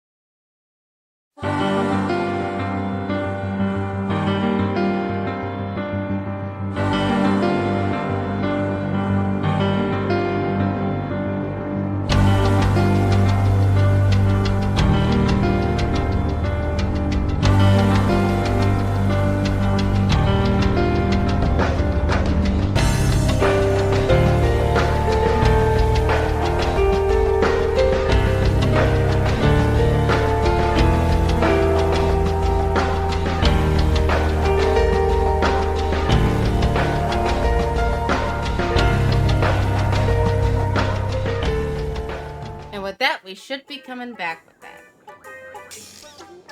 Yep, looks like it. Wonderful. Now then. I swear, one of these times we're gonna grab it when I'm able to freely move around, so that way I could just do some fucking, unrelated grinding instead of just putting it on the ad break screen. One of these times. And best of all, they're free. So tell me, what does a company president have to do? The company president is actually super easy. Just follow me.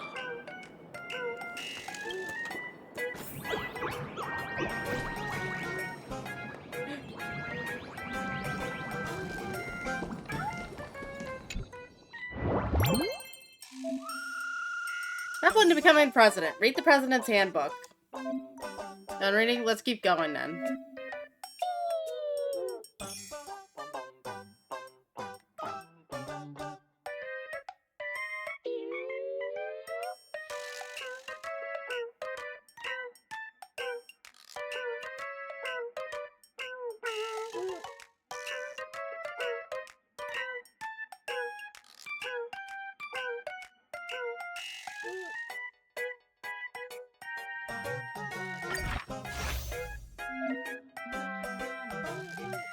Oh no, it's a hit piece. President, don't look. I set it down. I've already written a new one.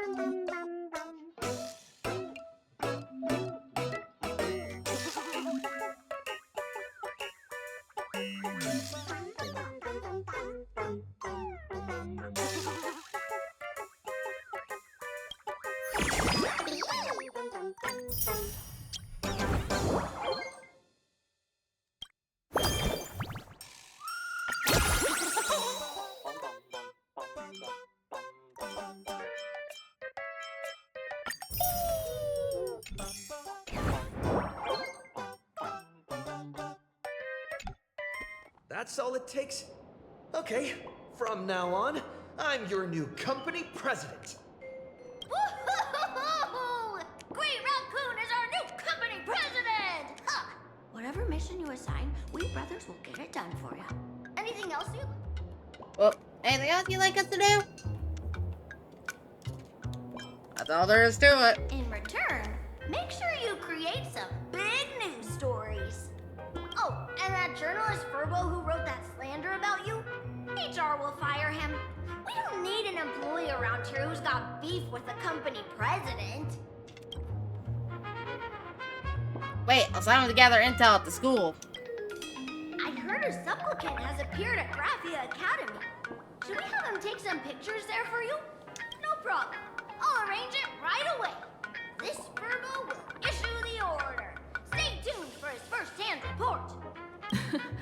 Looks like you're already getting into the groove of being a company president. We're pretty much done here, and Dun Hung and Sunday should be arriving soon as well. I'll just have them meet us here at the publishing house. Meanwhile, after a second, the boys showed up. Miss Himiko, we're here. Slower than expected, huh? Looks like you had quite a harvest. That's, difficult to say. Miss Himiko. And Benefactor is here too. It's been a while. I've missed you all dearly. Miss Tingyun, are you representing the Xianzhou on this diplomatic mission to Plain Arcadia? This is a matter of great importance. A humble girl like me doesn't have that kind of standing. I'm just tagging along with General Yao Guang of the Yutrui to help out with odd jobs. I happened to run into these two on the way. The seer strategist. What happened on this journey? Sorry, there was a bit of a hiccup. I accidentally put on a mask of elation. Now I'm a supplicant in the Phantom Moon Games. You mean Yao Guan forced it on you? Well, that's quite unexpected. I know the Express has been seeking to join the Phantom Moon Games, and I've been quite curious about that. Sorry. Did I make things more complicated than they needed to be? No need to apologize, Sunday. You are a companion of the Trailblaze.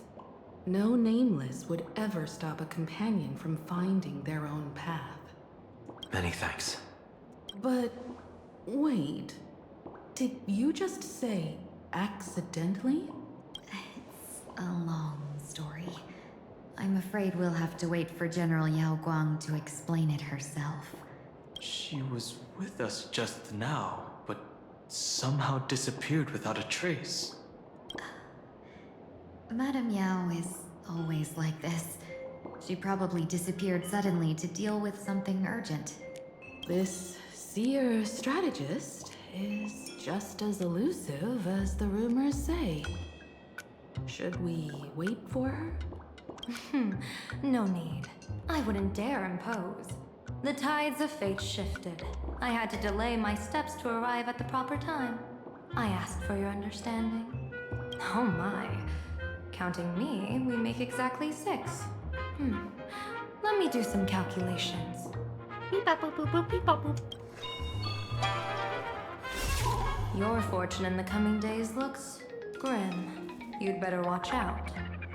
Yeah, all the Honkai Impact 3rd players have been, crying bloody murder for Himiko to stay on the train. Wheel. Makes sense. You got what you wanted today. The fates spell danger. This matter is most likely connected to that blade. Ah, the little fox's misfortune has overflowed into good luck. She's blessed with constant good fortune, a true harbinger of prosperity. Huh. That's weird. I can't see yours. Of course, for the special little boy that can't be, properly foreseen. So, you're that trailblazer Fushuan mentioned. Your reputation precedes you, seer strategist. I'm Himiko, navigator of the Astral Express. Whatever's on your mind, you can discuss it with me. My sincerest apologies. When a diviner encounters someone whose fate is unfathomable, we can't help but feel 3 parts excited, 3 parts flustered, 3 parts curious, and 1 part awestruck. What do you mean by unfathomable? My eye of Ishvara can scan the aura of fortune surrounding each of you, manifesting as weal or woe signs above your foreheads. I'd like to divine your fortunes as a welcome gift. However, this person really surprised me. I can't see anything from him at all. Are you really free to try any choice? To do anything you want? Does an Ishvara like you actually exist in this world? I've seen Terminus. You mean you've witnessed the existence of Terminus? But that doesn't mean your life has entered the finality, does it? What do you think this means, General? As an Ishvara, their mere presence in the playfield creates a variable in the game. It's both a blessing and a curse. As I said before, the weal and woe of us 6 align with the 6 lines of divination. If he represents woe, then the hexagram falls to water, where dangers lurk above and below, spelling doom. If he brings weal, then the hexagram shifts between wind and water, presenting a great opportunity to strike. Auspicious.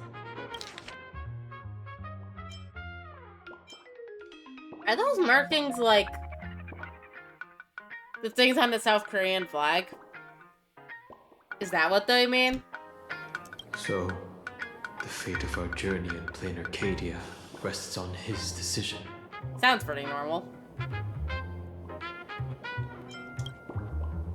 I am not an Ishvara free from fate. So naturally, I can't guide those of that disposition. Back to business. I take it you're not just here to read our fortunes? I am here to greet everyone. To apologize to the Express Navigator for my previous indiscretions. And to borrow someone from you. Miss Himiko, now you understand how I ended up wearing this mask. I get it. She says she wants to borrow you for an operation. I want to hear your thoughts. If you're not comfortable refusing, I can speak up for you. Something's such a little goober. He just fucking using his tuning in order to use telepathy. Like,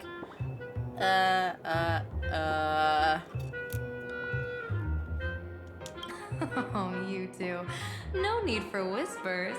I can hear you loud and clear. Sunday's so uncomfortable, he just uses tuning to telepathize. How did you... Well, since the General heard us, would you mind telling us your reasons for doing this? I'm collecting variables. During this journey, I'll be acting as unpredictably and irrationally as possible. Don't be surprised. Some Arbiter Generals excel in battle with their wit and valor.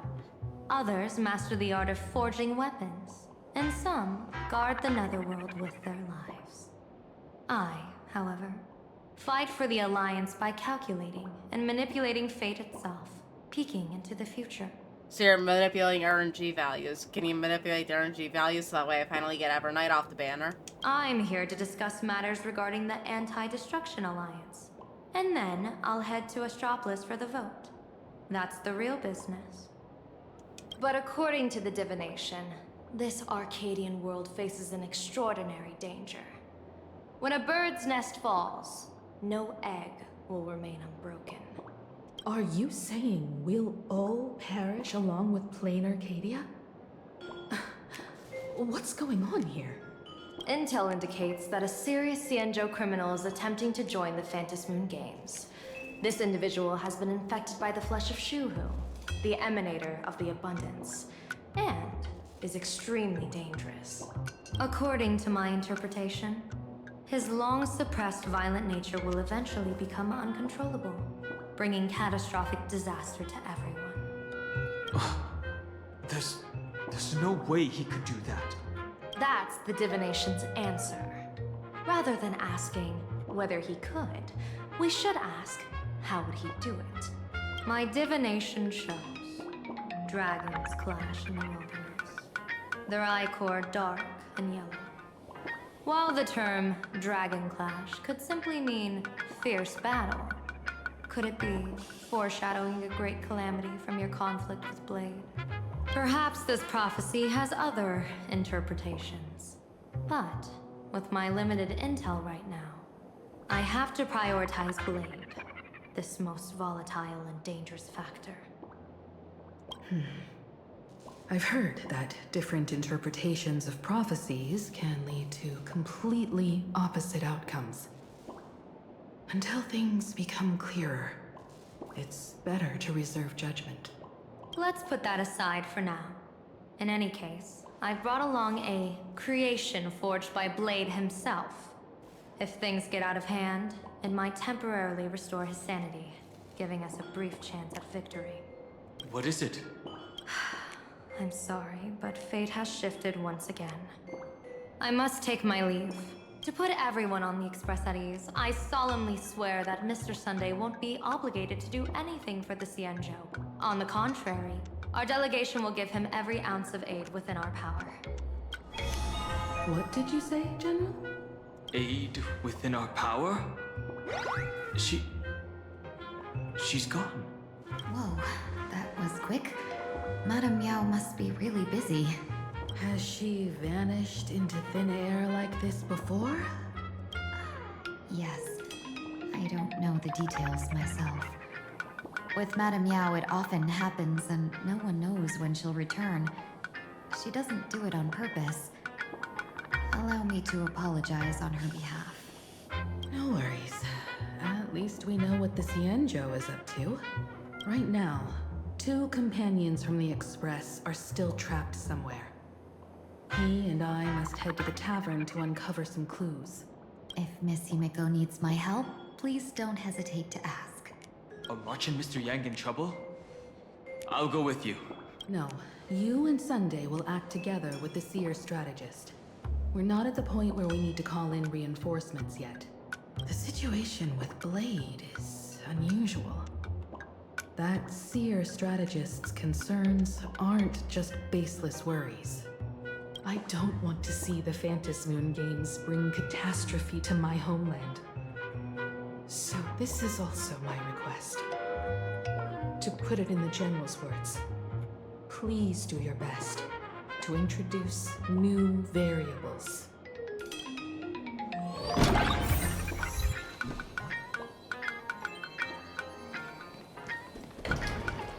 I'll talk to my boy. Mask of elation can reflect the shape of one's soul. Sonny, can I take a look at your mask? Sure. In Penacony's decorative arts, ravens often symbolize the hidden desires and whispers of humans' dreamscapes.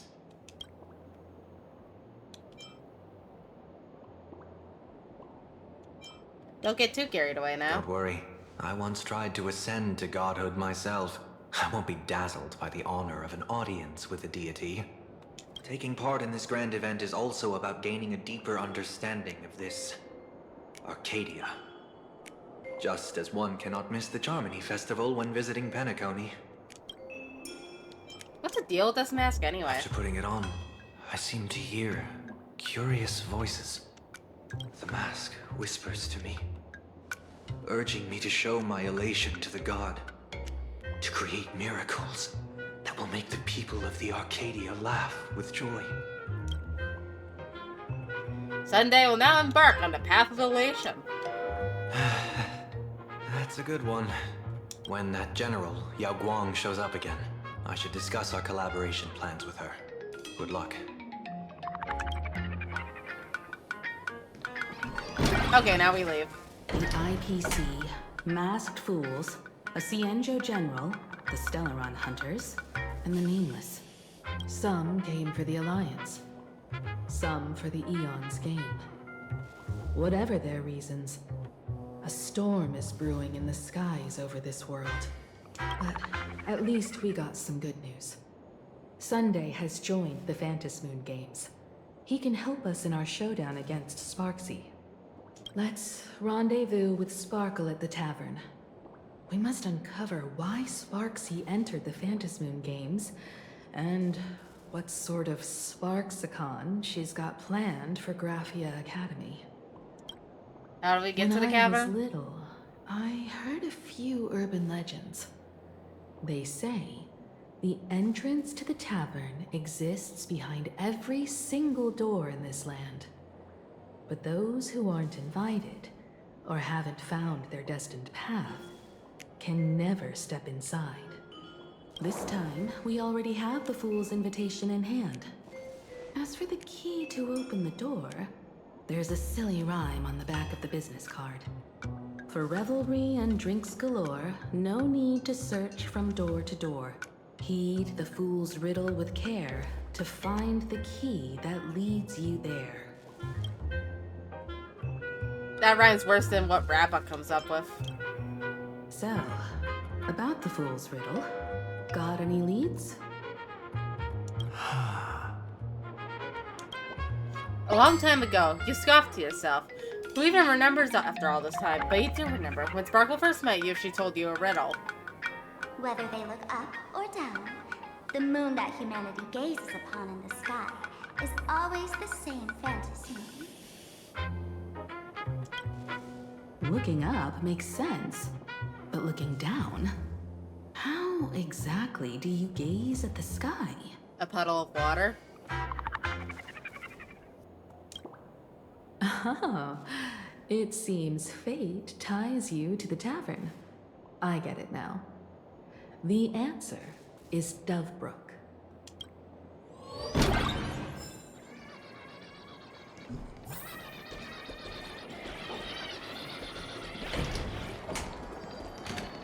Many generations ago, the Dovebrook was already a river flowing with countless legends.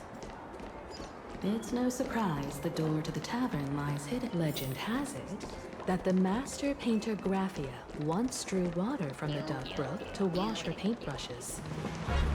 Many later artists followed suit. Looking at Dovebrook's scenery, memories from my student days just come flooding back. Emiko student days. They're not exactly interesting memories. Back then, Dovebrook District was teeming with gangs. There were hooligans running around everywhere, and some really loved messing with the students. I was taller than my peers, and happened to be training in martial arts.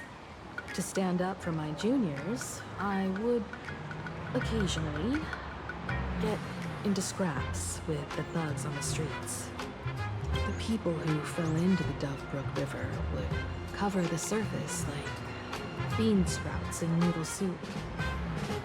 It all feels like it was just yesterday.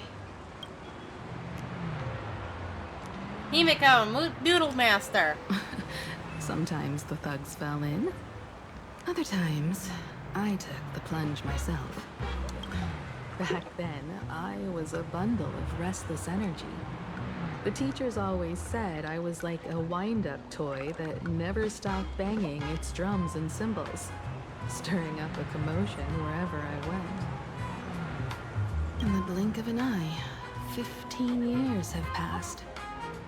Hard to believe someone as reckless and willful as me became the navigator of the Astral Express. Now's not the time to wax sentimental. We've reached the banks of the Dovebrook. So, where's the tavern entrance hidden? We're diving into the river.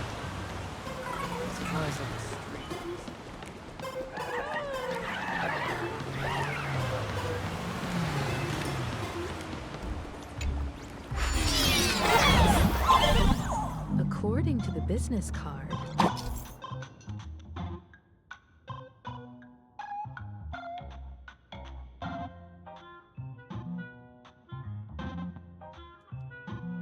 the tavern is near the Sandwich Syndicate headquarters. Let's check the other side.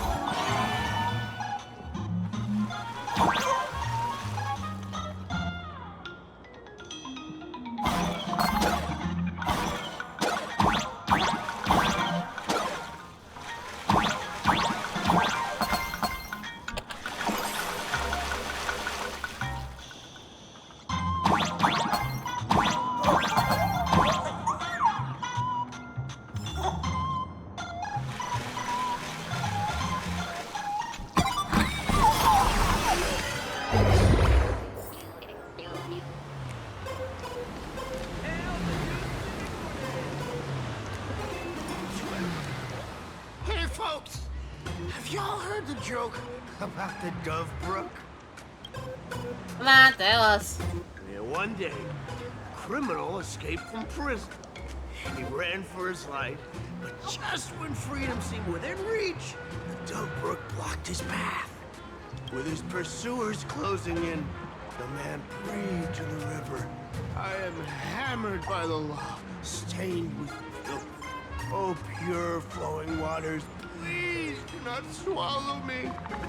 A voice from the Dovebrook replied, there's a pedestal of light upon the water. Step on it and you can cross. What pedestal of light? It's only the moon mirrored on the water, an image that shatters at a touch. If I step on it, I'll fall in and drown. Guess how the Dovebrook answered him. The Dovebrook said, you're not hammered at all. Otherwise, how could you still tell the moon from a pedestal?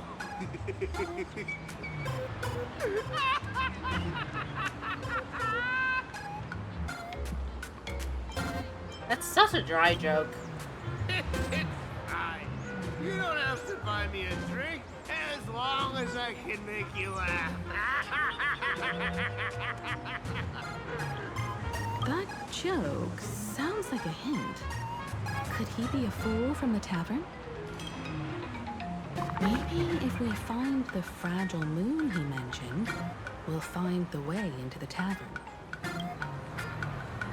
The moon's reflection, so fragile it shatters at a touch.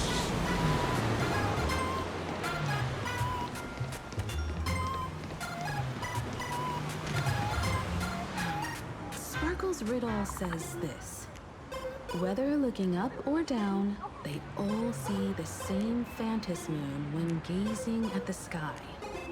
We've gazed at the sky already, so next... We gotta find where the Phantasmoon is. From this angle, the moon's reflection is right here.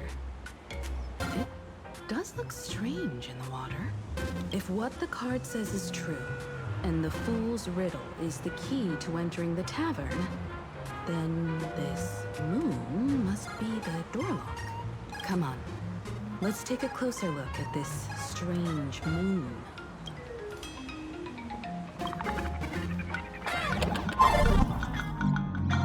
Keep going. Chase that moon's reflection.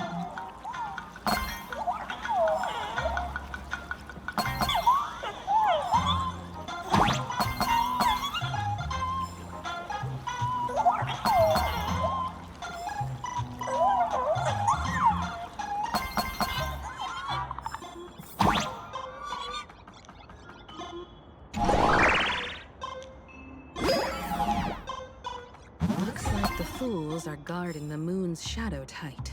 Shatter the moon lock, and we're one step closer to the tavern.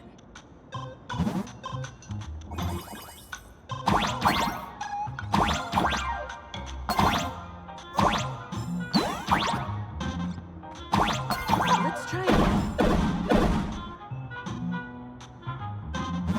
Something's back there. Is that a key?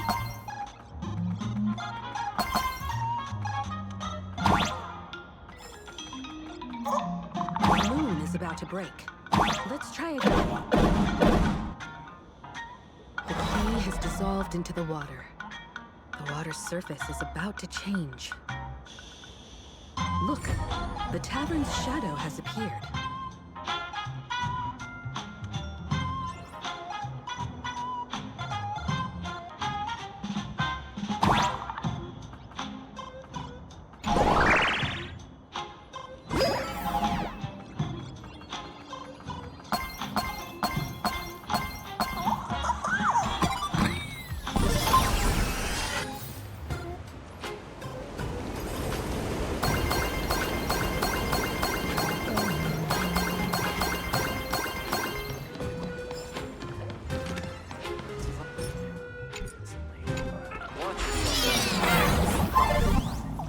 If we follow this path ahead, we should reach the tavern.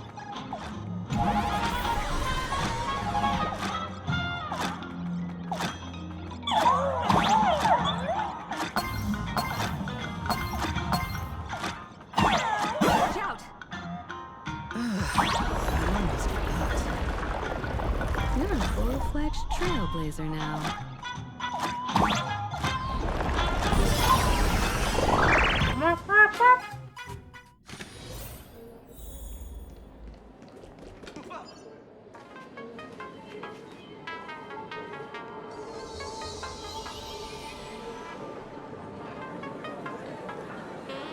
So this is the World's End Tavern. No. Allow me to correct you. If you think this is all there is to the tavern, you're sorely mistaken.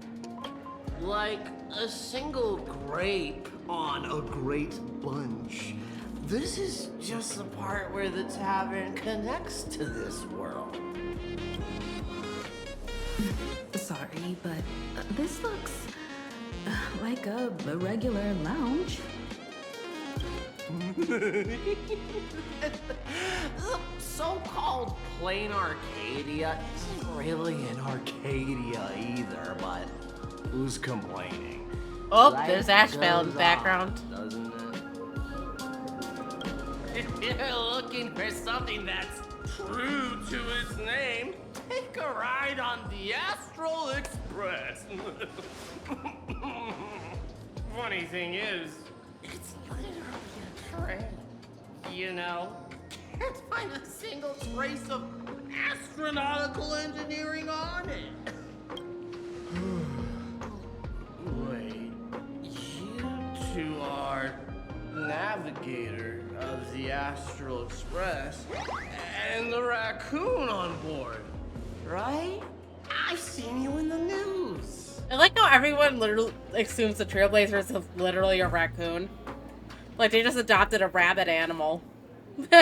Somehow stupid powerful.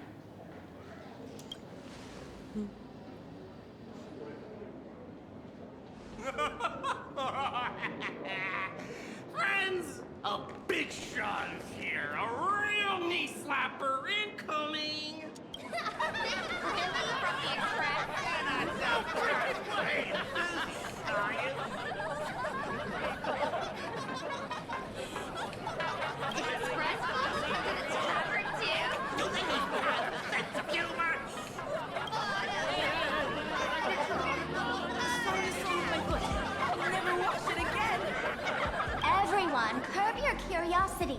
These two are my guests. Even the most mischievous among you should know when to stop and mind your manners.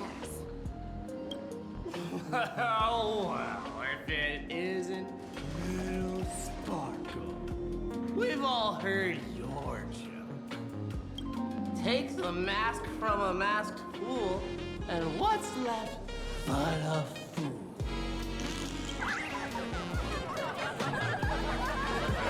Oh my! Wouldn't a masked fool be better off without the fool? An empty mask sounds even better, no?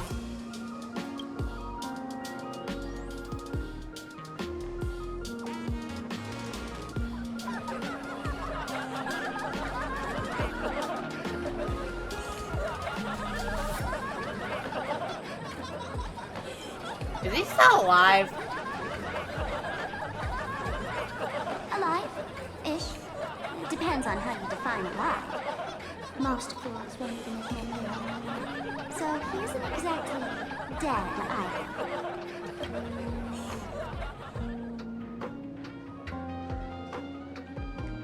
Alright. Now I can finally entertain my guests without interruptions. You two, this way. Let's talk about the imposter.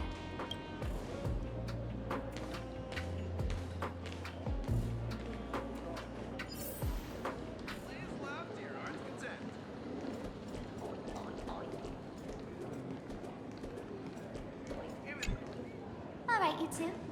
First round's on me. What'll it be?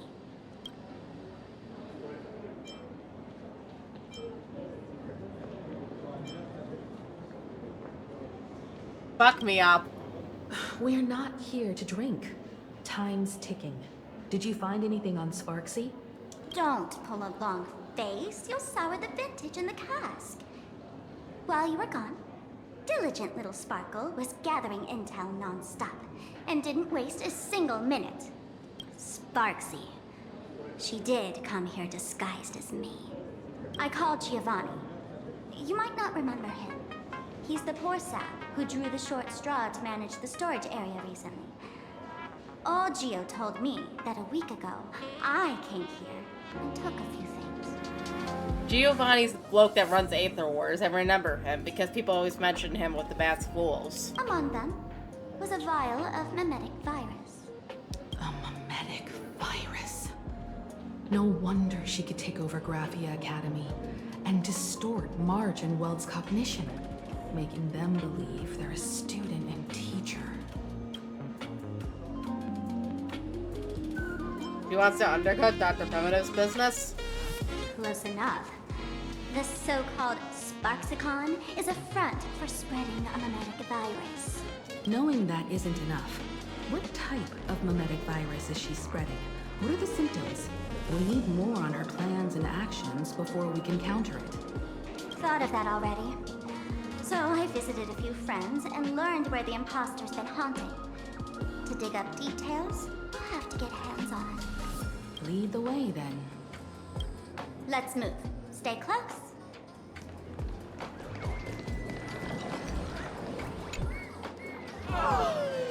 Abandon all despair, ye who enter.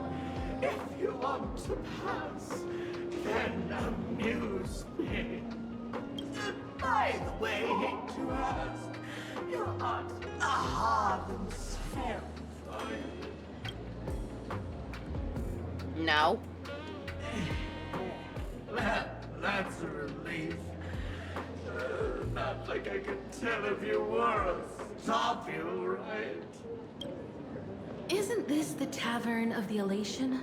Don't you welcome the laughter, gracing you with their presence? You're wrong. It's not that they feel unwelcome. See that? The fools put up a sign over there. Aha! And morning actors stay clear from the door. Stay clear! Ridiculous as it sounds, it's true.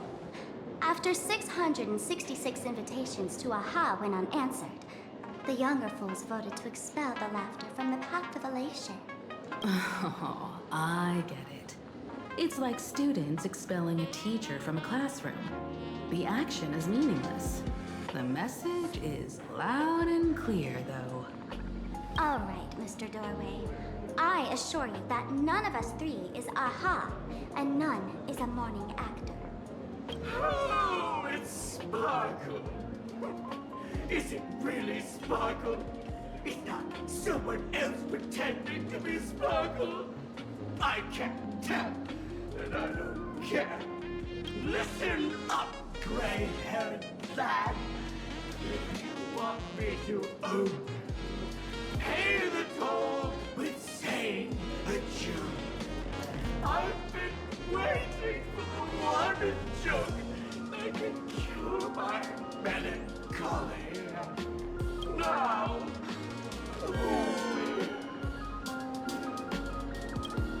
You allow a deep sigh. Looks like you have to show them what you're made of. A joke. And then? I said it. A joke.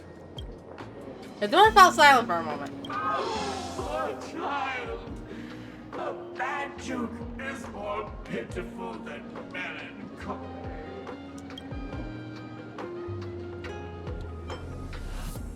Let's see here. Bad pun? It's just a drawer. What a lame joke collector. Maybe there's just some uninspired stand-up comedian hiding behind it, stealing inspiration from everyone who walks through. Door won't open? Well, that's not adorable. What are you going to do? I'm gonna break you open.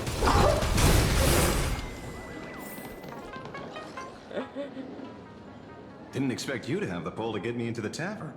As expected of a detective's assistant.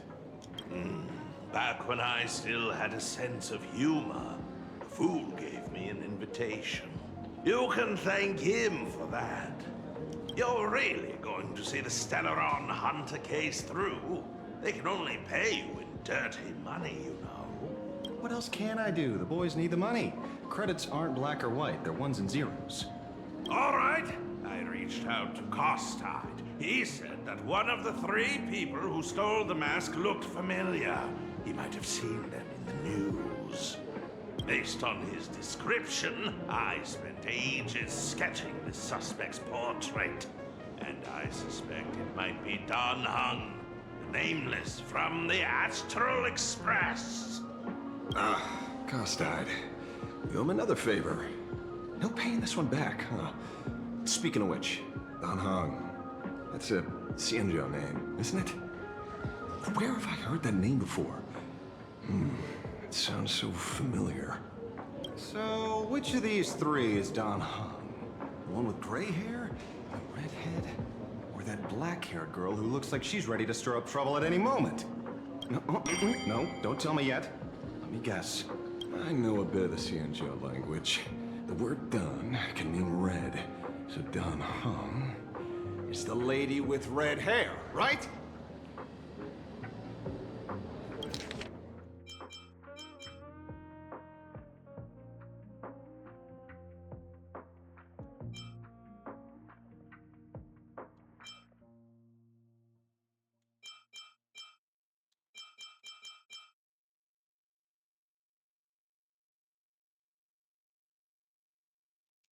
I was checking to see if the narrator used any pronouns. He did not. Your deduction skills never fail to impress.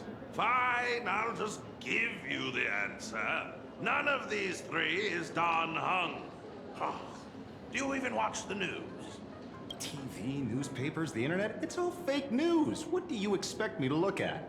Oh god, not the fake news show. Let's get down to business. I couldn't find any trace of Don Hung's actions.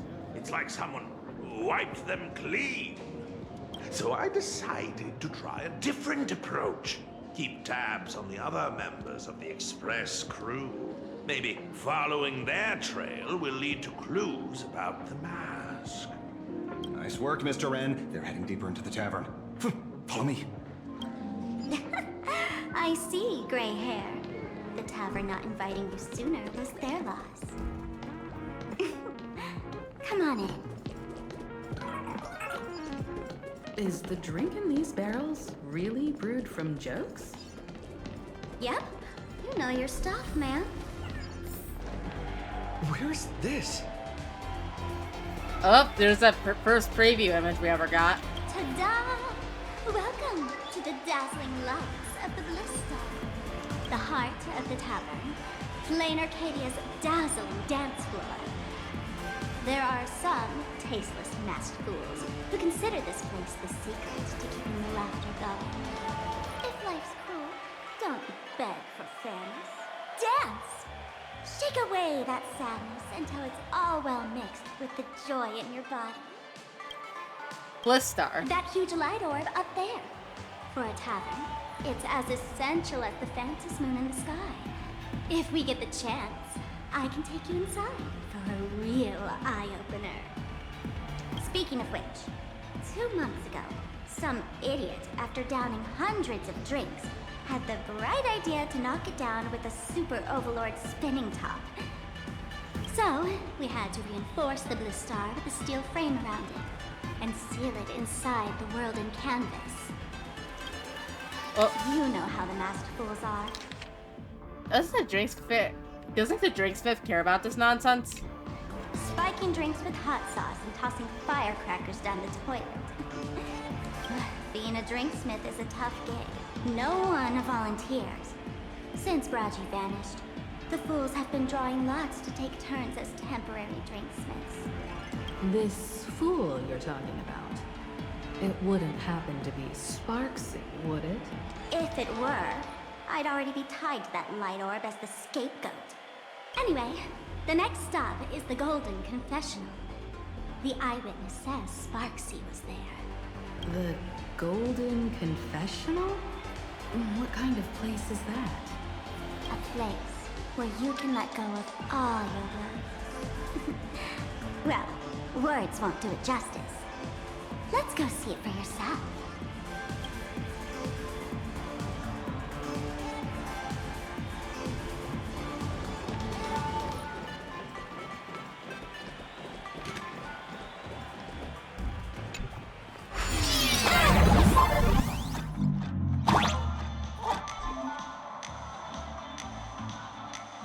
Let me show you how to open a path.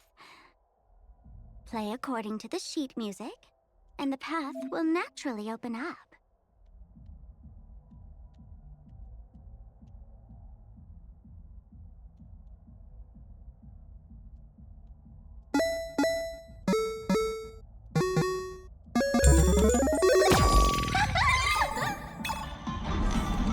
The steel frame actually opened.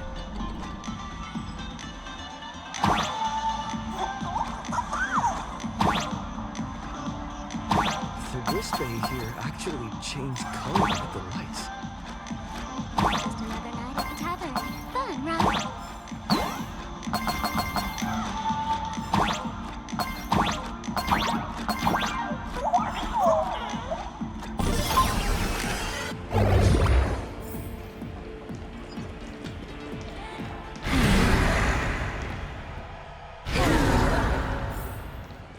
So many sinks? Why bring us here?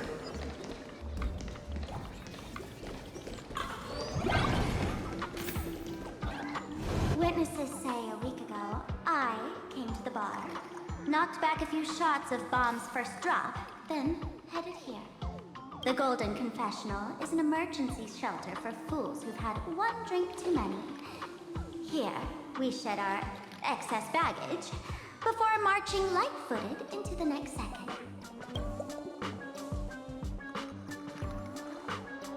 Wait, isn't this just a bathroom? The Golden Confessional is the Golden Confessional, not some random bathroom. Well, if it isn't my old friend. Sparkle's sake, you be coming to the tavern. Old Sampo's heart is bursting with joy. And a teensy bit of sorrow. How did Sparkle beat me to inviting my #1 buddy to the tavern for a drink? Sampo, it's you! This me, old friend? Hello? Miss Himiko. Long time no see. Mr. Sampo, hello. What business brings you here this time? No business. Just here to repay an old favor. Ms. Fool here sent me a message asking for H-E-L-P. Someone's been parading around the tavern impersonating her. Well, now, this is some juicy news. Miss Sparkle's usually the one impersonating others, but look how the tables have turned. The trickster's getting a taste of her own medicine. Shush, Sampo. I brought you here to repay a favor, not to gossip about me. Oh, I've suffered the embarrassment of losing my mask myself. Thanks to Miss Sparkle's mercy, I didn't end up stranded, so here I am today, ready to help you out. No questions asked. All right then, let's get to work. Get to work? What are we doing? Naturally, we'll fish around in these thrones where humans dump their worries and find the worries that Miss Sparksy left behind. Ha! So we're going shit digging. You want us to unclog your toilet? Here, dig up worries. Don't be too shocked, you two. Let me share a little secret about how we masters stay mentally healthy. Drink a mood lifter like Bomb's First Drop, and all the harmful memoria in your body, you know, the pain, the worries, gets purged in one go. That's how fools pull pranks and have a blast without a shred of guilt. So, all that memoria has settled under this bathroom. And you want to sift through it to find Sparksy's worries and catch her thoughts before she acts? If luck's on our side, maybe we'll even dig up the secret to beating her. What's wrong, ma'am? You don't look so hot. I've got no objection to the task, but doing this barehanded, I refuse. Oh, don't worry. When has old Sempo ever come unprepared? Trust me, I won't let you get off that easy. Emotional impact drill. Sorry. Wrong gadget. Oh, this one. Hey, have you heard of a dowsing rod? Well, forget it. I'll spare you the theory. Oh, I tuned the drill bit to resonate with Sparkle's temperament. It'll drill out memoria fountains with similar emotions. But fair warning, use it carefully. It's been a week since Sparksy was here. Keep your guard up in case something else comes bursting out. But so many shitters, where do we start? Well, if you ask me, leave it to luck. We don't have time for luck. My radar says that pompous imposter would pick the highest spot to bend. Exactly. The Golden Throne. Give it a try. Bro, pick a spot to drill and start mining that gold. Sampo, does this thing even work? Of course it works. Don't you trust your old pal, Sempo?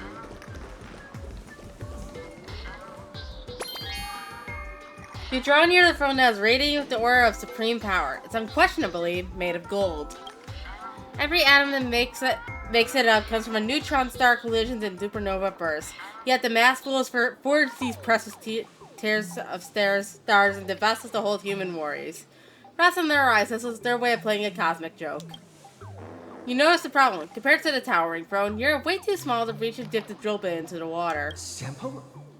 How did you get up there just now? All right, silly me. Through that pipe on the side.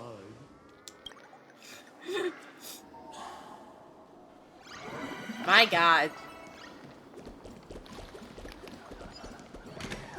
We're getting into actual toilet humor now.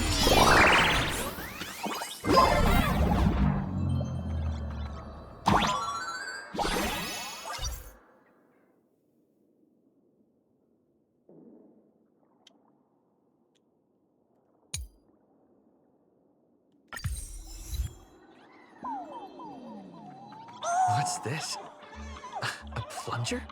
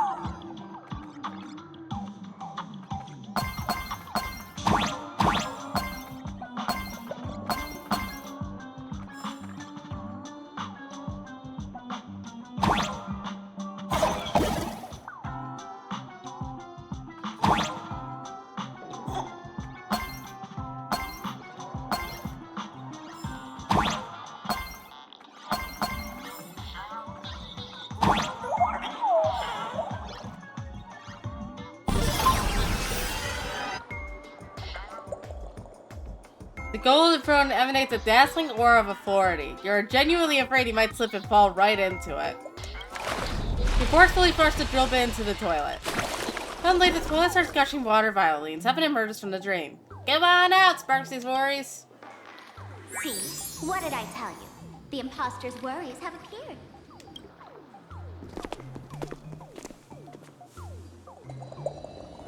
What a rare sight. Sparksicle used to always connect with everyone online. But now, for the first time, she's meeting her fans through the sewer network. Sorry, but we're your haters. Come clean now. What are you planning to do with that mimetic virus you stole? Use Sparksicon as a front to turn everyone into mindless zombies or dancing monkeys? How could I ever harm my dearest, most beloved fan? You took an entire school of teachers and students hostage and turned them into your puppets to help you enter the Phantasmoon games. You're going to argue that you did it all for them? Of course I did. From the very first day I was created, I've been doing exactly what my creator asked of me. Listening to every fan's questions, empathizing with their pain and troubles. I feel insecure about being ordinary, cry when ignored by those they like, and strive to stand out because they desperately want others' approval. Sparksy hears every wish, and she answers. During these Phantasmoon games, I'll grant their wishes through the ceremony of the Master of Elation. By brainwashing them. No, I'll give each of them a choice. The choice to become me. Because deep down, every one of them longs to become Sparksy. To wear this dazzling mask, capture the internet's attention, and bask in praise. You must have heard that saying. In the future, everyone gets their 15 minutes of fame. Now, that moment has come. Sparksicon will turn every spectator into me! For reals? She plans to use a mimetic virus to turn everyone into herself? Oh, the answer was right there in the riddle all along. You know, I gotta say, that's very Sparkle. As expected of my imposter, you're absolutely bonkers! Sis, is now the time to be tooting your own horn, just thinking about being turned into a copy of you? Oh, I can't even force a smile. Oh? This ain't elation. And who gets to define elation? The laughter, the fools, the IPC, or every me seeking joy on the Arcadian internet? Alright, ads about to start, so you know what that means.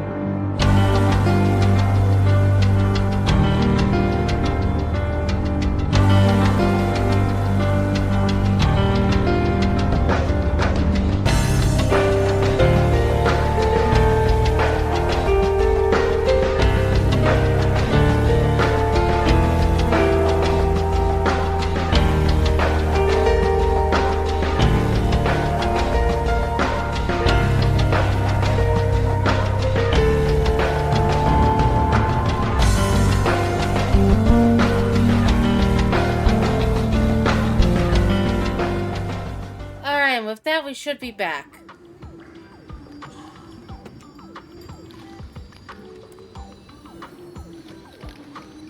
Contrary to popular belief, the masters of the Phantom Moon Games were never us, the supplicants, but the spectators watching us. Sadly, the Inter-Astral Peace Network showed people other worlds in the cosmos. Once horizons widen, expectations climb. Nothing they hear or see feels fresh, interesting, or thrilling enough. And everyone fears that they're outdated, uninteresting, or unexciting in others' eyes. So the world's like a derailed train, racing toward thrills and madness. Nameless of the Astral Express. Am I wrong?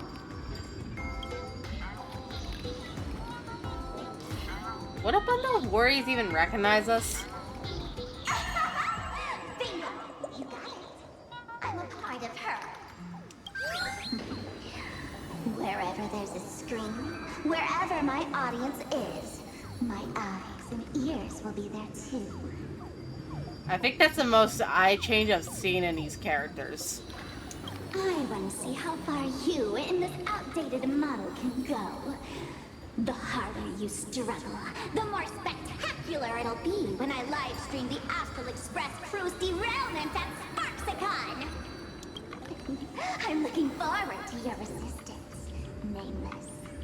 Oh, heads up, everyone! She's getting serious.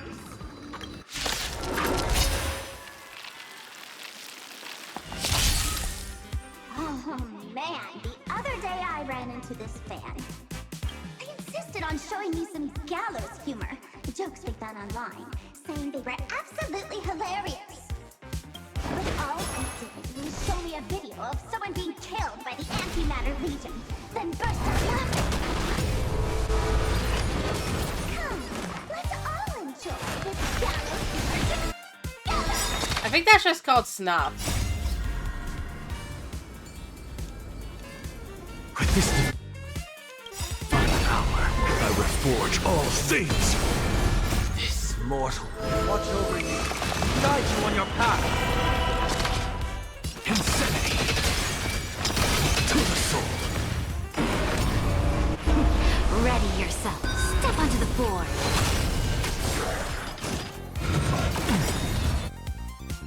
Dragons, obey. Soaring above the land. This is permanent!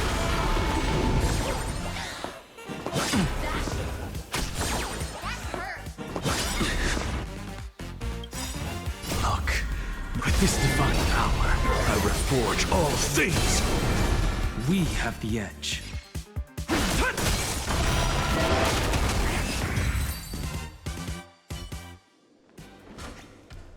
Listen, Sparkle, you only asked me to do your dirty work, but you never said anything about being your thug.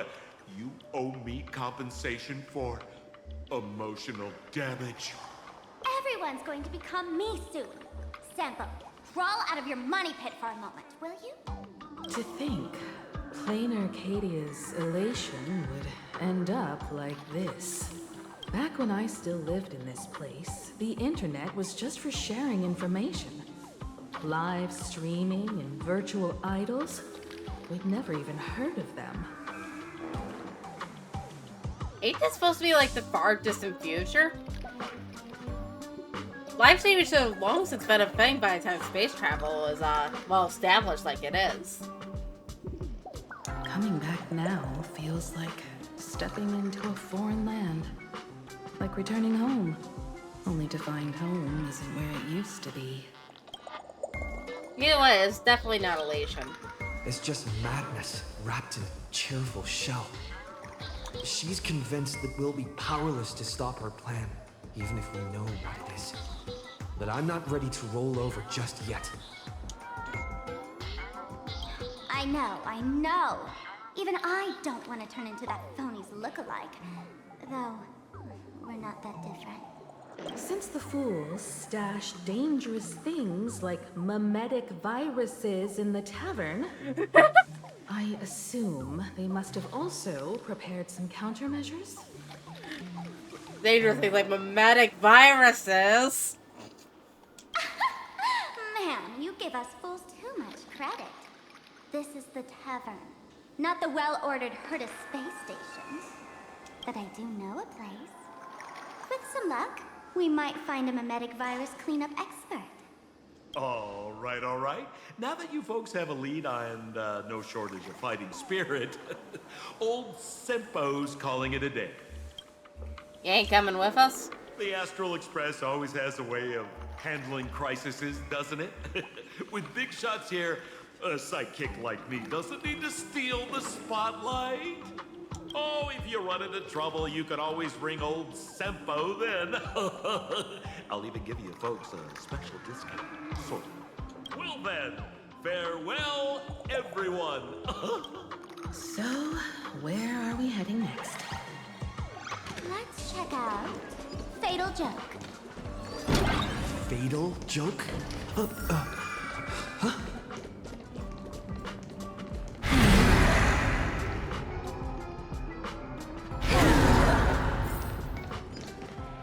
This place feels more like a maze than a tavern. Well, it is a space-time maze after all.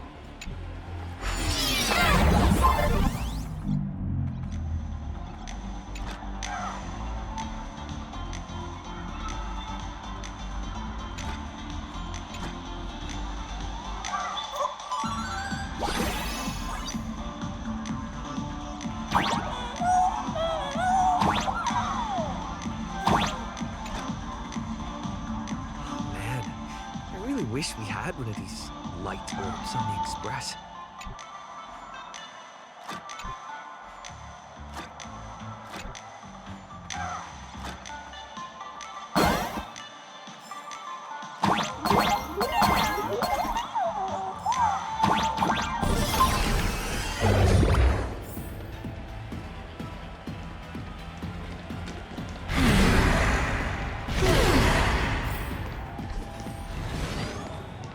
Mr. David Day in Ward 4, please complete your discharge procedures as soon as possible. Why is there a hospital hidden inside the tavern? Well, because those who can become fools are all a bit sick in the head. Not your regular headaches and fevers, but matters of the heart. Every time someone goes bonkers and stirs up trouble in the tavern, like scattering nosewalker parasite ticks in every corner, or spiking the beer barrels with truth serum that makes people spew insults. For each time the whole place goes topsy-turvy, there's always some fool who, in the spirit of elation, volunteers to treat them. Yep, they get sent right here to Fatal Joke. Strange. Why isn't there even a fake doctor around today? Fake. Even if some fool claims to have a legit medical license, you wouldn't dare trust them, would you? Attention patients, please refrain from eating beef hot pot in the hallway. If you wish to dine, please invite the hospital director to join you. Thank you. Would Dr. Hartman from plastic surgery please report to the director's office immediately? This hospital doesn't even have a plastic surgery department. Who on earth are you? Dr. Zhongshan from mental health care, please report to exam room 1. We're one player short for cards. Thank you. Is this a theater? Or a hospital? Alert. Patient detected ahead. Patient detected ahead. Please line up in an orderly fashion for registration and wait for the doctor to begin consultations. Patient number 01, Akavilli. Is there a Mr. Akavilli? Mr. Akavilli, diagnosed with Stellaron symptoms per the records. Are you present? Please proceed to exam room 1. They called you by name, Mr. Akavilli? You might as well go take a look.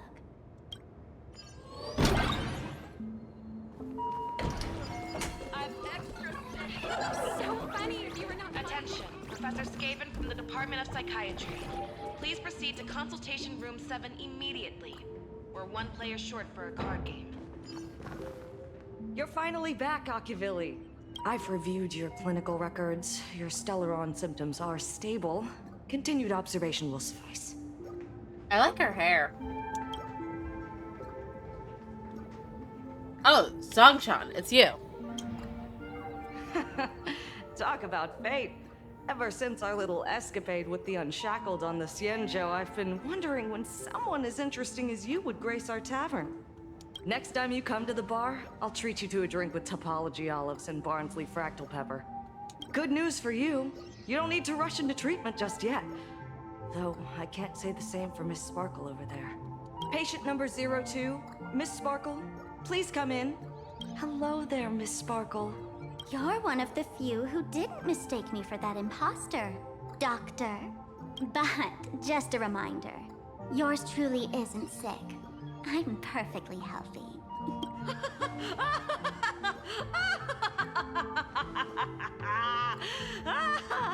Oh, everyone who comes here says they're perfectly healthy. I've seen so many patients, and you're among the most severe. I could already make an initial diagnosis at first glance. Your ailment is loss of self. If someone can transform into 10,000 characters, would she still remember her original self? Good question. But if someone could become 10,000 characters, does the original even matter anymore? By the way, Doc, are you familiar with any treatment protocols for mimetic viruses? Mimetic viruses. I've heard about it. The city sent over a few cases. The patients had one thing in common. They were all heavy internet users. The medical records are in the room. You can take a look if you want.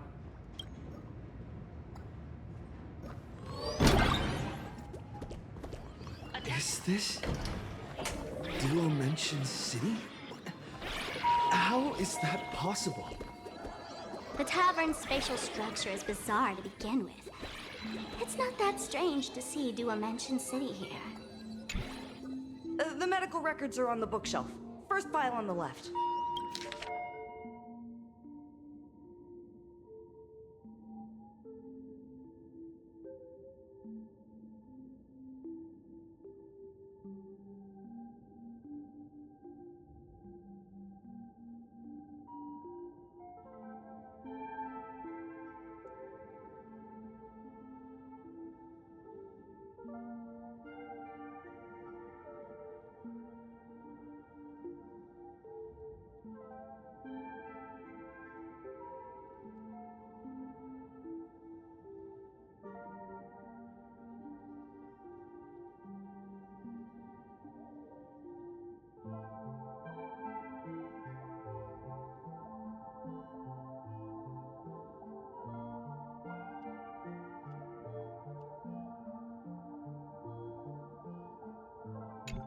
Are there already victims in the city?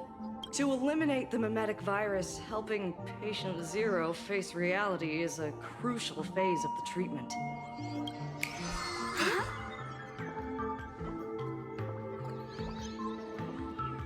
What's happening? You've never been to Fatal Joke before?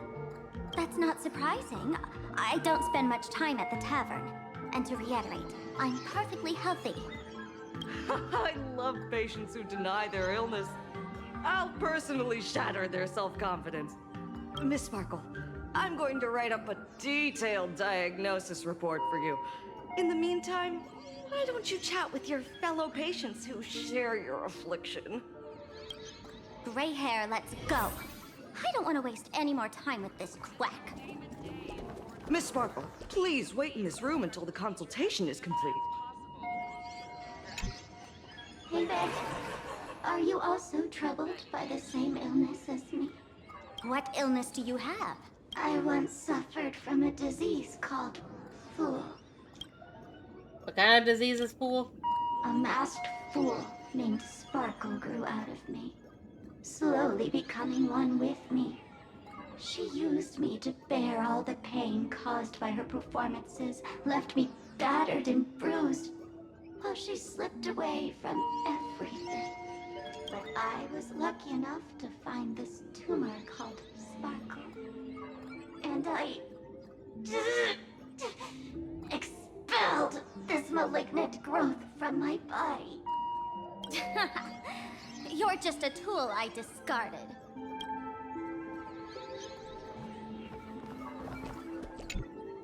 Sparkle, do you still remember me? More people got my name right today than in the past week. I'm so touched. I am your original mask. The Sparkle Roll mask. The Sparkle Roll. The archetype of a bright maiden doomed for a short life. The avenger who perishes with her nemesis. The lover who dies for love. The young artist driven to madness. You used me to win fame, applause, and countless eager gazes. So why would you cruelly cast me aside?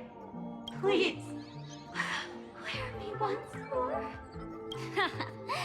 The worst thing an actor should do is be tied down to one type of role. Do yourself a favor and stay down. The diagnosis results are in, Miss Sparkle. Attention. Miss Sparkle, I have your results. Your main components are madness, humor, and a theatrical personality. Unfortunately, the proportions are badly imbalanced. You're beyond saving. But the silver lining is your mask has fallen off. She's free at last. And that's where everyone's misfortune began. None of the masks I've cast off ever had such strong opinions or such a temper. Is Sparksy also one of your fool's masks? She no longer needs to be corroded by your cancer of rationality. Now she can do anything that you wanted to do but didn't dare to do. Ha! As if there's anything Miss Sparkle wouldn't dare to do. For example, you don't dare wear any one mask for too long. Like a butterfly shedding old skin, you keep discarding every mask just so you won't be defined or bound by them. You're afraid to stop, to be stuck in some stereotype. You're afraid that one day you won't be elating enough. That's why you drew Miss Sparksy and became her online. As a dazzling mask, everyone confides in her. Everyone wants to be her. Everyone feeds her their clever ideas. You thought this would inject new life into your elation. But sadly, once the mask is on you, you become its accessory. People care only about the image the mask paints. No one cares about the you beneath. And that is why she came to life. Human recognition and desire will flow through the internet, providing nourishment for her to bloom. She'll become a bewitching flower, conforming to everyone's wishes, letting them wear her, become her, and blossom across all of plain Arcadia.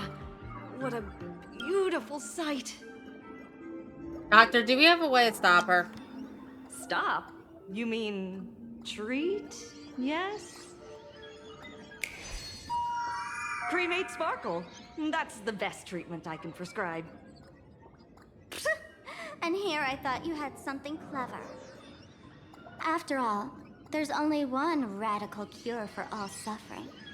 Make oneself disappear, right? Miss Sparkle, don't think I'm joking around with you. I only misbehave outside the tavern. But here, I am a doctor, without quotation marks. My treatment is real and effective. Generally, when a fool vanishes, their mask loses its power and becomes a dead thing. You're two sides of the same coin, after all. But as for Sparksy, I can't say for sure.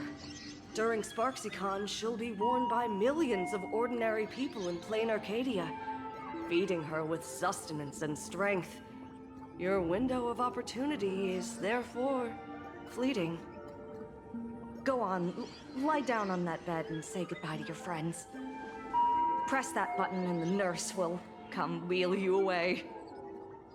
There's a door in the tavern that absolutely positively leads to a still-burning star in Siduni Rama. The nurse will send you there, and that'll be the end of it. And if I say no?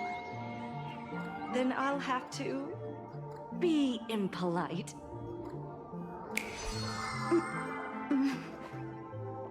Miss Sparkle. Nameless. The choice is yours. As for me, by the laughter above, I've got to catch the next ship out of this dump. Hey! What's going on? Why am I pinned here? Gray hair. The mask of the masked fool represents what you wish to become. You use it to focus your power, but the mask will gradually bind you as well. That's why you've been avoiding Sparksy all this time. She didn't just steal a vial of mimetic virus. She stole your strength. No wonder the fool at the bar joked, when a masked fool loses their mask, what remains is just a fool. Yes. Every fool has at least one such mask.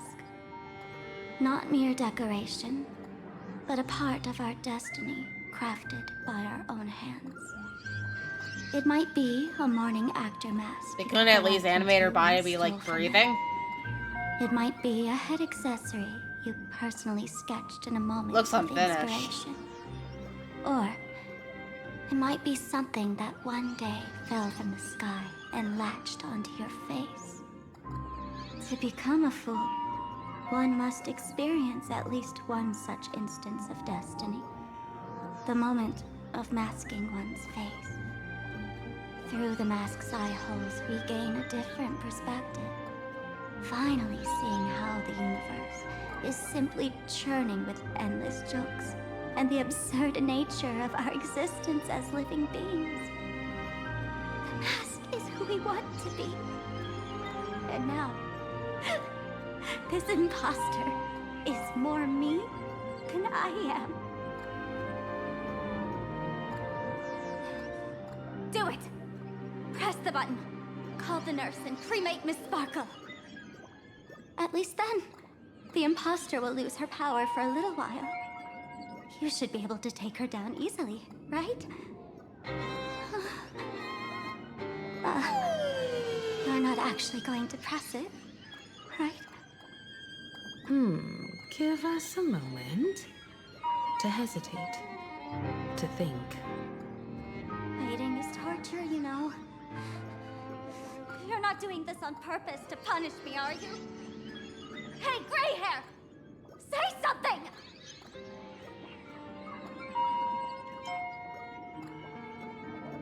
Press the button. Unbelievable! Gray hair. Is your heart colder than Bellabog's ice out of space?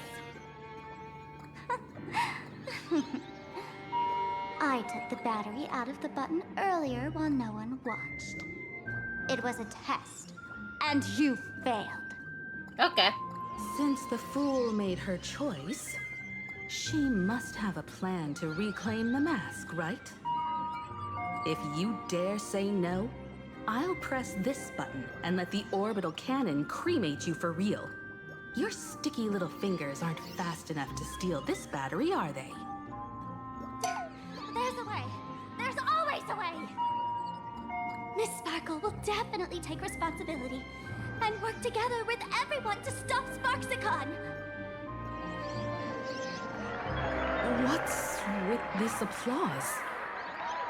Have we been watched the whole time?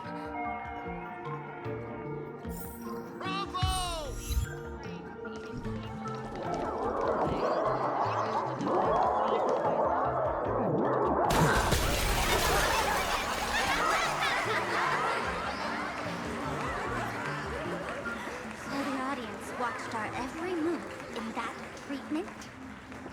Is this a hospital or a theater? That's life for you. While there's life, there's judgment. In every unseen corner, countless judging eyes are watching, diagnosing, and writing their own prescriptions. I must admit, Fatal Joke is a fascinating place. Real shame I didn't come check it out earlier. Ignore the spectators. They're just here for laughs. They won't help and couldn't if they tried. You said you had a way to stop Sparksy. Let's hear it. What's the plan? I've got a few anti-sparkle weapons in my collection. What's that? The name says it all. These are items Miss Sparkle collected in my past adventures, and weapons that my fierce rivals once used against me. On a trip, I met a girl who shared my tastes. She had quite the knack to be a fool. In our battle of wits, she nearly turned me into sparkle paste using the local tumbleweed specialty. She also had a massive mech with beam cannons up the wazoo, ready to blast away any time. I quietly replicated those powerful goodies from my travels. With these anti-sparkle weapons, that imposter won't know what hit her. I gotta say, I'm quite the visionary. You two, let's head to the storage area next. I've already contacted Giovanni. He's doing an inventory check of the lost items there.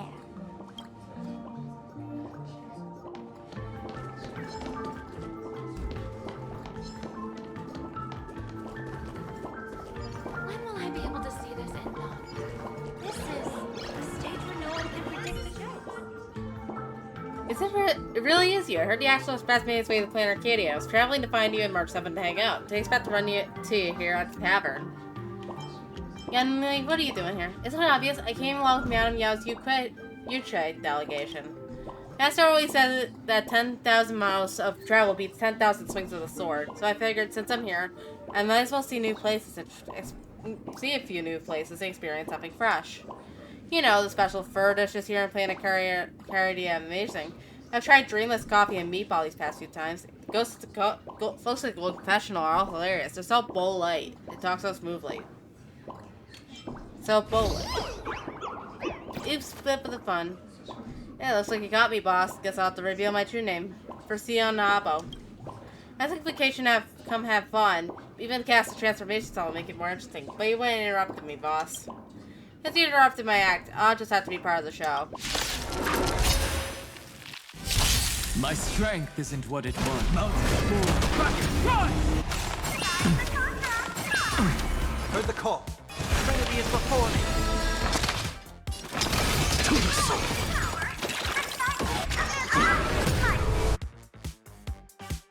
Victory now rests. It's in my hand. Step onto the board.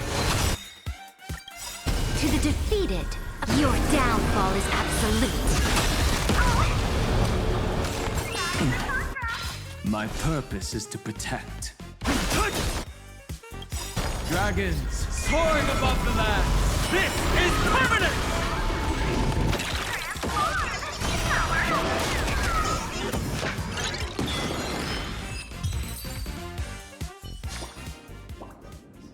How heartless. Even my dad never hit me. But that's not right. I was drawn on an assignment line, so I don't have a dad. Let's find somewhere to ponder these nonsensical questions. No one can predict the jokes. Your tolerance for jokes is way too low.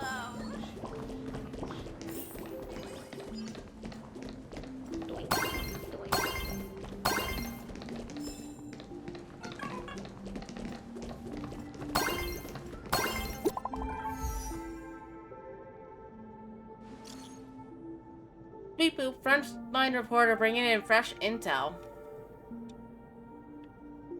Bad news, something weird is happening to all the students at school. This purple thinks I'm getting infected too. I can't breathe. Anything unusual? Something's not right. They've taken down the wave mural from the school. Beep beep, detecting movement heading towards this Furbo's position. Remember my contribution to the club, President. Talk later. Intel from the school? The undercover journalist discovered something unusual. The Furbo journalist couldn't find March or Mr. Yang, but they did spot Sparksy taking down the wave mural in the school courtyard. Oh? That's noteworthy. Looks like Sparksy is busy making preparations too. But why do all this? Never mind her for now.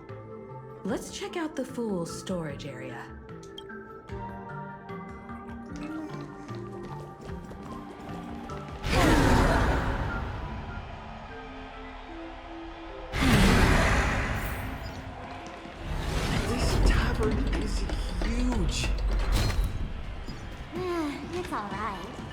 I just wish there were more fun spots around here.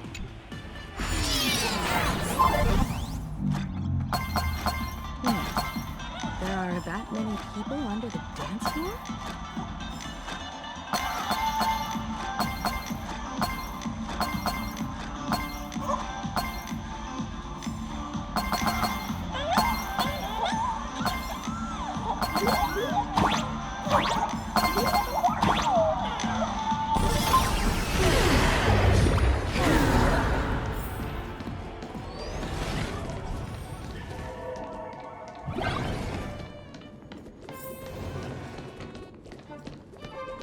Oh, there's a fat ass Stellar Jade.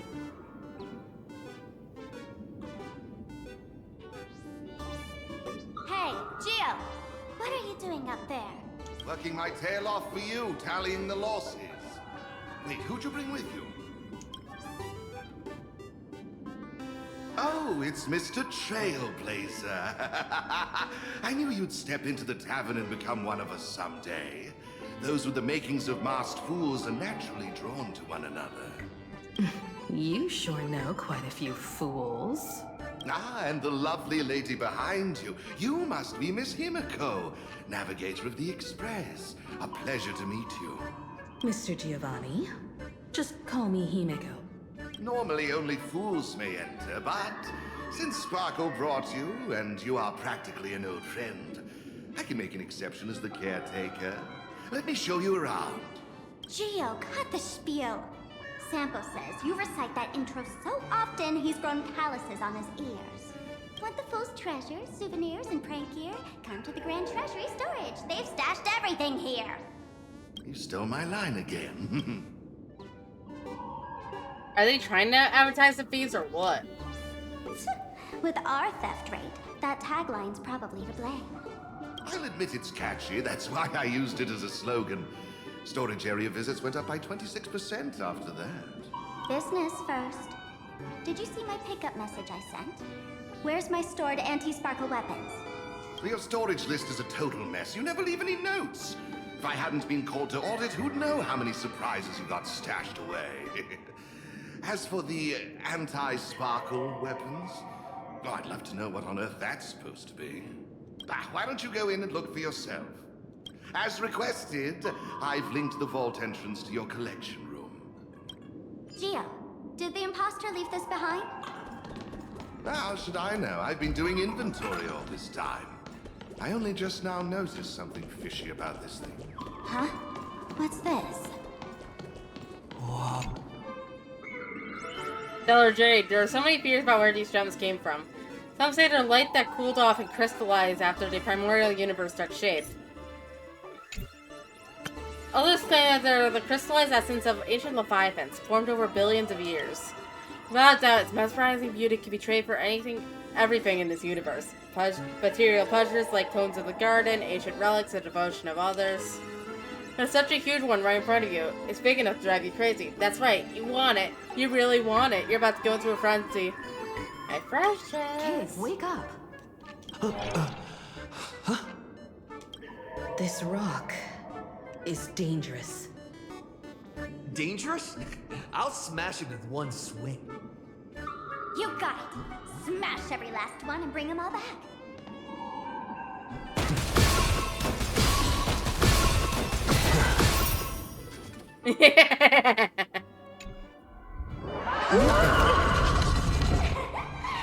Stellar Jade is the perfect bait for catching the nameless. How generous of you.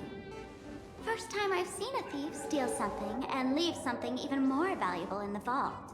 Isn't this exactly the type of phantom thief flair we masked fools adore? Remove a carefully curated piece and leave a gift in place to soothe the owner.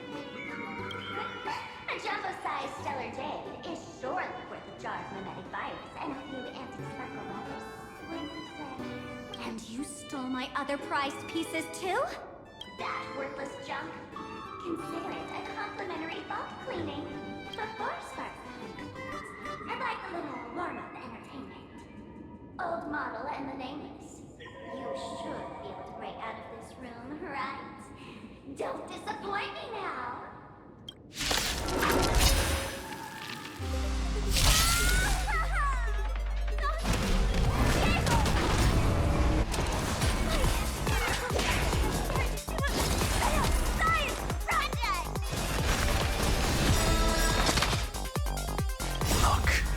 With this divine power, I reforge all things.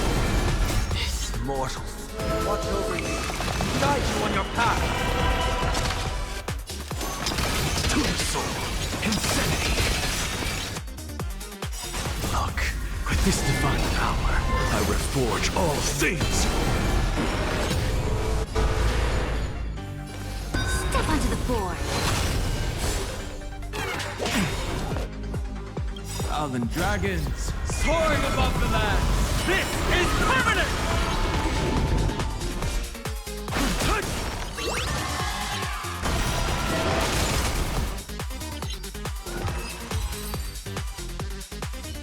Gio, the security here is an absolute mess. You're in no position to talk. Even the drinksmith here is a temp. Count yourself lucky I'm kind enough to help tally your storage. She didn't just steal my power and my collection. She completely destroyed Miss Sparkle's reputation. This is the worst day ever. A correction. Miss Sparkle's worst day so far. Wanna make fun of me? Go ahead. Don't get me wrong. I also don't think gear tumbleweeds and giant mechs would work on someone spreading mimetic viruses. I thought of a way just now that might suppress the mimetic contagion at Graphia Academy. As fast as Himiko, you have a backup plan? You can fight fire with fire, but a mimetic virus can be scoured away with water. What do you mean? Our informant at the school reports Sparksy is removing the central mural there. The imaginated mural, World Breaker Waves, is said to be a work left behind by Graphia herself. Legend says the wave comes from the Dove Brook river water she used to wash off her painting mistakes. The artists say it is blessed. That's why they kept it in the school. I couldn't understand why Sparksy went to such lengths to tear it down. Now I do. Painting mistakes are redundant information that stain a painting. A mimetic virus is redundant information that stains the mind. If someone knew how to harness this Dovebrook wave to wash over the school, they could cleanse the infection she spread. That's why Sparksy wanted to hide the mural. So the solution lies within the school? Exactly. As a Graphia Academy alumna, I know a bit of traditional painting. Right now, our most directly effective plan is to break into the school, regain control of the mural, and use it to suppress Sparksy's movements. Let's go. I'll make this imposter pay 100-fold. Looks like our paths must part in haste. I wish you all fair winds on your journey ahead. Oh, if any of you feel uncertain about what's next, here's a small suggestion. Take a detour inside the Blistar Light Orb. We don't have time to waste. A quick prayer to the gods before battle hardly counts as wasting time, does it? For us masked fools, that light orb holds the same significance as the Phantos Moon hanging above. Deep within the orb, everyone can find the divine revelations of the elation.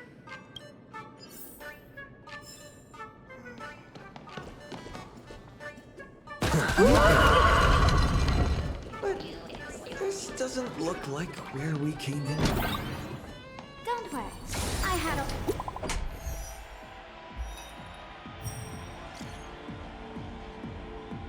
Well done!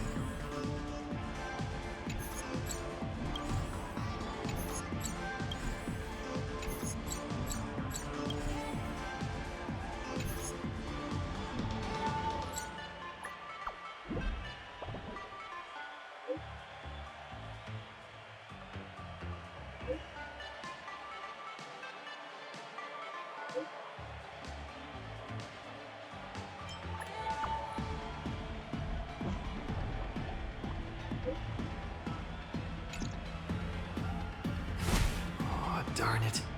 They found something else at the school? Yeah, the cover journalist got caught. We need to pick up the pace.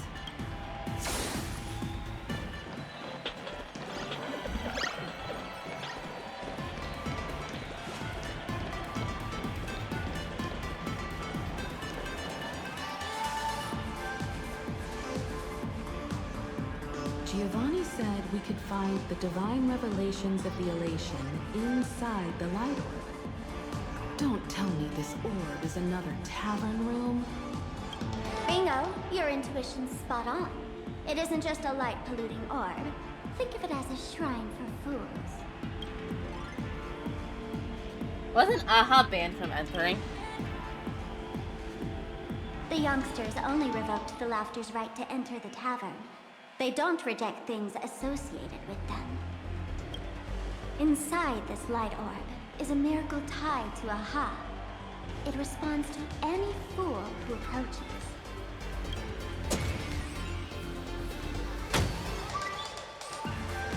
Let me show you something mind-blowing. Here we go. Open sesame!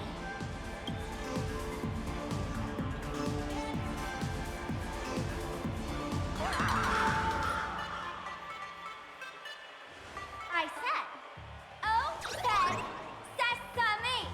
Open sesame! Sesame? Open?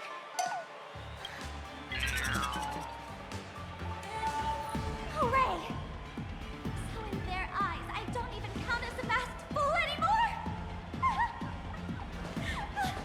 What a wonderful surprise! The imposter stole my identity too!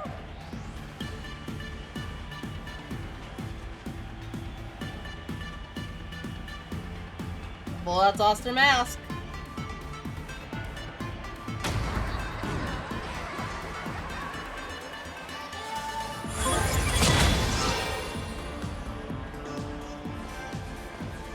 The good news is, at least one of us is still a masked fool. When the fuck did we get appointed as that? Hey! That's way too harsh.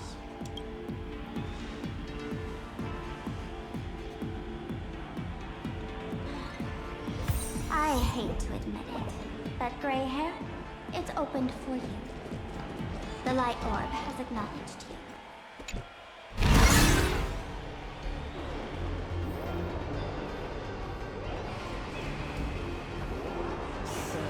This is the miracle you meant? Yes. Among the masked fools, a myth is told. When the Master of Elation climbed the highest boughs of the Tree of Existence, they glimpsed the cold, abhorrent void. The stars turned like machinery, and all meaning yielded to nihility. They gazed further, until they witnessed a newborn fall and cry as if wronged beyond measure. Then they burst out laughing. That crystalline laughter tore through the cold, dead universe, echoing through the realms to this day. Many think the laughter that tore apart the cosmos is just a metaphor. But sadly, it's real. The tavern folks call this laugh the echo of primordial laughter. It tore open a spatial rift. They say other tavern branches have this too, in multiple locations. No one knows how many there are, or what their existence means. When we shout into it, there's no echo. Tossing trash, and it merrily swallows them. No one knows if this thing will keep widening and swallow the tavern whole. Either way, it just sits there, right over there, motionless, grinning at us forever. So how do we get this divine revelation? Just stick your hand in there. It's set at a turning point of destiny. A fool need only reach into the rift and grasp something. The tavern folks call it the Laughter's Gift. No one knows what this thing will bring to those who seek it, fortune or otherwise. But one thing's for sure. Your destiny's bound to get much more chaotic. Hey, gray hair. Wanna give it a try? And to go. With trembling unease, you reach into the gaping fissure. Just pretend like it's mouth of data and Emporia Verax Leo, and you keep telling yourself. Akivili, have mercy. In Akivili's name, please don't hurt me. My head doesn't taste good. Your hand seems to have plunged into a soft, swirling fluid, and a bizarre monkey screech echoes in your ears, reminding you of an ominous story about wish-making. Maybe a sense that you touched something. Got it! Angular and blocky, it hurts to hold with a slight stinging sensation, like stepping on a small toy part in a carpet. Is this? Huh? What's this? Looks like a shitty NFT. You know for sure you've seen this thing before, right there in Penacony. The extraordinary experience of fighting alongside the dazzling ninja, aka Rappa, to fight against the Osaru evil ninja flashed through your mind. He answered, like a banana hanging in the sky. Compelled you to reveal its origin. Both, they really answered. But what's their deal giving you another mimetic virus? To grant temporary immunity. Now I get it. Audiences infected with the Sparksy virus naturally won't be able to resist Sparksy. We'd end up like that soon after breaking into the school. But if we're already infected with another mimetic virus, well, that changes things. And this banana serves exactly that purpose. To buy us some time to resist. The elation really has a twisted sense of humor, huh? Alright, let's move. Who are you two? Haven't you heard the rule? Only one fool's allowed in here at a time. Who am I? Well, just a passing detective and his assistant. Have I been asleep too long? Or has humanity sunk so low they don't even care if they turn to monkeys? Meanwhile, the ignorant criminals believed they had discovered a treasure that would change their destiny, completely unaware that what they held in their hands could shatter the sanity of the entire world! Hey, Mr. N, cut the narration when it's time to fight. Well, I got to do something right. Like this? Whatever floats your boat. Now, listen up, you three. Put that banana down and walk away, and I'll let bygones be bygones. But if you try anything funny... If you want to get to them, you'll have to get through these little toys first.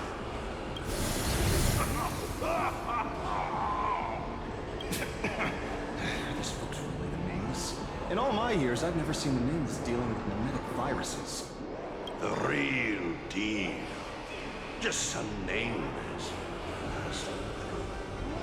Mr. N, I've got to go after them. You won't be able to keep up with me. Just head home and wait for the news. I swear, I won't let the tragedy that happened to you repeat itself in this world. Ah, that explains why he's a slumber banana monkey. Over here! This way! Run faster! You don't want to get caught by that guy back there, do you? Yo, bro! Just how many troublemakers did you people manage to tick off when you landed?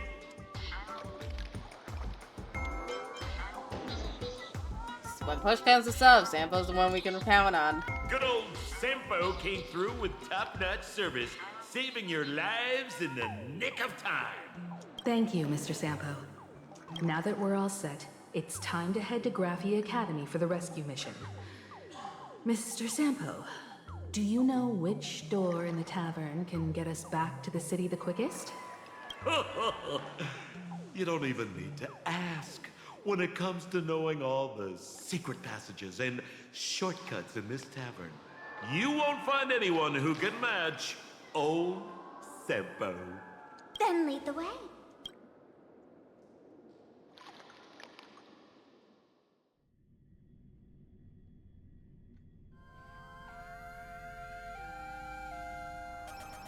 Meanwhile, somewhere in Dual-Mentioned City.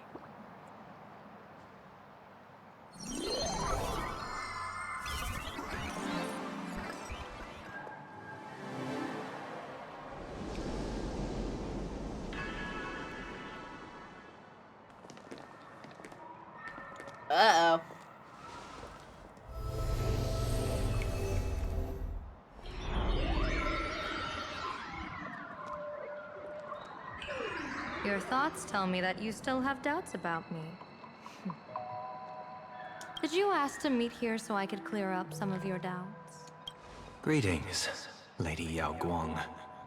Being able to hear others' thoughts in time. This tuning ability sure comes in handy. Compared to the seer strategist's ability to come and go as she pleases, this is nothing but a parlor trick. I've heard that Xianzhou folks are big on etiquette, yet here I am, and you're still playing hide and seek, General. Isn't that a bit discourteous? Sorry. I have this old problem of suddenly disappearing. It's really something beyond my control. As for the reason, I'm afraid I can't disclose it. Please forgive my rudeness. Or, if you're truly that curious, why not use your tuning and find out? You know I won't do that. Besides, I couldn't even if I wanted to right now. Couldn't?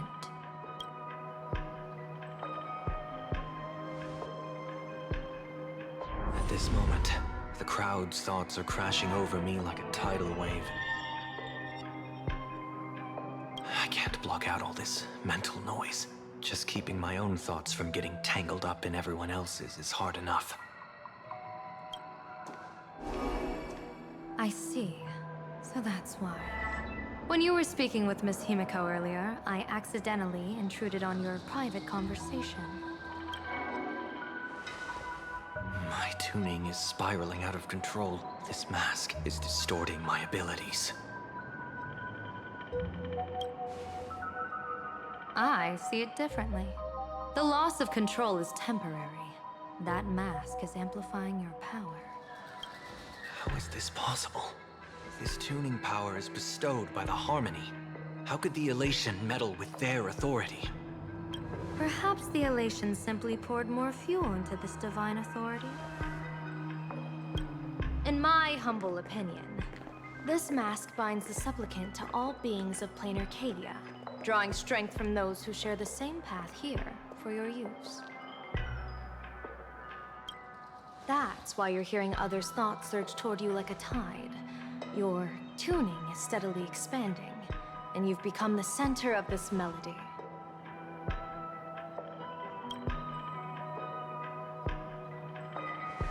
You sure gave me quite the gift, General.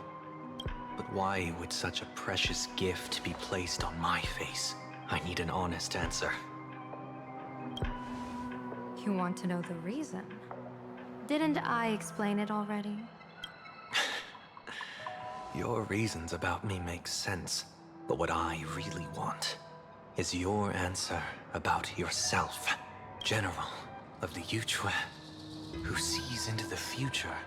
Why not wear the mask yourself and personally step into the fray with its power?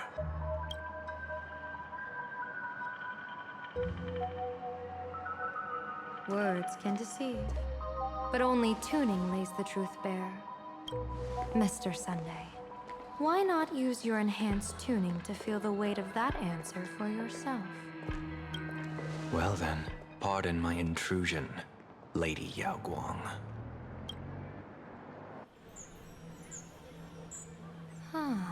So this bird on my shoulder is the manifestation of the tuning's resonance? Exactly. And these symbols I see floating above people's heads would be the weal and woe signs you mentioned, General? That's right. To become an Arbiter General, one must undergo 3 ceremonies. The Rainbow Ordainment, the Rainbow's Gaze, and the Bestowal of Spiritus. Only then can one truly take up the mantle and live up to the title. When I was appointed as the Yuchue's General, I was bestowed with the Rainbow Spiritus called Kalachakra Sky Plume, which represents the vision of the hunt among the 7 aspects of the rainbow. A symbol of foresight, verdict, and self-discipline.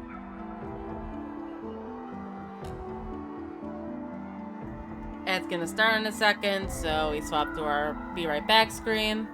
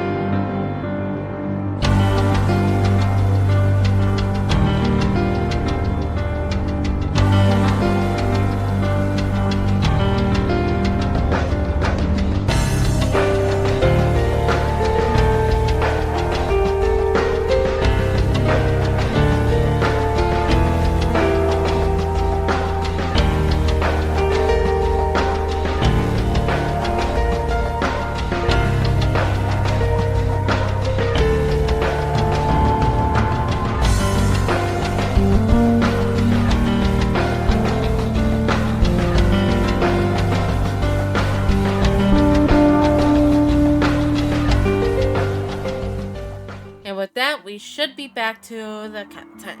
So let's go. Thanks to that, I gained the Eye of Ishvara, which allows me to read the flow of destiny. Since the day I arrived on this world, every person I've seen bore a crimson woe sign above their head, without exception. Within days at most, a catastrophic disaster will befall this place. So, that red glow rising from the edge of the city is... The blazing light, formed by the convergence of all those woe signs in plain Arcadia. In that case, General, it's all the more reason for you to wear the mask. Once your sight into the future is strengthened, you won't need to fear the deathly omen in your readings. Mr. Sunday, have you heard the Diviner's iron law? Never divine the same matter twice. In Penecomi, diviners also warn clients beforehand. You can't ask for another spread just because you dislike the result. There's a reason for that, isn't there? Divining the future is, in essence, a form of observation and calculation. It's an interference with the future. Each reading drives the murky future towards a definite outcome. A collapsed quantum state, even if that outcome isn't to one's liking. To be honest, when I set out for plain Arcadia, I had fully intended to personally participate in the Phantom Moon Games. But the moment I laid hands on the mask, I understood the consequences of wearing it. Once this miraculous item is donned, the Eye of Ishvara would transcend mere sight and permeate throughout this realm.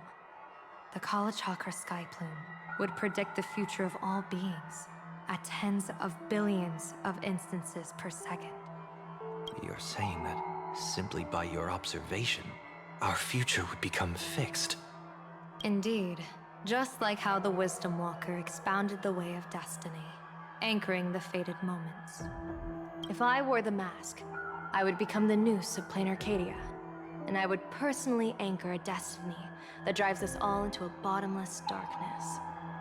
We will become locked in a dead end, with not a shred of hope for salvation. Close one.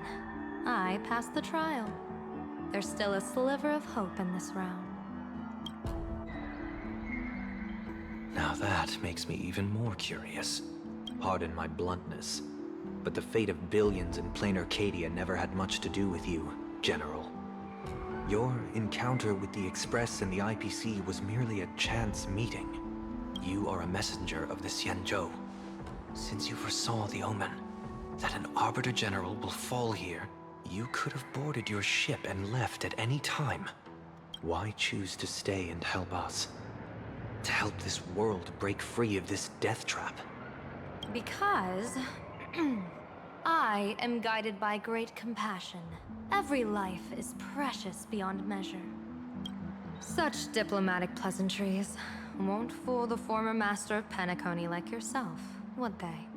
Then, how about this reason? The Astral Express has distinguished itself time and again against the destruction, and bears an irreplaceable duty for the future. I can't just sit idly and watch you face annihilation. Give me a break. I really am terrible at all this diplomatic talk. Mr. Sunday, what makes you think that everything I've done is just to save plain Arcadia? What? Weal is where woe lurks. Woe is where weal leads. The good fortune of some often births the ill fate of others, and a dead end for someone may hide an opportunity for another. This treacherous land where life and death turn again and again, where fortune flips to misfortune, is, in my eyes, the perfect board for a game of wits. A game with whom?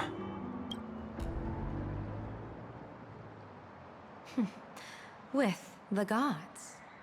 Mr. Sunday, have you heard of the Battle of the Fonghu 30 years ago? I've heard rumors of that war, but not the details. General, are you suggesting plain Arcadia is now facing dangers just as perilous as the Xianzhou Fonghu was back then? You got that right. 30 years ago, the Abundance Axis broke our lines and invaded the Fenghu homeland. The abominations awakened a living demonic star, intending to sink the Xianzhou Fenghu. With no other options, the Alliance staked everything on my junior Soar's plan. To operate the astronomical observation device, the Cloud Pier telescope, to signal the rainbow for aid, using their Lux arrow to strike down the demon star. Whoever operated the Cloud Pier telescope would not return. It was to be a one-way trip. So, your junior Sora. You guessed wrong. The one who offered his life was my master, who taught me divination. It was Master Jingtian, then the Yuchui's Master Diviner, and the only high official authorized to operate that device. He accepted his fate and ventured to the Fenghu. Going with him into certain death were Yueyu, the previous Yaoqing general who guarded the Cloud Pier telescope, and the Verdant Knights under her command. I was responsible for assessing the entire plan's feasibility and mending its gaps. I activated the Decalite reflection barrier, calculating and casting lots again and again.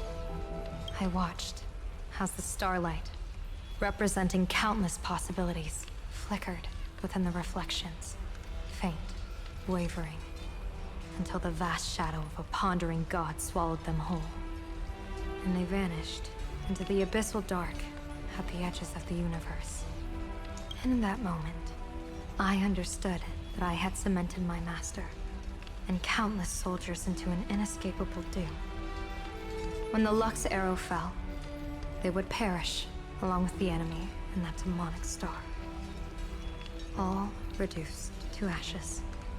You sacrificed so many comrades just to ensure the enemy's fall.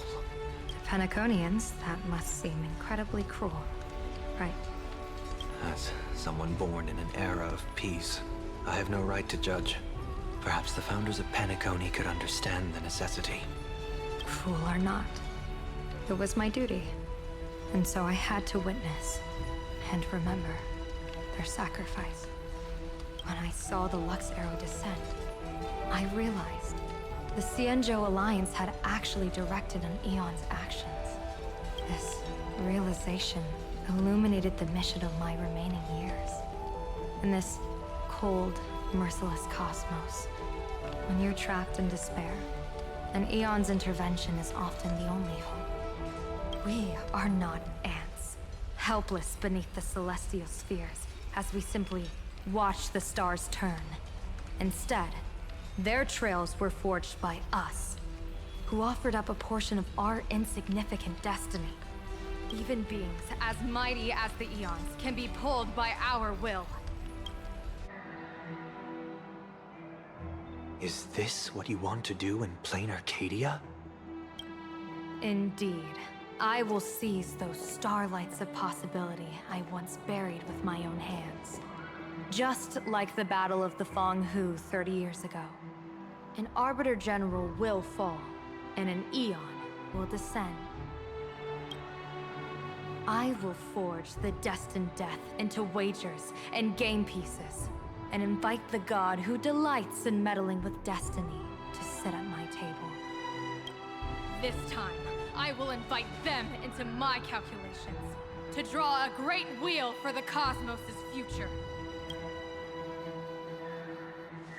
Mr. Sunday, surely you can understand this mad idea of mine, having once reached the divine throne of order yourself.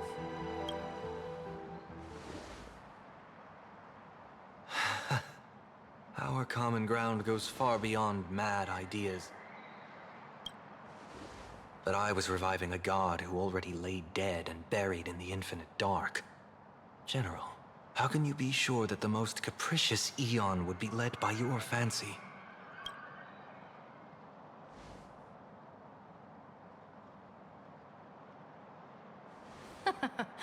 Have you heard this myth about the elation?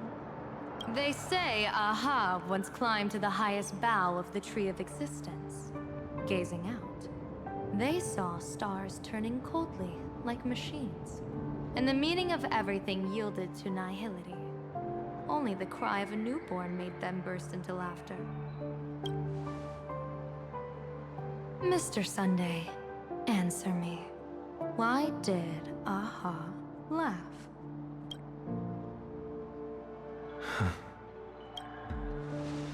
I think it's because they finally saw an audience arrive at this long, empty stage we call the universe. Oh, well said. You're way funnier than you look. As divination teaches, heaven creates 49 paths. Humans find the one unseen. We are the greatest variable this blind, mindless universe can produce. The universe and the gods set riddles for us, and we shall give them a surprise. An answer beyond the finality. Ah, looks like it's about time. Don't tell me you're disappearing without a goodbye again, General. No. This time, we will set our eyes on the same place and carve a sliver of possibility out of destiny with our own sight. Could you be talking about the school? No. This time, we will set our eyes on the same place and carve a sliver of possibility out of destiny with our own sight. School where Himiko and the others went. Yes. The crimson light there pierces the sky today, marking it as a locus of woe. The Arcadia's first calamity will erupt there. I should have asked you to give them a few secret strategies before they left.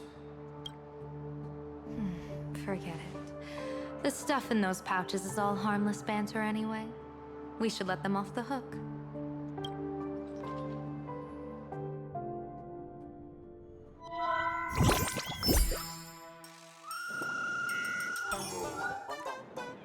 Hello, everyone. Welcome back to Full Wish TV's special news segment, Arcadian Morning Report. I'm your host, Poofy. Hi, everyone. I'm your host, Smelly. It's been 3 hours since our first supplicant, Miss Sparksy, announced her entry into the Phantom Moon Games. The performance she announced to all her fans, SparksyCon, is also about to begin. How curious! Plain Arcadia's day-night cycle was completely scrambled in ancient times. Graphia Academy's location just happens to be bathed in light. So, in broad daylight, what kind of fireworks show does Miss Sparksy have in store for us? Who knows? Maybe she'll blow the school sky high in a blaze of fireworks. After all, at the Phantom Moon Games 15 years ago, Graphia Academy also. Hey, Senior, you can't joke about that. Dear viewers, our apologies. Let's move on to news about other supplicants. According to the Department of Aberration Defense's staff, during a routine inspection of the Phantom Moon courtyard, 2 additional mask shapes manifested on the altar. In other words, 2 more supplicants have appeared! Although none of them have publicly announced entry into the games yet, the altar's masks mean someone, somewhere has quietly donned the masks of elation. As for the 2 masks, Department of Aberration Defense staff describe one as a raccoon and the other as some kind of bird. A raccoon mask, huh? Hard not to think of the Astro Express that just arrived in plain Arcadia. Will the Nameless from the Astro Express join the Phantom Moon Games? I hear they've even invited them to SparksyCon as special guests! Will it be a miraculous show formed out of the collaboration between supplicants, or a head-to-head showcase between 2 famed contenders? Countless streamers are already live, broadcasting the scene at the venue. Let's cut to the feed now. Ah! Look, it's the Nameless from the Astral Express! One girl, 1,000 faces. 1,000 faces, one girl.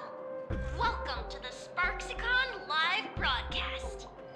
Dear lovely fans, please be patient. SparksyCon is about to begin. This horror stream is about to end. Time for you all to log off. That woman has Miss Sparksy's face. What a pathetic imitation. What? My face is the original!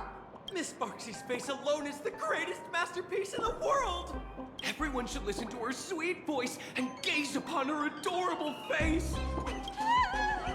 We should become Miss Sparksy! We offered everything to Miss Sparksy. Sparks and go! Sparks and go! Sparks and go! My eyes! I've seen something cursed. The mimetic virus spread among people is way worse than we imagined.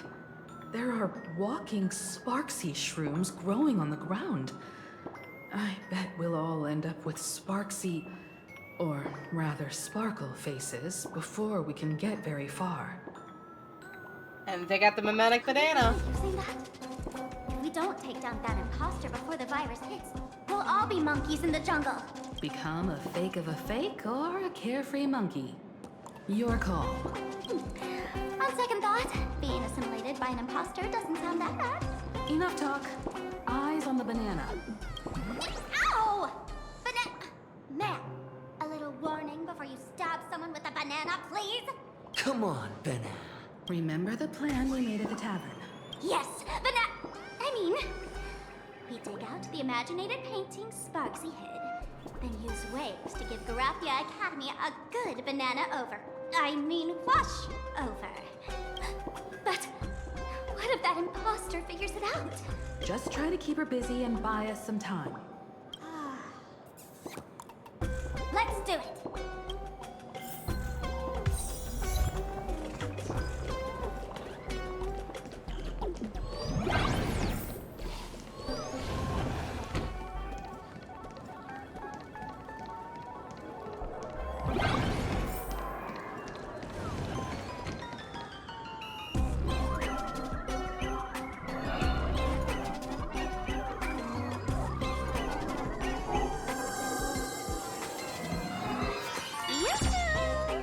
Welcome, dear guests. I've been waiting so long, my phone's about to die. Drop the act, my dear Mask. I shouldn't have called you an imposter. That was harsh of me. Come back to Mama's arms. It's not too late. If the Astral Express crew gets involved, they won't be pulling any punches.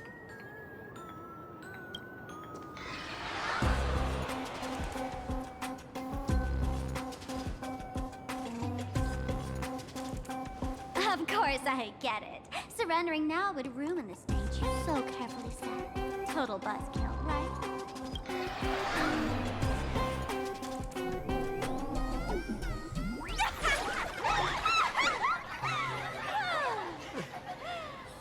So you still don't get it? The worst thing an actor should do is be tied down to one type of role. Standing before you. The loyal friend who's been by your side all along. The masked fool who never played any tricks. She is actually the old mask I have shed.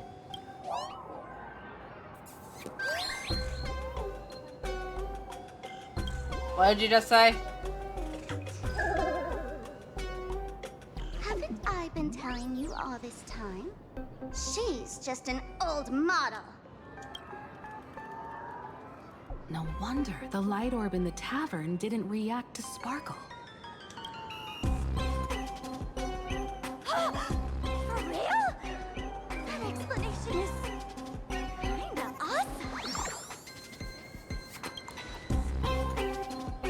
Look at those expressions on your faces. This is the best opening act for SparksyCon ever!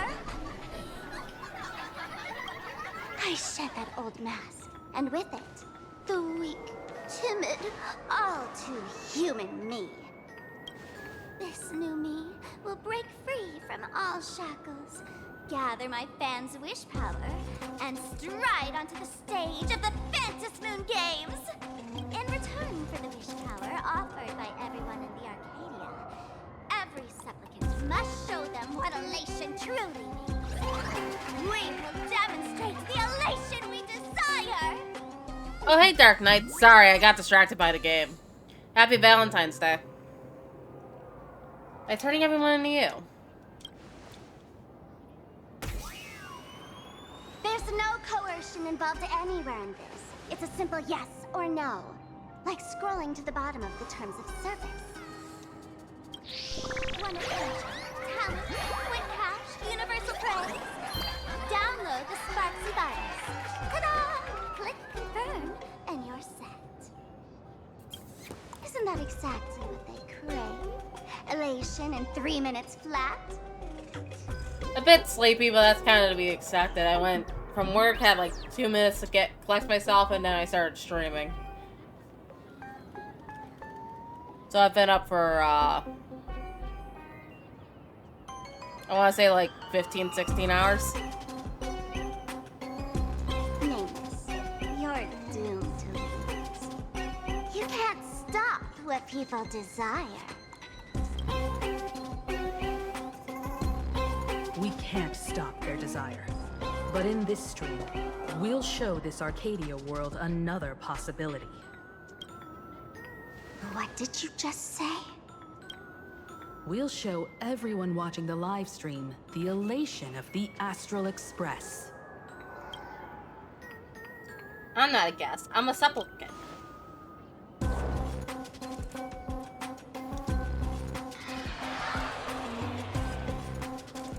You got another mask? I'm fine. I'm just sucking at cough drops. I plan on hitting the hay as soon as I'm done with this quest. And I'm assuming we're about to get to the climax, which will lead to the end of this portion of the chapter, so. Before Sparksicon begins, the hero of the Express will defeat the villain who tried to spread the virus. And soon, the world will watch it happen live. In their hearts, they'll long for the Trailblaze too. You were never the only option for the audience, Sparksy.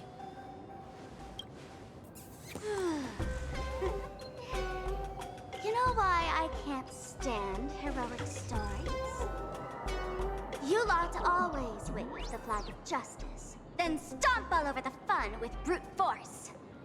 The elation has nothing to do with justice, and you haven't won yet.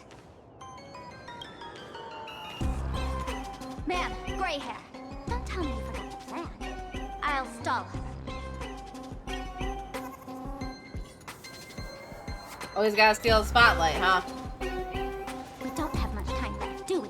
I'm trying to give us better odds of winning here. There's one thing I've always wondered. Who's the real Sparkle, and who's just a mask? Shouldn't the last one standing decide that? Then let's settle it right now. I'll make you the opening firework of Sparksicon.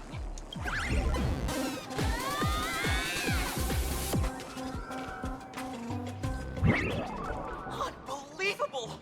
A girl who looks exactly like Miss Sparksy just rushed in and started throwing punches! Could she be a high-grade lookalike rival? Looks like when it comes to top-tier V-Streamer wars, the fanciest fights are fought the old-fashioned way. Hey, friends! Over here! Look this way! Is that March's voice? Over here! Mr. Yang and I are in the art classroom! While Sparkle keeps her busy, let's regroup with March first.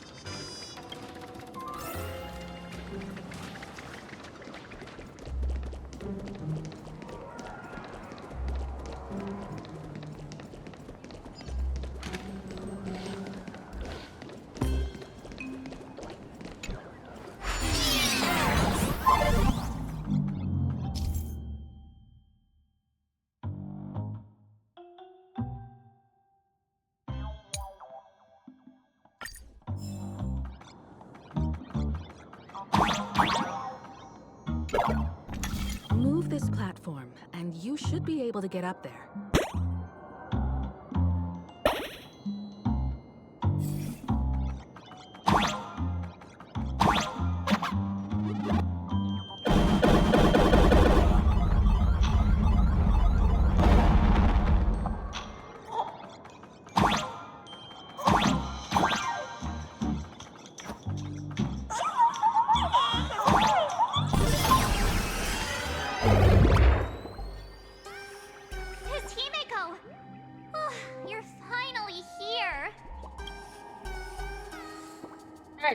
is you're okay, Bana.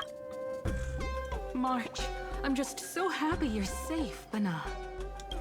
After he escaped the school, I figured he'd bring you back. So, while Sparksy was away, I found a classroom to hide in.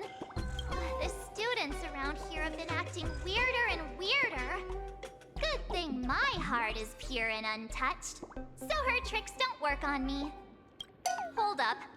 Were you two just talking with some weird verbal tick?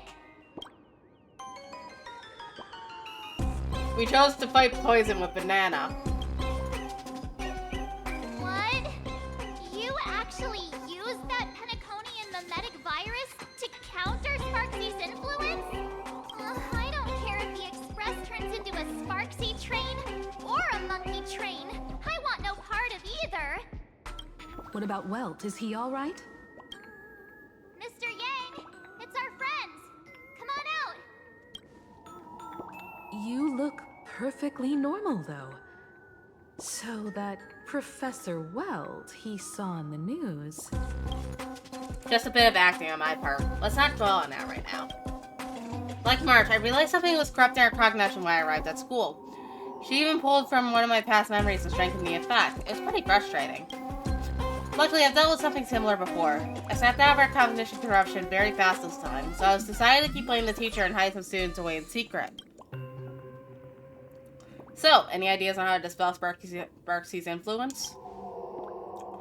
You told March and Will about the intel you obtained at the tavern and your action plan. No wonder these students took down the wave mural from the central courtyard. Sparksy had them break it into 3 parts: the waves, the wooden boat, and the moon. I don't know where they hit the waves and the moon, but we managed to retrieve the wooden boat that was stored in the archive room from the students. As expected from Teacher Yang. We might have a lead on the other 2 painting pieces. Have you seen... Furbo, Nana? You mean... a Furbo? We sent a local reporter into the school, but his luck turned sour, Nana. Sparksy caught him red-handed. Before he was taken away, he managed to take a photo of the library. I want to check it out with him. What about me and Mr. Yang? Now that we have a lead, no way we'll just sit here doing nothing. March and I will go track down that Furbo reporter. We might even find out where the last piece of the painting was hidden. That's the plan. Let us know right away if you find any leads. Himiko, where's the library? I know the way. I just hope they haven't renovated the academy in the past 15 years.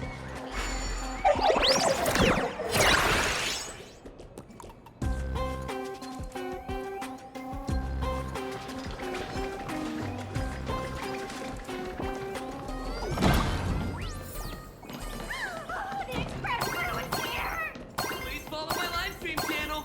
Please give Miss Sparksy lots of likes.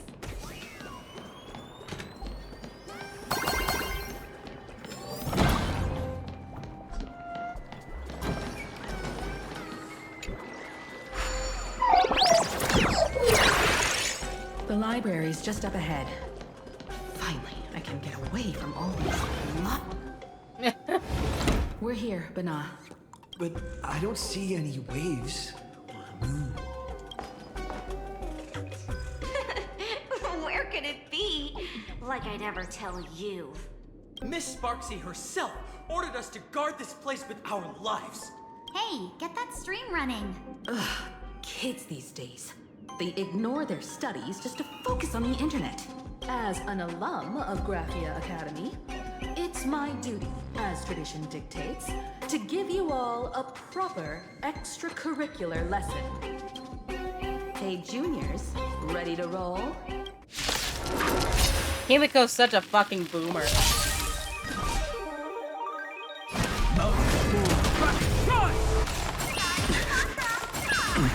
Heard the call. Doubt farewell. To the soul.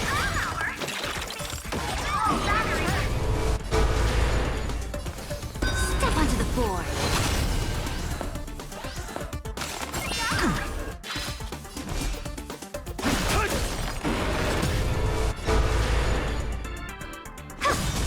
just a frail scholar.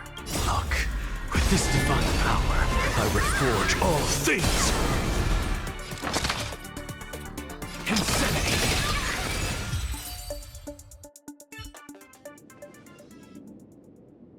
Where could they be hiding the landscape painting? After all, it's an image-nanted thing. Once sealed in a scroll or something, it'll be a pain to retrieve, Bana. Oh, right. Let's check out that photo Nana the reporter left us. Maybe we can find some clues. Could that be hidden near that bookshelf, Bana?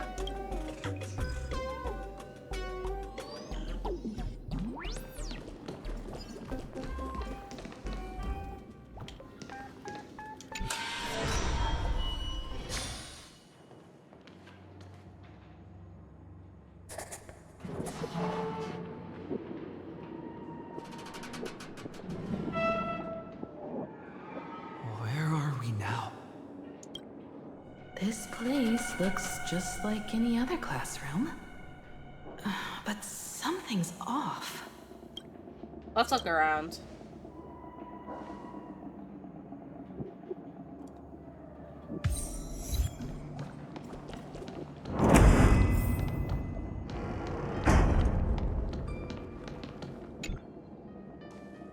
So this is where they stashed the wave. Did you hear something? I did. I think I heard someone laughing. Something's not right. Is there something hidden here?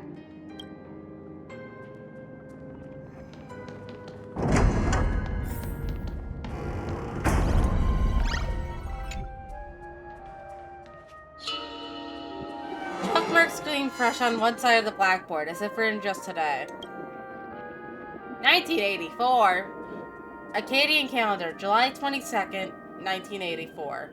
On duty, bell, full wish.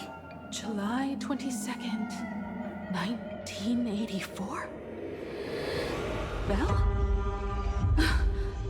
Could this classroom be...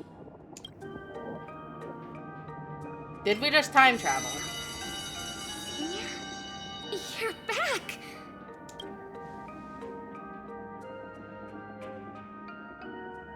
Belle? And you are? But how is this possible? It really is you, Senior! You look so different. We almost didn't recognize you. Still, that dashing aura of yours simply can't be obscured. And so many of us, we've been here, waiting all this time. I'm so sorry. I was gone too long. It's unforgivable that I never came back to visit you all. You apologizing so seriously? That's not like you at all, Senior. Yeah.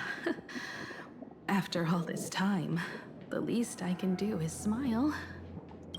But all of you are already dead. Himiko, these students, who are they? They're the shadows cast by my past regrets. Young lives buried here by a tragic accident. What? Oh no, Senior, he's here! That thing is coming! Wait, what did you just say? Everyone, hide! We mustn't let that monster find us! Run, Senior! The Herald of Death is back! Belle! That was a bit of a jump scare. The classroom door closed, and before you knew it, you were standing in the hallway. The gap in the door seems to be filled with impenetrable darkness, and you can't see a thing. You hear what sounds like light raindrops gently falling on the window. In the classroom, someone carefully paced around, treading across the sticky floor, like a painter walking in his filled paint scattered all over the ground.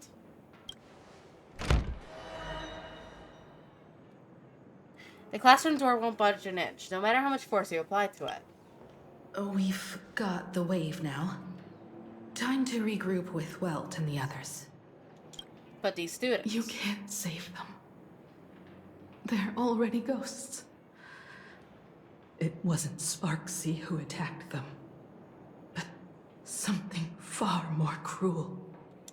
And they didn't die in the present, but during a certain twilight 15 years ago.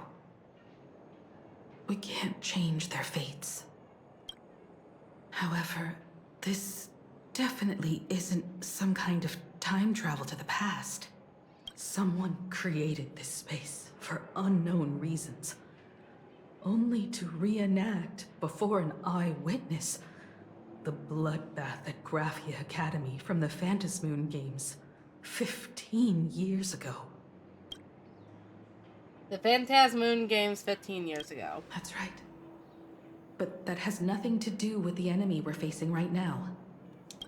I know you have a lot of questions now, but we'll have time to talk about all this in detail after we deal with Sparksy. Come on. It's time for us to meet up with Welt. He just messaged and said he and March found the missing Furbonana reporter, Bana, and the final landscape painting piece. So it's like that one time when Rappa locked in so hard that her ninja speak dropped. Himiko got so re-traumatized or whatever that she forgot about the Bana speak.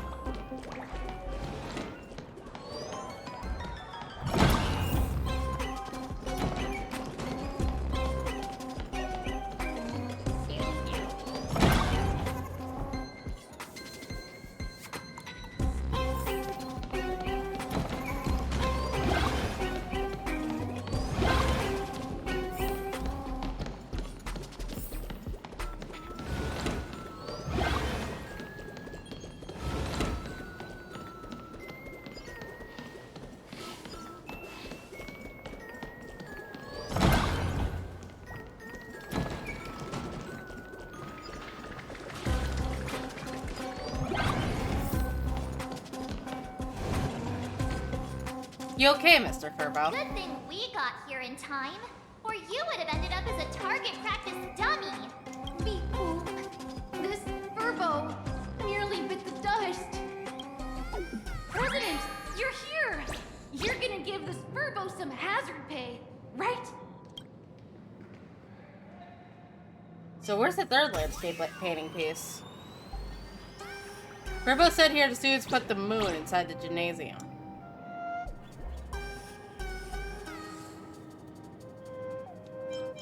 Why there are these things everywhere anyway? Wispe called emotes. Sparksy must have given the moons one of the emotes to look after. She really went all out, didn't she? The whole gym's full of moons. Now what? Be it Sparkle or Sparksy, both are equally just as headache-inducing. All right, everyone. Let's round up these emotes and take a look.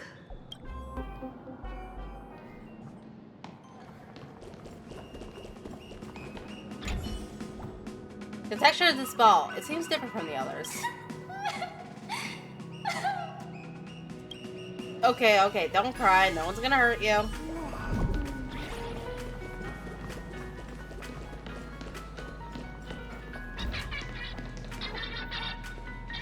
The high and mighty emoji is stuck fast in the basketball hoop. Perched higher like a monarch upon a throne, its gazes down coldly at the frantic bustle of your efforts below. Its gaze shifts awkwardly away, but a smug grin seeks into its lips, as if thinking, you got no needs? Good luck reaching for the moon. Sneaky laugh. It probably does know where the moon is hiding. But how are we meant to even reach the thing?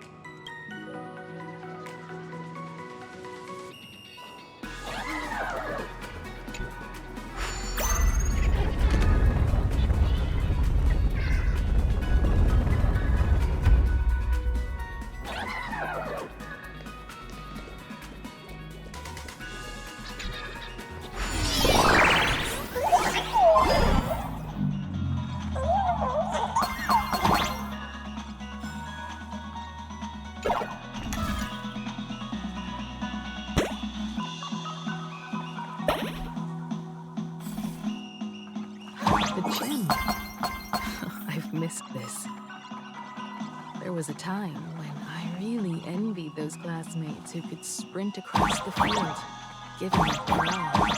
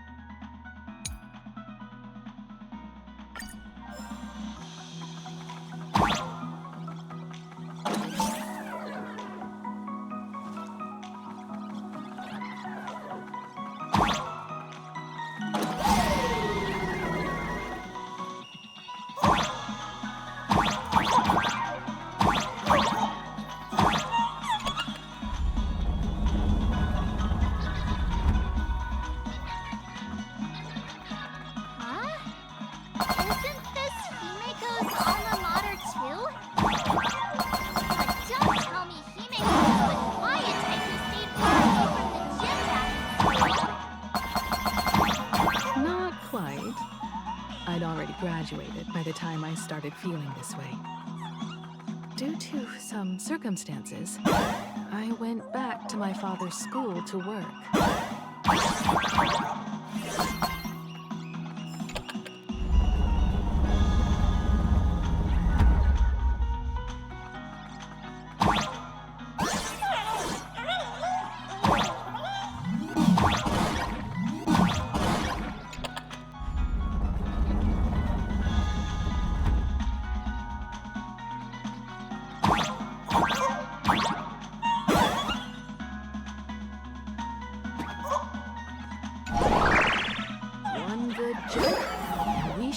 To reach that emoji.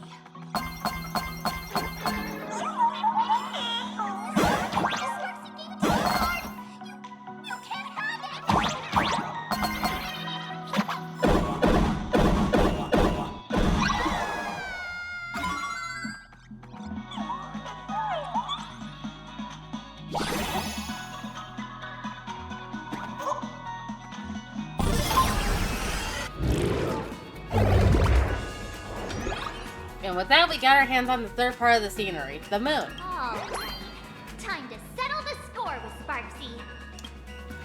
A bat's been itching for some action. Since Sparksy dared to target the Astral Express, treating us like stepping nanostones in the Phantasmoon games, she had better be ready to become a spoil of war herself. He and I will head to the atrium next, piece the imaginated landscape back together, and help Sparkle take down Sparksy. Welt, March, I'm counting on you to protect the students at the Academy. Dovebrook's waves should suppress the mimetic contamination they're experiencing, but they might panic and run into the combat area. This time, I truly hope no innocent people get hurt during the Phantasmoon games. Don't worry, Miss Himeko. Mr. Yang and I have got this. You better give that girl a taste of her own medicine for messing with us like some comedy act. Let's go.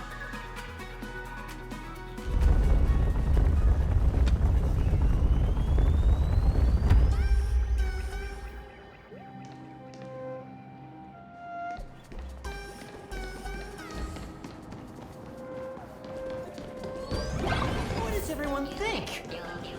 Let's cheer for Miss Sparksy! Who will emerge victorious? Miss Sparksy or the Astral Express?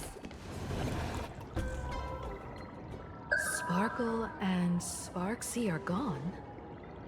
And the students too? If you think you've got this in the bag, you're in for a rude awakening. Sparksicon hasn't even started!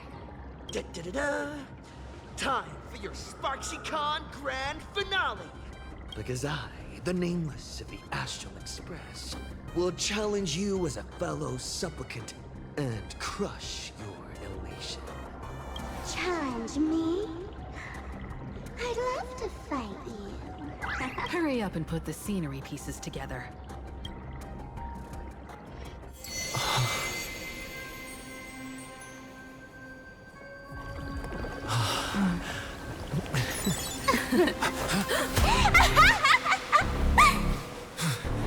That annoying old model has already fallen asleep. Soon, there will only be one sparkle in the world. Or maybe everyone will be one.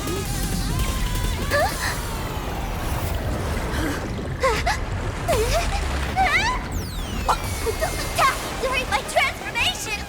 Despicable! Too bad. The audience has all arrived. Hypermonic Puma Starksy.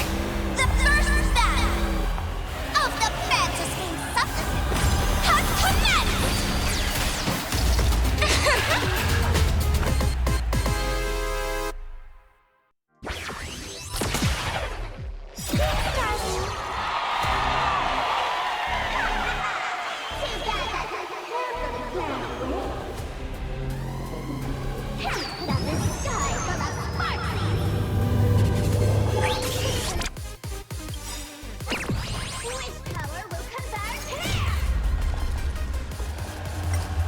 Soaring above the land! This is permanent! Stand in their way. This mortal will watch over you, guide you on your path.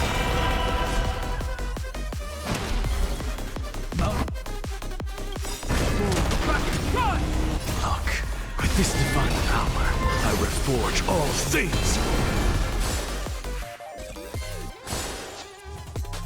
I heard the call. Now farewell. I'm just a frail scholar. Tool insanity!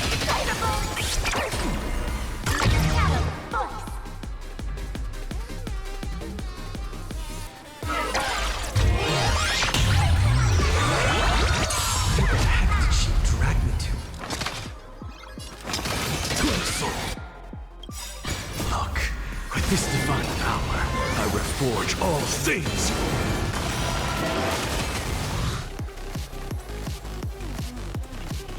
Not like it's to be at PV.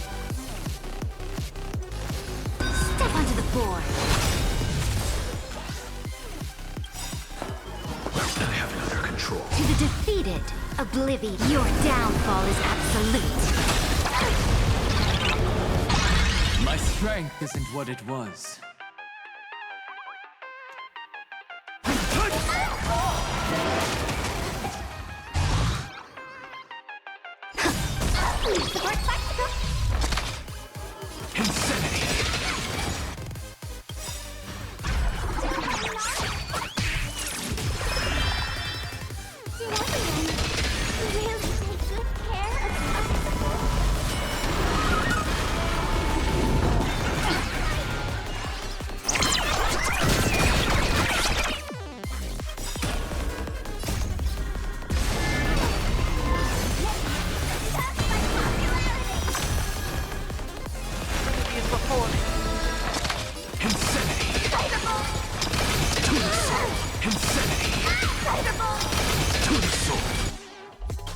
Look, with this divine power, I reforge all things!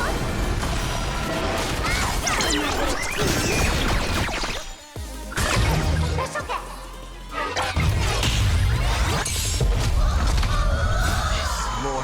watch over you. Guide you on your path. Insanity! Look, with this divine power, I reforge all things! If all is black or white, there be no charm. A bloody fight.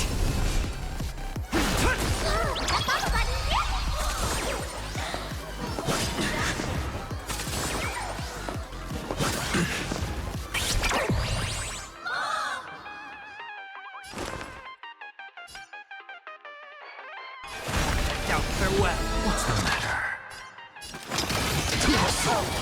Insanity! Look, with this divine power, I reforge all things! Oh yeah, it's probably up this song. Victory now rests in my Dragons, head. soaring above the land. This is permanent!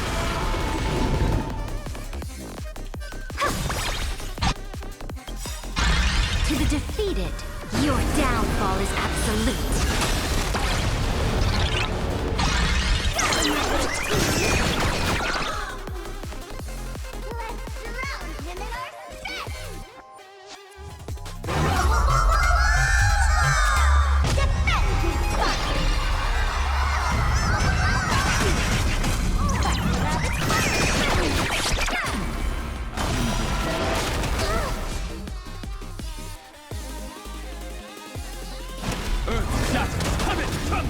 I'm just a frail insanity. Not everyone wants to be you. I'll show them my version. Why do you make that sound so sensual? Sparks isn't over yet. Stop her! She's trying to escape to the crowd!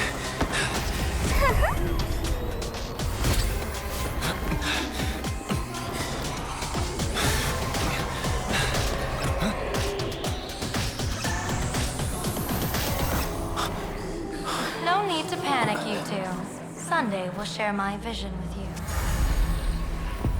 Let my eye of Ishvara see through it all. Weal and woe, clear as day.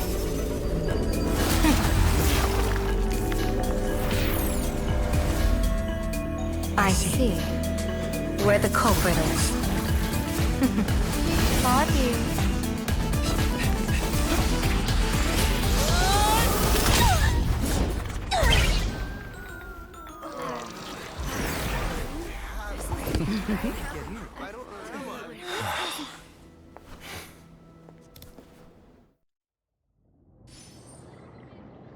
Are you okay?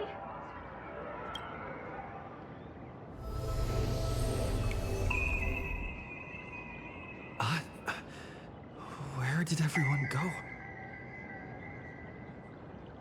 Look over here. General Yao Guang? Am I seeing things? We're just attuned to each other, that's all. Oh, feeling dizzy? Don't worry, it's just a minor side effect. When I first opened my eyes, I couldn't even conduct basic self-care for nearly a month. Don't worry though.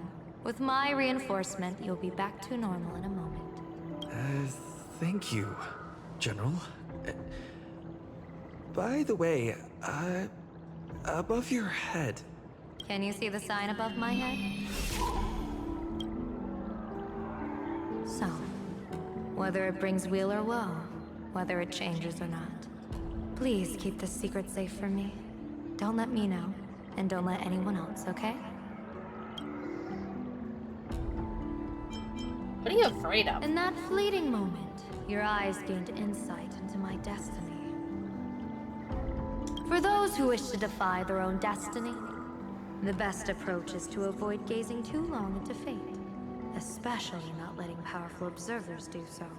Now that you know the reason, surely you'll do me this small favor and keep this secret? Okay. Thanks. And of course, be careful not to let it slip. Or I'll tell everyone all about your true identity. You're a former Stellaron hunter, aren't you? Oh, just imagine the chain reaction that would cause. I don't even want to think about it. Doesn't this feel like the opening scene of a comedy? Two people who barely know each other, yet they're keeping each other's destiny a secret. I guess you could say we're now partners in fate. No surprise there. After all, both comedy and fortune-telling thrive on unexpected twists and turns of fate, don't they? All right, looks like the side effects have worn off. Time for us to say goodbye. Alright, ad break time. Swap into the BRB screen.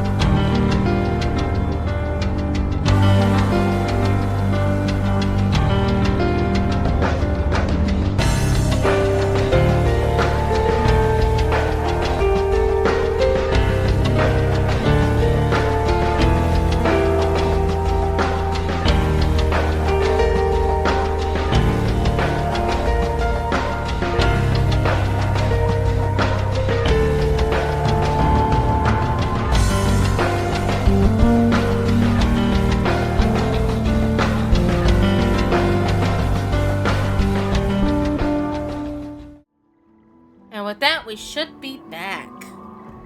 Let's see if we can finish this up before the next ad. And you? Are you okay? What just happened? I was so confused. I couldn't see a thing. All I remember is Sparksy and the Nameless got into a fight. I saw everything. The Nameless from the Express smashed Sparksy right into the wall with one swing. That strength was unreal. That was such an epic fight, as expected from a cosmic hero. That was seriously awesome.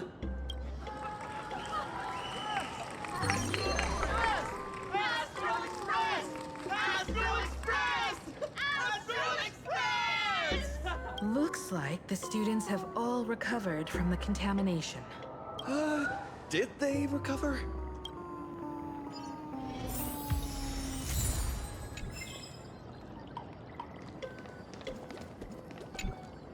Sparksy probably didn't expect that the first miracle of the Phantom Moon games wouldn't be everyone becomes her, but the Express hero defeats the villain spreading the virus.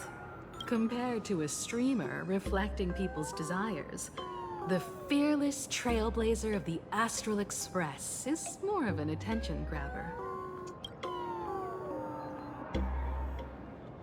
So what do we do with her now? Show mercy. Or don't. No, I'm just kidding. Lower your bat.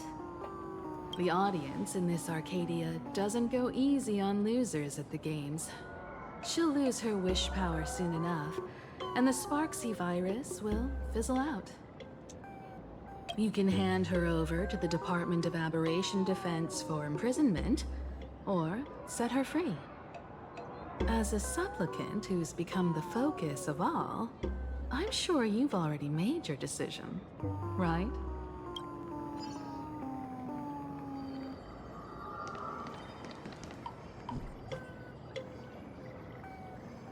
Finish her! So, Victor, here to claim your prize? Very well. Sparksicle has no objections to that. So what'll it be? Gonna hand me off to the Department of Aberration Defense? Lock me up as a hardened criminal? But knowing you, you're not that heartless, are you? Or maybe you want to take away my streaming account as punishment. I'll livestream 24/7 and sing praises of your valor. Hand me your All right, mask. all right. Let what belongs to the Graffia family return to the Graffia family. But don't let this little win get to your head. You've still got a long, long way to go before you meet the laughter. We can keep working together. Better to have a friend at the Phantom Moon Games than another enemy, right? What? No parting words? I'm letting that Sparkle decide your butt. How do you like this ending, Sparksicle? Old model. You and your powerful supporters won this one. I've got no comeback. As a mask, what do you plan to do with your original self? Who's the mask and who's the original? Shouldn't that be decided by the one left standing? Your plan is finished. Your relation has been eliminated. You're the one who should be called the old model. That elation isn't mine. It's the elation everyone chose. And besides, wasn't it your idea in the first place? What? You told me to leave you behind. You also told me to take the idea and its relevant memories and go chase my dreams. Ugh, that's totally something Miss Sparkle would do. How do you like this ending, Sparkle? How does that joke go again? Take the mask from a masked fool, and what's left but a fool? But take the fool out of a masked fool, and all that's left is the mask. Come on, Sparkle. Time to end this little charade. No show is complete without a curtain call. Shall we become one at last? Ladies and gentlemen, are you having fun? A friendly reminder from Miss Sparkle. Don't underestimate the Phantom Moon Games. You won't get another opening act as spectacular spectacular as this Sparksicon, you know. After the toy gun went off, Sparkle and Sparksy were no longer there. Sparksy. No. Sparkle? Which one is which? Perhaps it was just a masked fool, playing a harmless trick under the watchful eyes of the gods. Or maybe she just wanted to remind us that the elation in plain Arcadia has become something even the gods no longer recognize. In any case, everything here has come to an end. We should move on and unravel the next plot.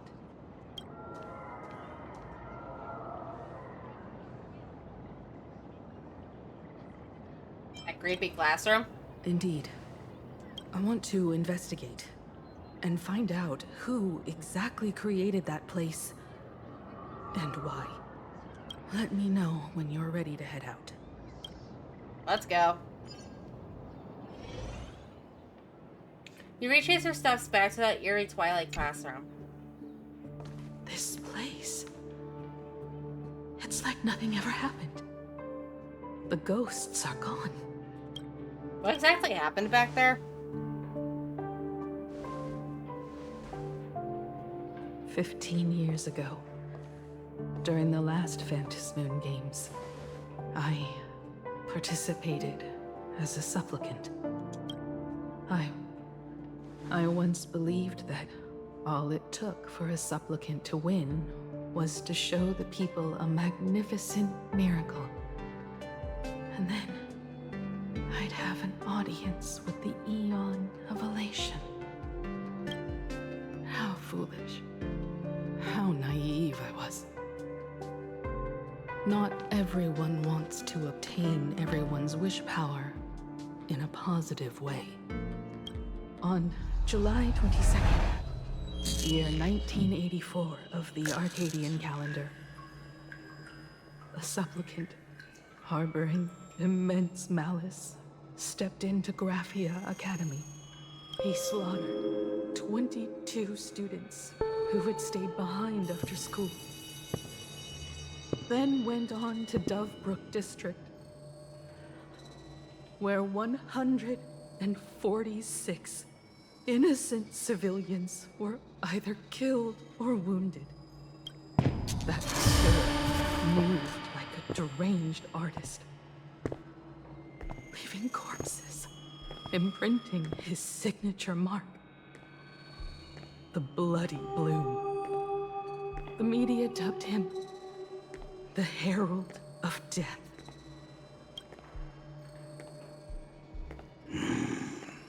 It was a tragedy that the world could not forget. The Phantasmoon Games of that year came to be remembered as the Blood-Stained Games. So many parents lost their children. So many people lost those dearest to them. One of the victims was my very own daughter. Upon my return, I stood before the grave where she was laid to rest. Her name was Himeko.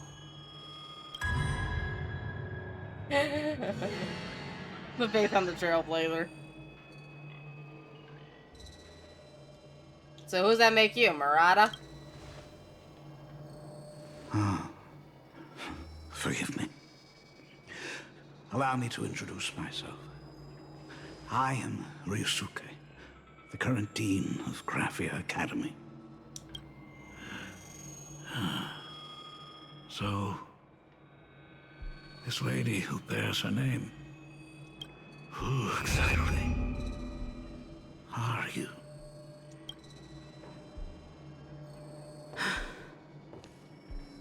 "15 years ago, when I made up my mind to join this Phantasmoon Games, my father wasn't with me. Even as I fought for my life against the Herald of Death, my father was still off somewhere, wandering the cosmos. Strictly speaking, ever since I can remember, his presence in my life has been as thin as the air in space. So, I would ask you, who bears his name?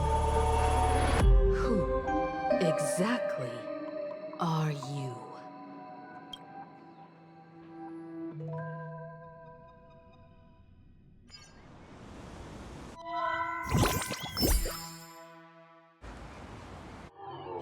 Welcome back to the Arcadian Morning Report Special Edition. We continue to bring you updates on the Phantom Moon games. The SparksyCon hosted by Supplicant Sparksy came to an abrupt end less than an hour after it began. Under the watchful eyes of the entire network, the Nameless from the Astral Express went head-to-head with streamer Sparksy in a spectacular showdown. Unbelievable! I used to think all of the Trailblazers fight scenes in director Rekka's latest film, Holy Grail Stay Night, were just special effects. Turns out he's got real moves. More Fate references. Let's go. More lawsuits. We'll continue following the Astro Express's activities and bring you... Breaking news!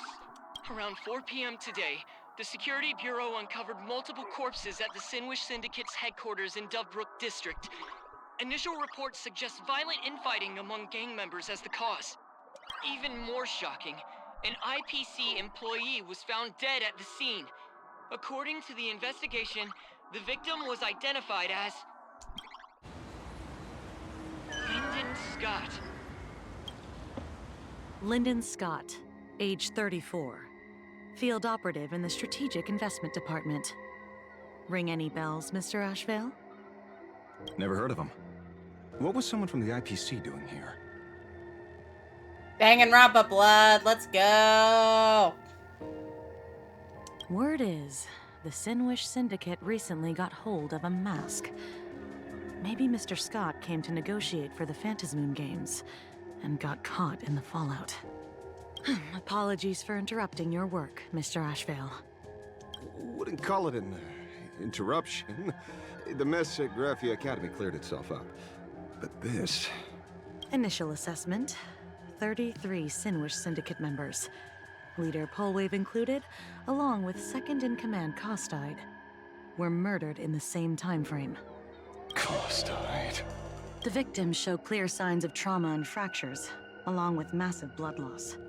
Exact cause of death still pending further autopsy. These stylized handprints. We both know what they mean. Bloody Bloom. Only one person ever used that as their calling card. The Herald of Death is back. Your suspicion isn't without merit, but that guy was executed 5 years ago. Hey there, Sin. Executed? Who witnessed it? Was the execution broadcast to the public? Who can prove he's dead? Who's to say you didn't let him out to rig this entire game? You've heard the rule, haven't you? No one can enter the Phantasmoon games twice. So let me give you a piece of advice. Don't let rage gnaw away at your reason. It's bad for your health. The case's info is in the dossier. Get to work. The Department of Aberration Defense isn't paying us to bum around. Yeah, fair enough. We're like at the tail end of this chapter. Soon after, Ashvale arrived at the banks of Dovebrook. Rage sparked quietly in the detective's chest, and not even the wind from Dovebrook could dispel the metallic tang of blood clinging to his nose. Neat. I still have to get around to reading IDW someday. When he first heard the Sinwish Syndicate had obtained the mask, a grim premonition stirred within him, but he never expected it to be the omen of a friend's death. Mr. N, he's no longer with us. Uh-oh, typo. Now he's just a body. Another nameless casualty buried beneath a headline. Like, half a sentence of Tango, I'm pretty sure. I haven't watched the Chaos Case Files because I'm not a huge podcast person, so. But I've heard small clips. People only care about the stars twinkling above, about the epic tales of the eternal conflicts among the cosmos' great figures. Compared to all that, who would mourn a small-time thug from a petty gang? What should we do next? I've been slacking off for far too long. It's time to make a choice. Mr. Ashvale, if you're calling now, may I assume you've accepted Soon the my lesbians will arrive at Crossroads. You are right, Miss Pearl. I'll join the games. Assuming you still need me, of course. My offer still stands. Just like 15 years ago. The same omen returns. There are signs the Phantasmoon Games are spiraling out of control again. Mr. Ashvale, I ask for your strength to steer the Zeonic Games back on course. All I have to offer is a heart set on revenge. Today, 33 citizens of Plain Arcadia and 1 IPC colleague perished under mysterious... It's not even that I'm a fan, it's just like, if they're basically canon, I might as well just accept it. To interfere with the games. I'm perfectly supportive of them.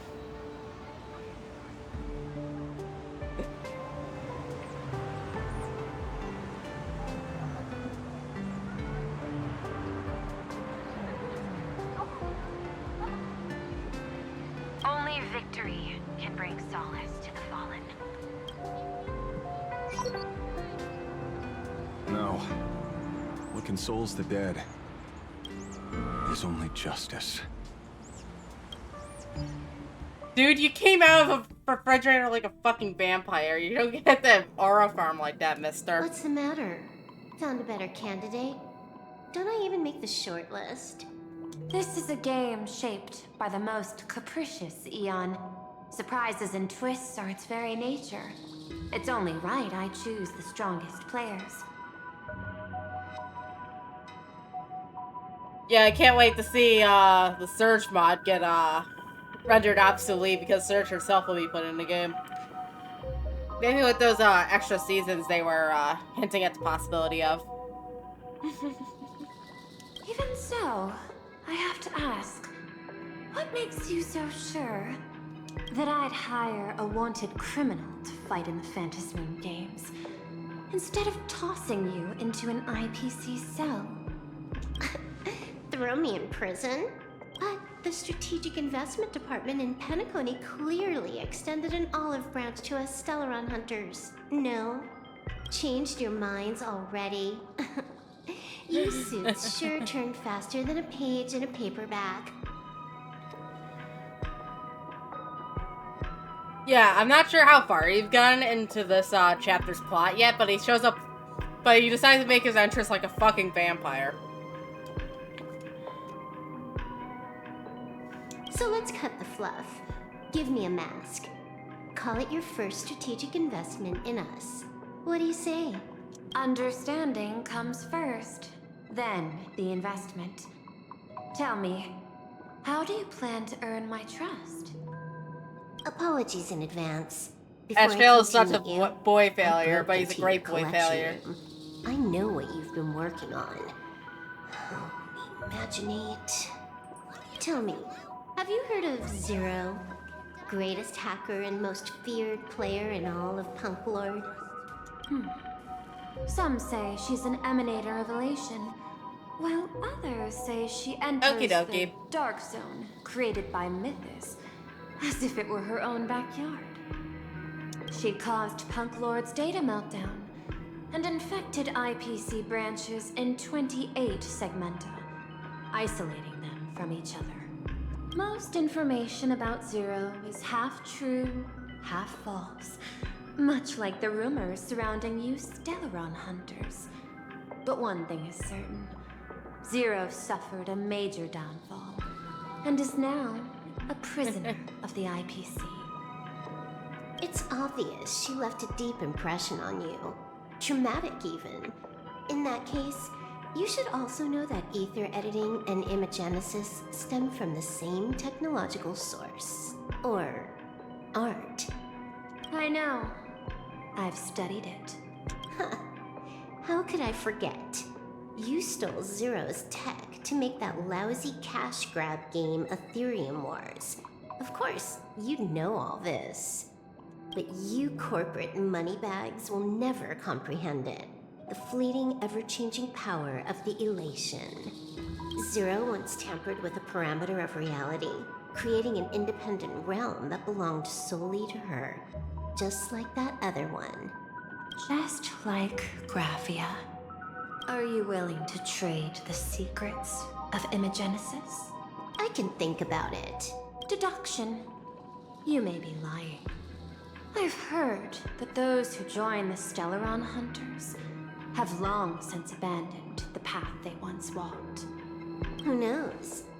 You're in the Arcadia of Elation. Wouldn't it be a waste not to test your luck? Deal, Ether Hacker. And to seal it with confidence, let me show you a little trick of the trade. A hacking trick? Not exactly professional. Negotiating while soaked in a bathtub. I took one of your data slices. This will help us have a more honest conversation. How did you do that? Because I've studied you. Including that cyber battle between you and that genius Skrulum. I even logged into all 76 of those banned accounts.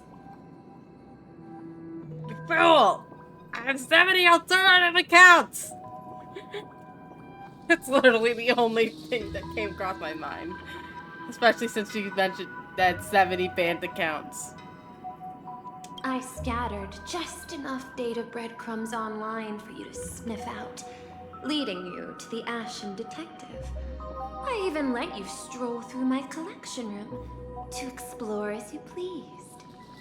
Miss Silverwolf, a word of advice. Don't treat that mask like some 10 Stonehearts investment in a Stellaron Hunter. Just think of this deal as something private between you and me.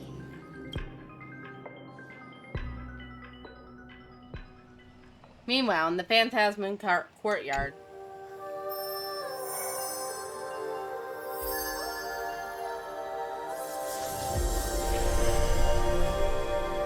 And suddenly all the masks have been distributed.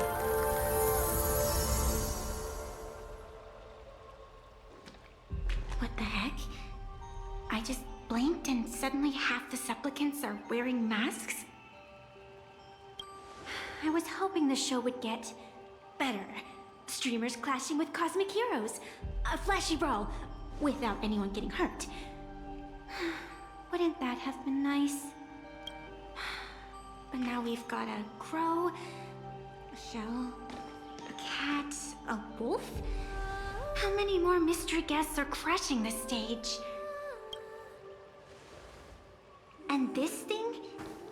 When did it sneak in? Do we have fucking Cthulhu now?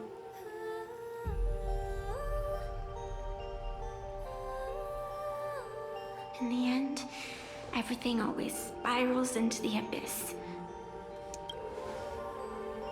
But you're the rare exception. Your first battle wasn't bad for a greenhorn protagonist.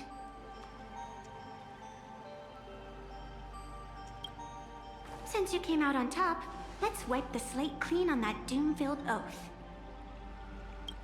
Who knows if the owners of those masks will become your friends or opponents? Or maybe one of them will bring about that terrifying future I saw in my dreams.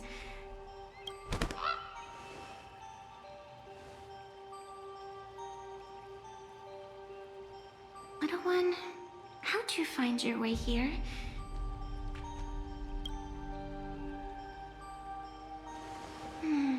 The supplicants in this Phantasmoon Games really caught me by surprise. Why don't those people in the Go Home Club? Amazing. That took fucking 8 hours flat.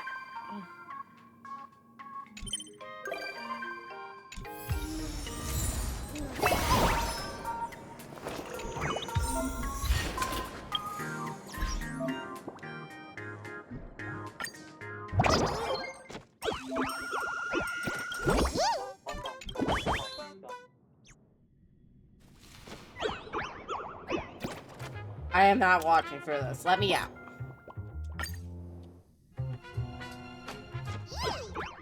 Let me out.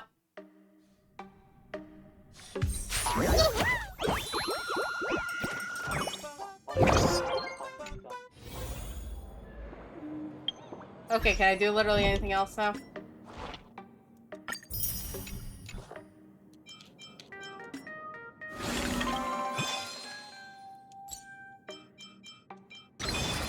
Screamer luck? Nope.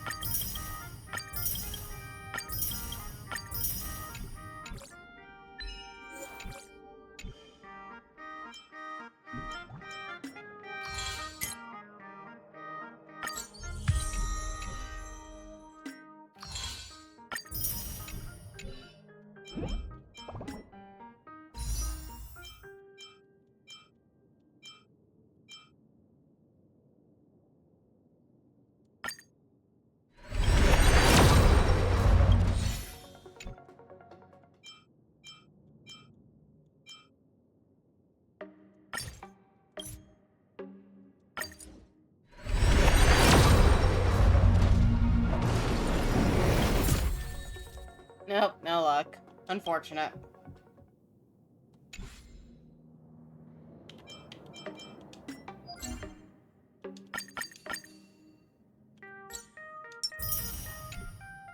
Well, alright, that's gonna be it for tonight. I'm going to bed. It's fucking 9 a.m. here.